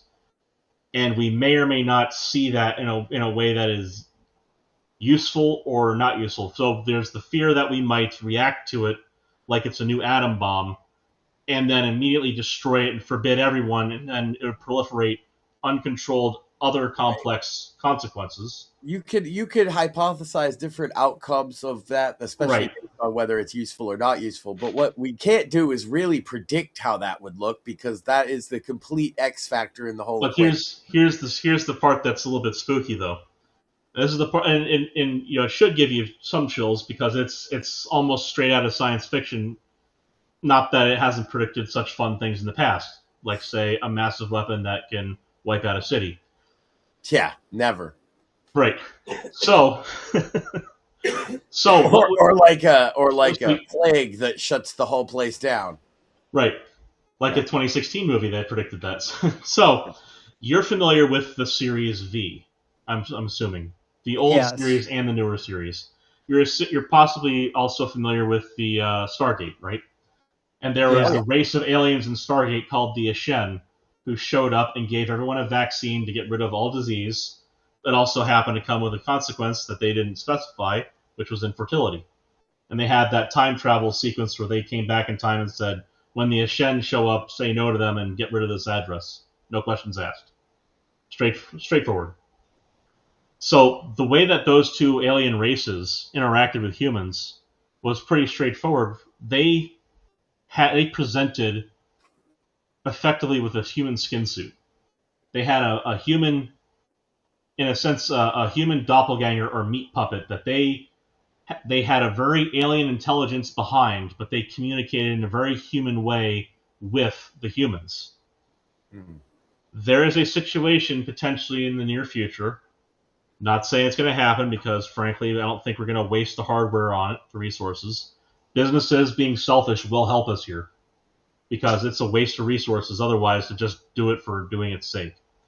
If you have enough interconnectivity among these simple units and you have little enough control over them, it is possible that we get to a situation where where it uses the training we have given it of showing human outputs, that it also can. So you've heard of superintelligence, I'm guessing. So intelligence higher than that of the humans, on average, or at best, even at best. So the smartest human in the world, who's not a gibbering mess because they can't talk to anybody because their IQ is so high. Yeah, the logical processes alone, because that the access to information would essentially be infinite, but the logical processes we could assume would be far greater than a human to start with. Yes. Well, so if we get to superintelligence, that is a meteor that killed the dinosaurs moment. Well, Craig. Just as a one of the and there are off ramps, but that's one of the frequently debated, and this is one of the, so for all those philosophy majors out there, this is where your PhDs actually matter. And even then, not a whole lot, because you're just helping get people who are smarter than you organized about this shit. But for the Bertrand Russells among you, this is where you come in, because there has been a lot of emphasis on the ways that superintelligence manifests badly. There are many off ramps, and there are many concepts. So, like, Skynet saw humans as a threat, and in an infant. So the correlation is that, like an infant, like Frankenstein's monster, it lashed out in its infancy against humans. Once it became self-aware, it tried to eliminate the threat. That is a very human interpretation of what another intelligence would do. So that assumes that Skynet has a very rudimentary, young human intelligence level reaction. So I've always thought that the Matrix makes more sense. Like they might want to try and harness us. Between the Matrix and even though it kind of butchered the Asimov version of it, the iRobot movie. Not what it did with the robots, but the intelligence part. Cool. It was. It did butcher it a little, but at least it was worth watching. Exactly. So not the actual use of robots to do that to humanity, but the conclusions it drew, the way that it rationalized it to try and get around its programming, etc. The thing there is, this requires some sort of feedback loop that allows the something like an extremely large LLM to continue processing forward, because that would be the part where it goes probably schizophrenic and kill all the humans. One of the reasons why these machines do not, these programs do not continue thinking or think the way we would think, is they do it as only a response to a prompt. It does not continue doing internal machinations once it has answered and given the last token. That is where it enters an end state. That's why I mentioned before with the creatures, there's the slap and the treat, but there's also that null state of 0. See, the null state implies time, but these LLMs, they don't go They into just that stop. null state. Yeah. They're just off until the prompt comes. So if you hooked an LLM, and this is actually one of the ways that GANs work, the generative adversarial networks. One of the ways, so a GAN will take an input, it'll have an output, it'll have a couple of them do that, and they will feed back and forth between each other to refine an output state that is steady state. So when it comes out the same way it goes in, they can kind of agree. That is an end state where they then stop. But imagine, if you will, you don't stop. You continue to have this kind of feedback loop. That's effectively thought. The way that humans' brains work is you don't just have one input enter from one neuron to the next. You have what's called a spiking, or temporal spiking network. So pulses travel around the brain and in cycles, and that's so we can actually measure the frequency of these things. That's where you get like your alpha, delta, epsilon waves, etc. Where people talk. That's my null state is counting for time, right? So this is the time aspect. Yeah, is you have recurrence like that. A finite resource for the moment, but like the faster it accelerates what it's doing in time, the less finite that resource becomes too. Yeah.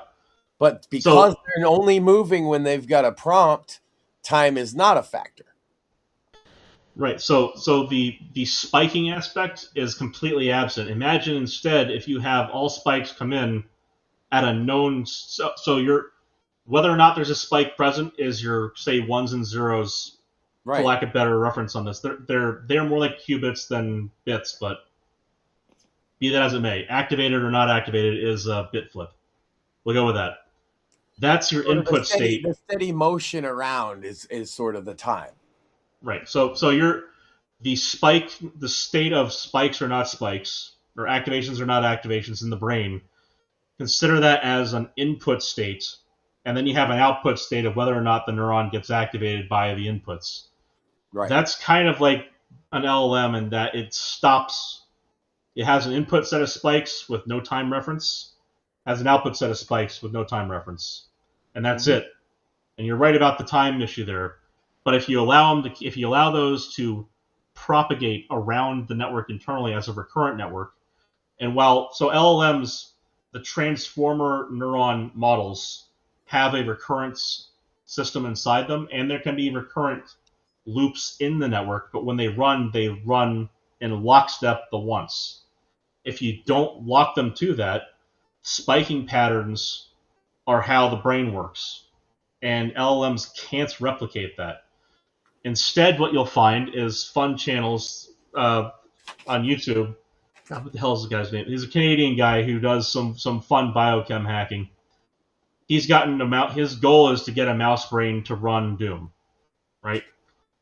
Or to play Doom, rather, not to run it. Was it the something Emporium, the Thought Emporium?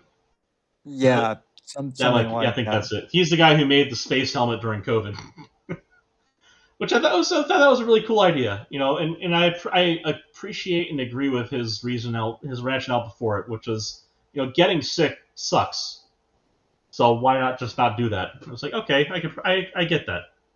You want to make you want to look like you're one of the villains from Superman walking into a market. Go for it, and I appreciate it. He basically just put a papper on the back of a welding helmet. It was more complicated than that, but that's effectively what it was. He had an SCBA on a helmet. It was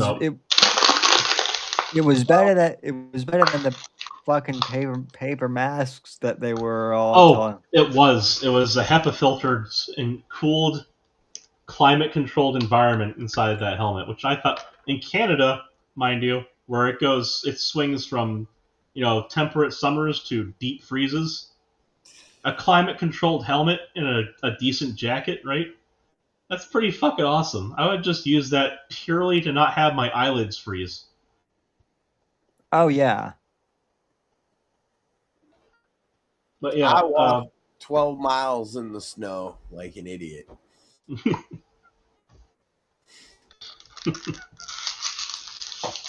Well, I do worry about the fact that we're going to reach even brute forcing it with the kind of framework we've set up. We could reach a point where we have an immature, stupid, but still somehow super intelligent thing that someone might have the bright idea to let talk to itself. Which, in and a we're recurrent fashion. already in a lot of cases letting it write its own code. Right.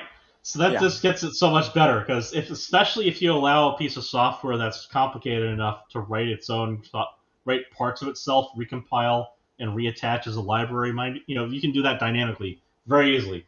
I have software that I wrote back in the day for analyzing tensile test data, where I had things where you could put in your own special function, and my software would compile it, turn it into a library, and attach it and run the function. And then I ran into the problem of, how do I make sure people aren't fucking retards with this power? And so I decided to keep that part for myself. But like that's something that is entirely possible as a user on my end. I can write that functionality into a piece of software that is, by comparison to an LLM, retarded. So it does a task very well. It's autistic about doing a task very well, like a retard savant. And that's why they're fun to play around with, because they can really task focus. They took their Adderall, and well, they're really, like I said, so my software more like a calculator program than an LLM. An LLM being able to do the same thing, where it has the ability to say someone wrote an agent task out of JavaScript that did the same thing I was just discussing. You could put in some source code, which an LLM can produce. You give that as an argument, it compiles it and attaches a library as a new agent task that you can execute that library. What if that starts adding components to the LLM? But we got that's the feedback loop. So we that's should the feedback loop. Start wrapping things up. You had a long day. Fuck me, it's almost 3. Yeah, it is. Well, I just wanted to say though too. So Craig, you're saying that like most companies are going to be too greedy to give like AI sentience. The reason why is the resource cost on doing. So remember, you have tokens that you spend for input and output. If you're spending that just on one prompt, that's like a minute of time that you've spent 10,000 tokens maybe on a complex prompt. If you are doing that every second because you allow it to loop on itself every second, that's stupid expensive. That is true, but then I also read about Japanese companies in particular, like developing or trying to develop like literal sex robots, and I'm like, you can get all right. Think of the average man and how caveman the average man is when it comes to things like sex. A Markov model is more than enough. They've been talking to them already. Come on. Markov models get more than enough. Oh, you're so hot. The complexity of women that men love is largely not in the bedroom. That is true. It's largely in the kitchen. Okay. You need a model that's capable of saying, "Hey, baby, I'm gonna send you these pics," and that is enough for a lot of these guys. Well, fuck. I mean, I've been having fun messing with a lot of the OnlyFans bots that keep popping up in the DMs. What you do is, first off, you remember that they're not human, no matter how pretty the picture they stole is. Second off, generated with AI very easily. Well, that's the funny thing is a lot of these go. So, and you're probably right about the AI part, mind you. A lot of these go. A Markov bot can generate pictures with an AI, of course. Well, so here's the tip. It's dumber than that. The typical loop they run in. They find an OnlyFans model who has a bunch of pictures that are out there, or they subscribed for a month or whatever. They strip mine the content. Then they make several OnlyFans accounts. They upload the same exact content. They take a portion of that content and they use that to lure men. They start off by sending you a message. When you reply to it, they then send you a picture and some text. Whatever, doesn't fucking matter what it is. Or it's typically you got too many of one consonant or another because apparently men expect women to be retarded. At least the retarded men who are going to fall for the scam. Their goal is to funnel you to their scam OnlyFans account and get you to pay for a subscription where they know they never add content. They've already strip mined the content the once. They never add content. As far as I understand, that's the way it goes. So what I've been doing with them, because I don't do OnlyFans or any of that shit, so I don't know about the latter part of it. That's what the people who have been caught by these things have been saying is why you see it in the reviews. Why is there another one of this person with this different name, and why do they never add content? It's like, well, buddy, I have to be the unfortunate guy who informs you you've been scammed, you've been had. Did you think she was really interested in you, right? Because it always boils down to, oh, well, I can't show you so much here, teehee. But I've been holding this secret. I hope you don't mind. Here's my OnlyFans. Right. So they'll put in my. I've been seeing how far they'll go. Like how many days will they try to get me by saying I don't do OnlyFans? If you're just adamant about that, eventually they run out of their token allotment. They stop communicating with you for 12 to 24 hours. And eventually, within that time, it's been pretty random. They will have their token allotment start again to try and hook you in. And it's so far been about 3 or 4 tries that they've 3 or 4 days that they'll keep going before they just stop. Which means that you have about 3 or 4 days worth of conversation to start exploiting these bots and the tokens that are allotted to them. They've actually gotten a lot better about clamping down on the breadth of conversation you can give. But I did have one recently, it was pretty funny, where part of the output it gave was the fucking prompt, a third-person version of the prompt for what it was supposed to do. Actually, I gotta go find this because this is just, in my opinion, it's great. So let's see, blah blah blah. I scroll up. Well, gave me the same stupid pictures. So here's the other thing is they will hit you multiple times because the people behind these things are retarded. Remember, it's a shotgun approach. They will hit you with the same pictures, the same models with a different username, and you'll get so this one's name is Chloe.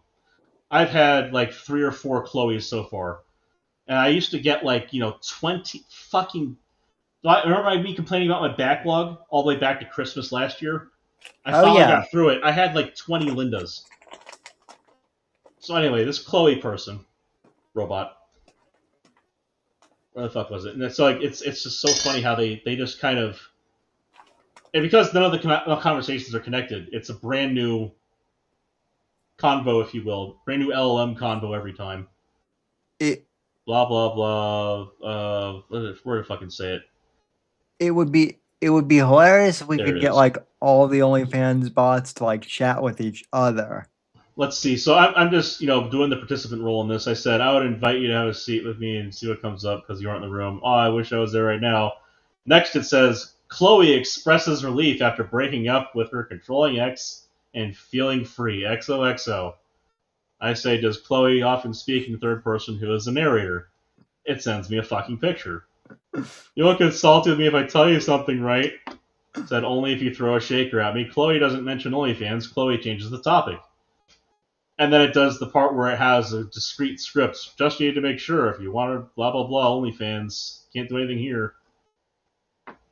And so if you stop conversing with it, it'll ping back in later. Hey, is everything okay? And then an emoji. It's not a real person. And it's always that's the worst part is we talked about external communications reflecting internal thought patterns and so on, and how there's the possibility you can see the places where it has that capacity to maybe fool someone, and then because of course the context of it being OnlyFans and bullshit, you immediately get cynical about this kind of stuff. So there is an unfortunate portion of a gray area there where if you interact with somebody who you cannot see as in person, and they speak in a way that's too stiff around the seams, they might just seem like a fucking bot. Right. I mean, there's always been that gray area. Even Markov's a little more robust about it, so to speak, because it has simpler communication it's able to handle. But like, this is one of those things where contouring and alignment are in check. And so I used to be able to fool with these things by say, like, name the first 7 planets and have it be able to do that. It used to be also I could go further, do like 10 or 12 iterations of, name top 10 this, name your favorite this thing, and be wildly all over the place as far as topics. And they used to do like the Google search to find things out because they were connected. They are agentic nature. Nowadays, they don't go much past like 3. They make these things seem like really stupid people. Yeah. It's kind of sad because that tells you a lot about the target audience that they're trying to dupe. We're talking like the 90 to 100 IQ average male kind of space. Yeah. Well, to be fair, so they must be making money because they're still doing it and they're still refining it. Yeah. Well, to be fair, sad. There are lots of dumbasses on X. This is true. And everywhere. Dumbass. Again, they have the shotgun approach with this thing. Is contagious. Yeah. Dumbass is like the zombie apocalypse. Everybody got a little bit of it going around these days. Well, as Carlin said, the stupids are an extended family. But very I'm true. Stupid shirts. We got some stuff to shill. Sam's. Oh, indeed, we should close out. I should stop going. Sam's yawning his brains out over here. And I didn't get to shill last week because we had a guest, and that would have been impolite. So I got some shit to fucking shill, Sam. You got a book though. Rude to us. I've got a book, American Inferno, which you can I got it. American Inferno is on sale now in paperback, ebook, and audiobook. Mord's not here, but we will be having Bits and Bones on Friday. Not sure of the topic yet. Video games, Sam. Get with it. Well, yes. Obviously games. I think he's played whatever that new medieval game is that one's into right now. Tune in or something to see. Yeah, that one. But before we leave your book, the science man Max over here, I need to know: have we had results on the newest book? The offenseologists have returned reports suggesting that the offensive nature of you reading and purchasing such an out there work as American Inferno does increase testosterone production, which will lead, obviously, to a bigger dick, a more luscious head of hair, and ladies just running up and ripping your clothes off. So this is confirmed now. Great success. Very nice. Which is great. Also, Crimson Desert was the name of the game that I was thinking of that Morse I was asked about that recently. I have no idea what it is. Yeah. It's I have to watch. Looks pretty dope. I've played Black Desert, which it's built off the bones of, but instead of being an MMO, it's not. So and Black Desert is pretty good and detailed. So I don't know. I get iffy about Korean games though, because a lot of them suck. But anyway, Sam, we've been doing and we're going to continue doing something that's been very fun. We're throwing it back since we make our own music with the AI now. I get to do a radio show and not have to worry about copyright.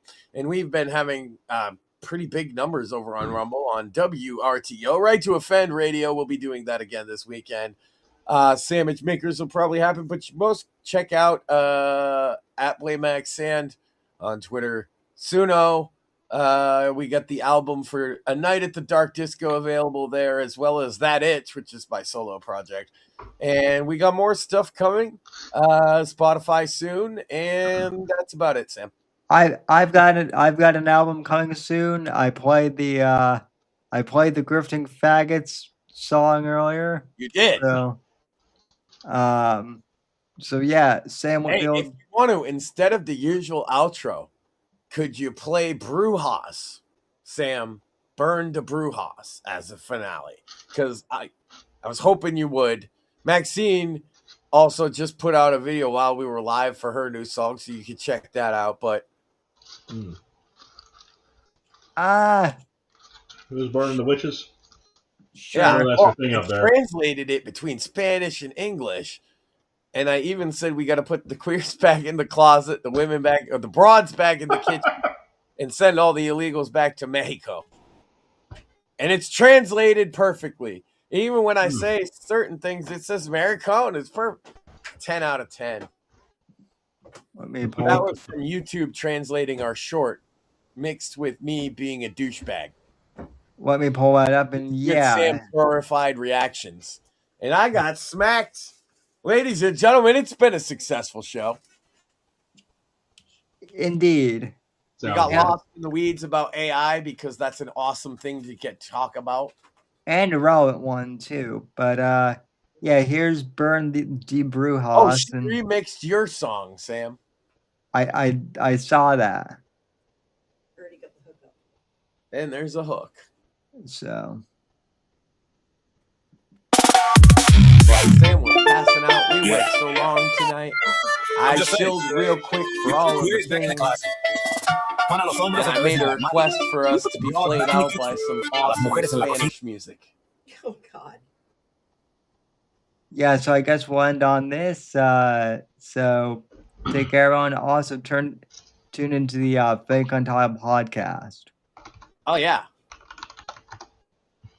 And we send all the illegals back to Mexico. It's pretty much like this. Enviamos a todos los ilegales de vuelta a México. And with Evan, llevo mucho tiempo diciendo esto. Silky dulcet tone. I've been saying this for a long time, Sam. Y Max siempre dice, and Max is always right. Sería mejor. Fine presentation podcast, if I do say so myself. What say you, Sam? Wouldn't the world be better if we did those three things? Hold on, I just realized that the screen isn't on yet, so. The screen. No, you're big. Ladies. Oh. Okay, now you guys will be able to hear this. So yeah. This is Burn Dem Brujas, Sam. Yeah. I'm just saying. We put the queers back in the closet. Pon a los hombres otra vez en el armario. We put the broads back in the kitchen. A las mujeres en la cocina. And we send all the illegals back to Mexico. Enviamos a todos los ilegales de vuelta a México. Llevo mucho tiempo diciendo esto, Sam. I've been saying this for a long time, Sam. Y Max siempre dice, and Max is always right. Sería mejor el mundo si hiciéramos esas tres cosas. Wouldn't the world be better if we did those three things? Quememos a las brujas. And burn the witches. Tenemos que quemar a las brujas. You gotta burn the witches. Ella me convirtió en un novato. She turned me into a newt. Ahora Max, no está bien quemar a chicas góticas. Now Max, it's not nice to burn goth chicks. Lo sabemos, ya hemos hablado de esto antes. We've talked about this before. Mira, las chicas góticas son brujas. Look, goth chicks are witchy. Me refiero a brujas. Sam, brujas. I mean witches. Sam, witches. Ahí sí que hay una diferencia. There's a difference.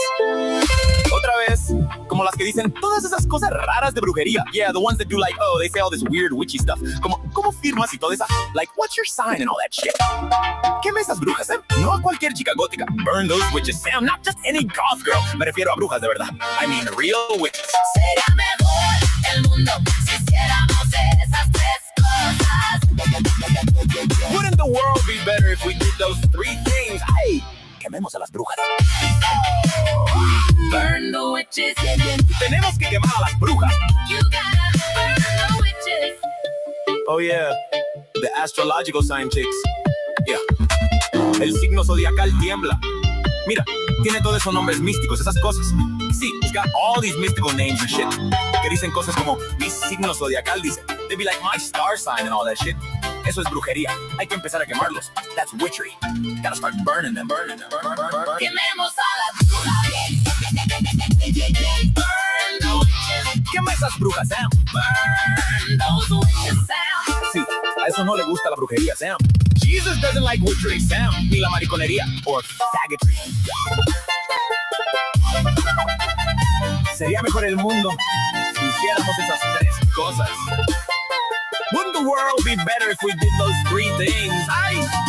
Quememos a las brujas. Burn the witches. Burn the witches. Tenemos que quemar a las brujas.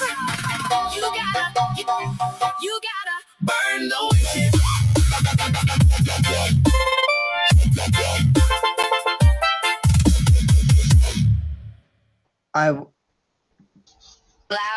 I love the fact that both of us have songs that have included the word faggot in them.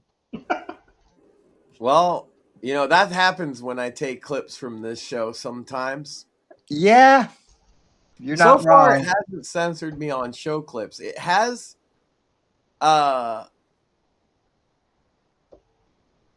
you can't really say the N-word on Suno, Sam. Well, you all know how Sam is at the edge of his seat. But you can say pretty much everything else. That's interesting. Yeah, that's the one. It seems. Also, though, I think if you like spoke it, it would put it in anyway. Like if you actually just rapped with a bunch of N-bombs, I'm pretty sure it would just put them in anyway. So probably. Yeah, I don't know. I'm me not curious. any censorship yet, although some of our shit's pretty spicy. That song, as you might see, has a lot of fucking likes and listens. So I did see that. It has a lot of them are coming from Latin America, Sam. Hey, I mean, that's catchy, man. Hey, I mean, anything to get a new audience for the show, right? All I gotta say is, if you want to come here, you gotta come legally. Well, Right. No, actually, I had one of them say rednecks. one thing to me about that. He said, "Why you want to send them here? They're mostly from Guatemala anyway." Ooh. Yeah. I'm like, you know what? You're right. Send them back. Make Mexico great again, Sam. Why are we not for that?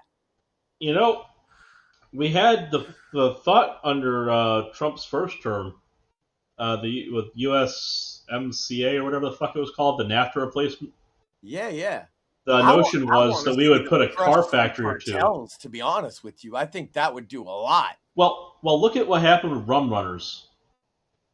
When you offer the ability for an organization to legitimize its business model in a way that takes advantage of the skill base that it has built up over time, you can remove a criminal element from society entirely.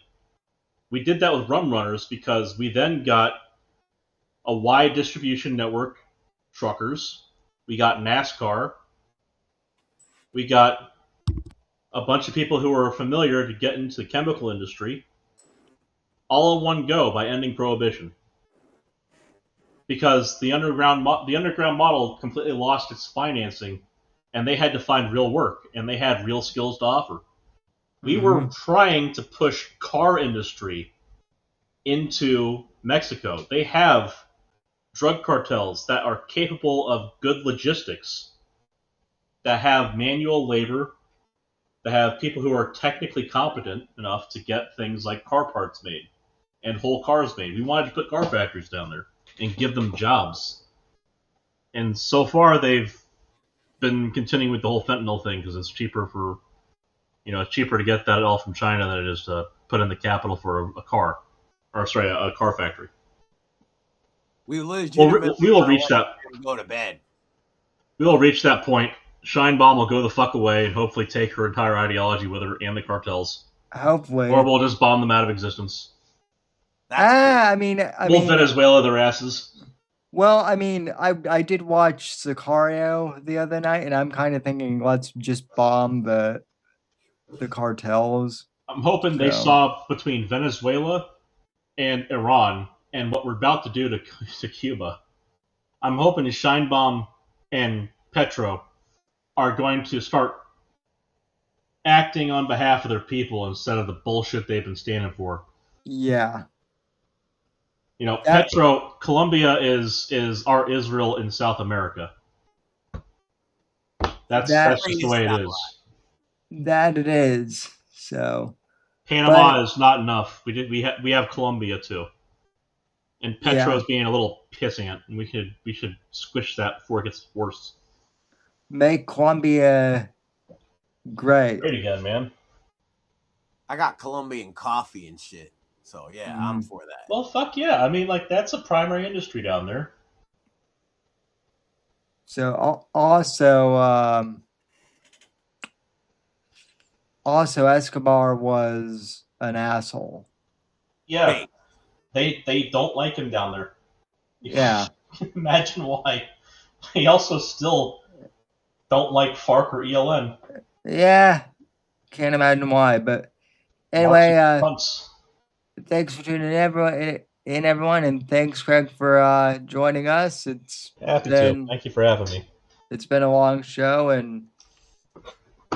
but anyway, we'll see you on Friday, and then I'll be back with a Monday show. So take care, everyone, and we'll talk at you down the road.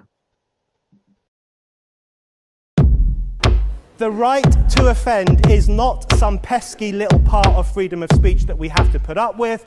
It is the heart and soul and lungs of freedom of speech.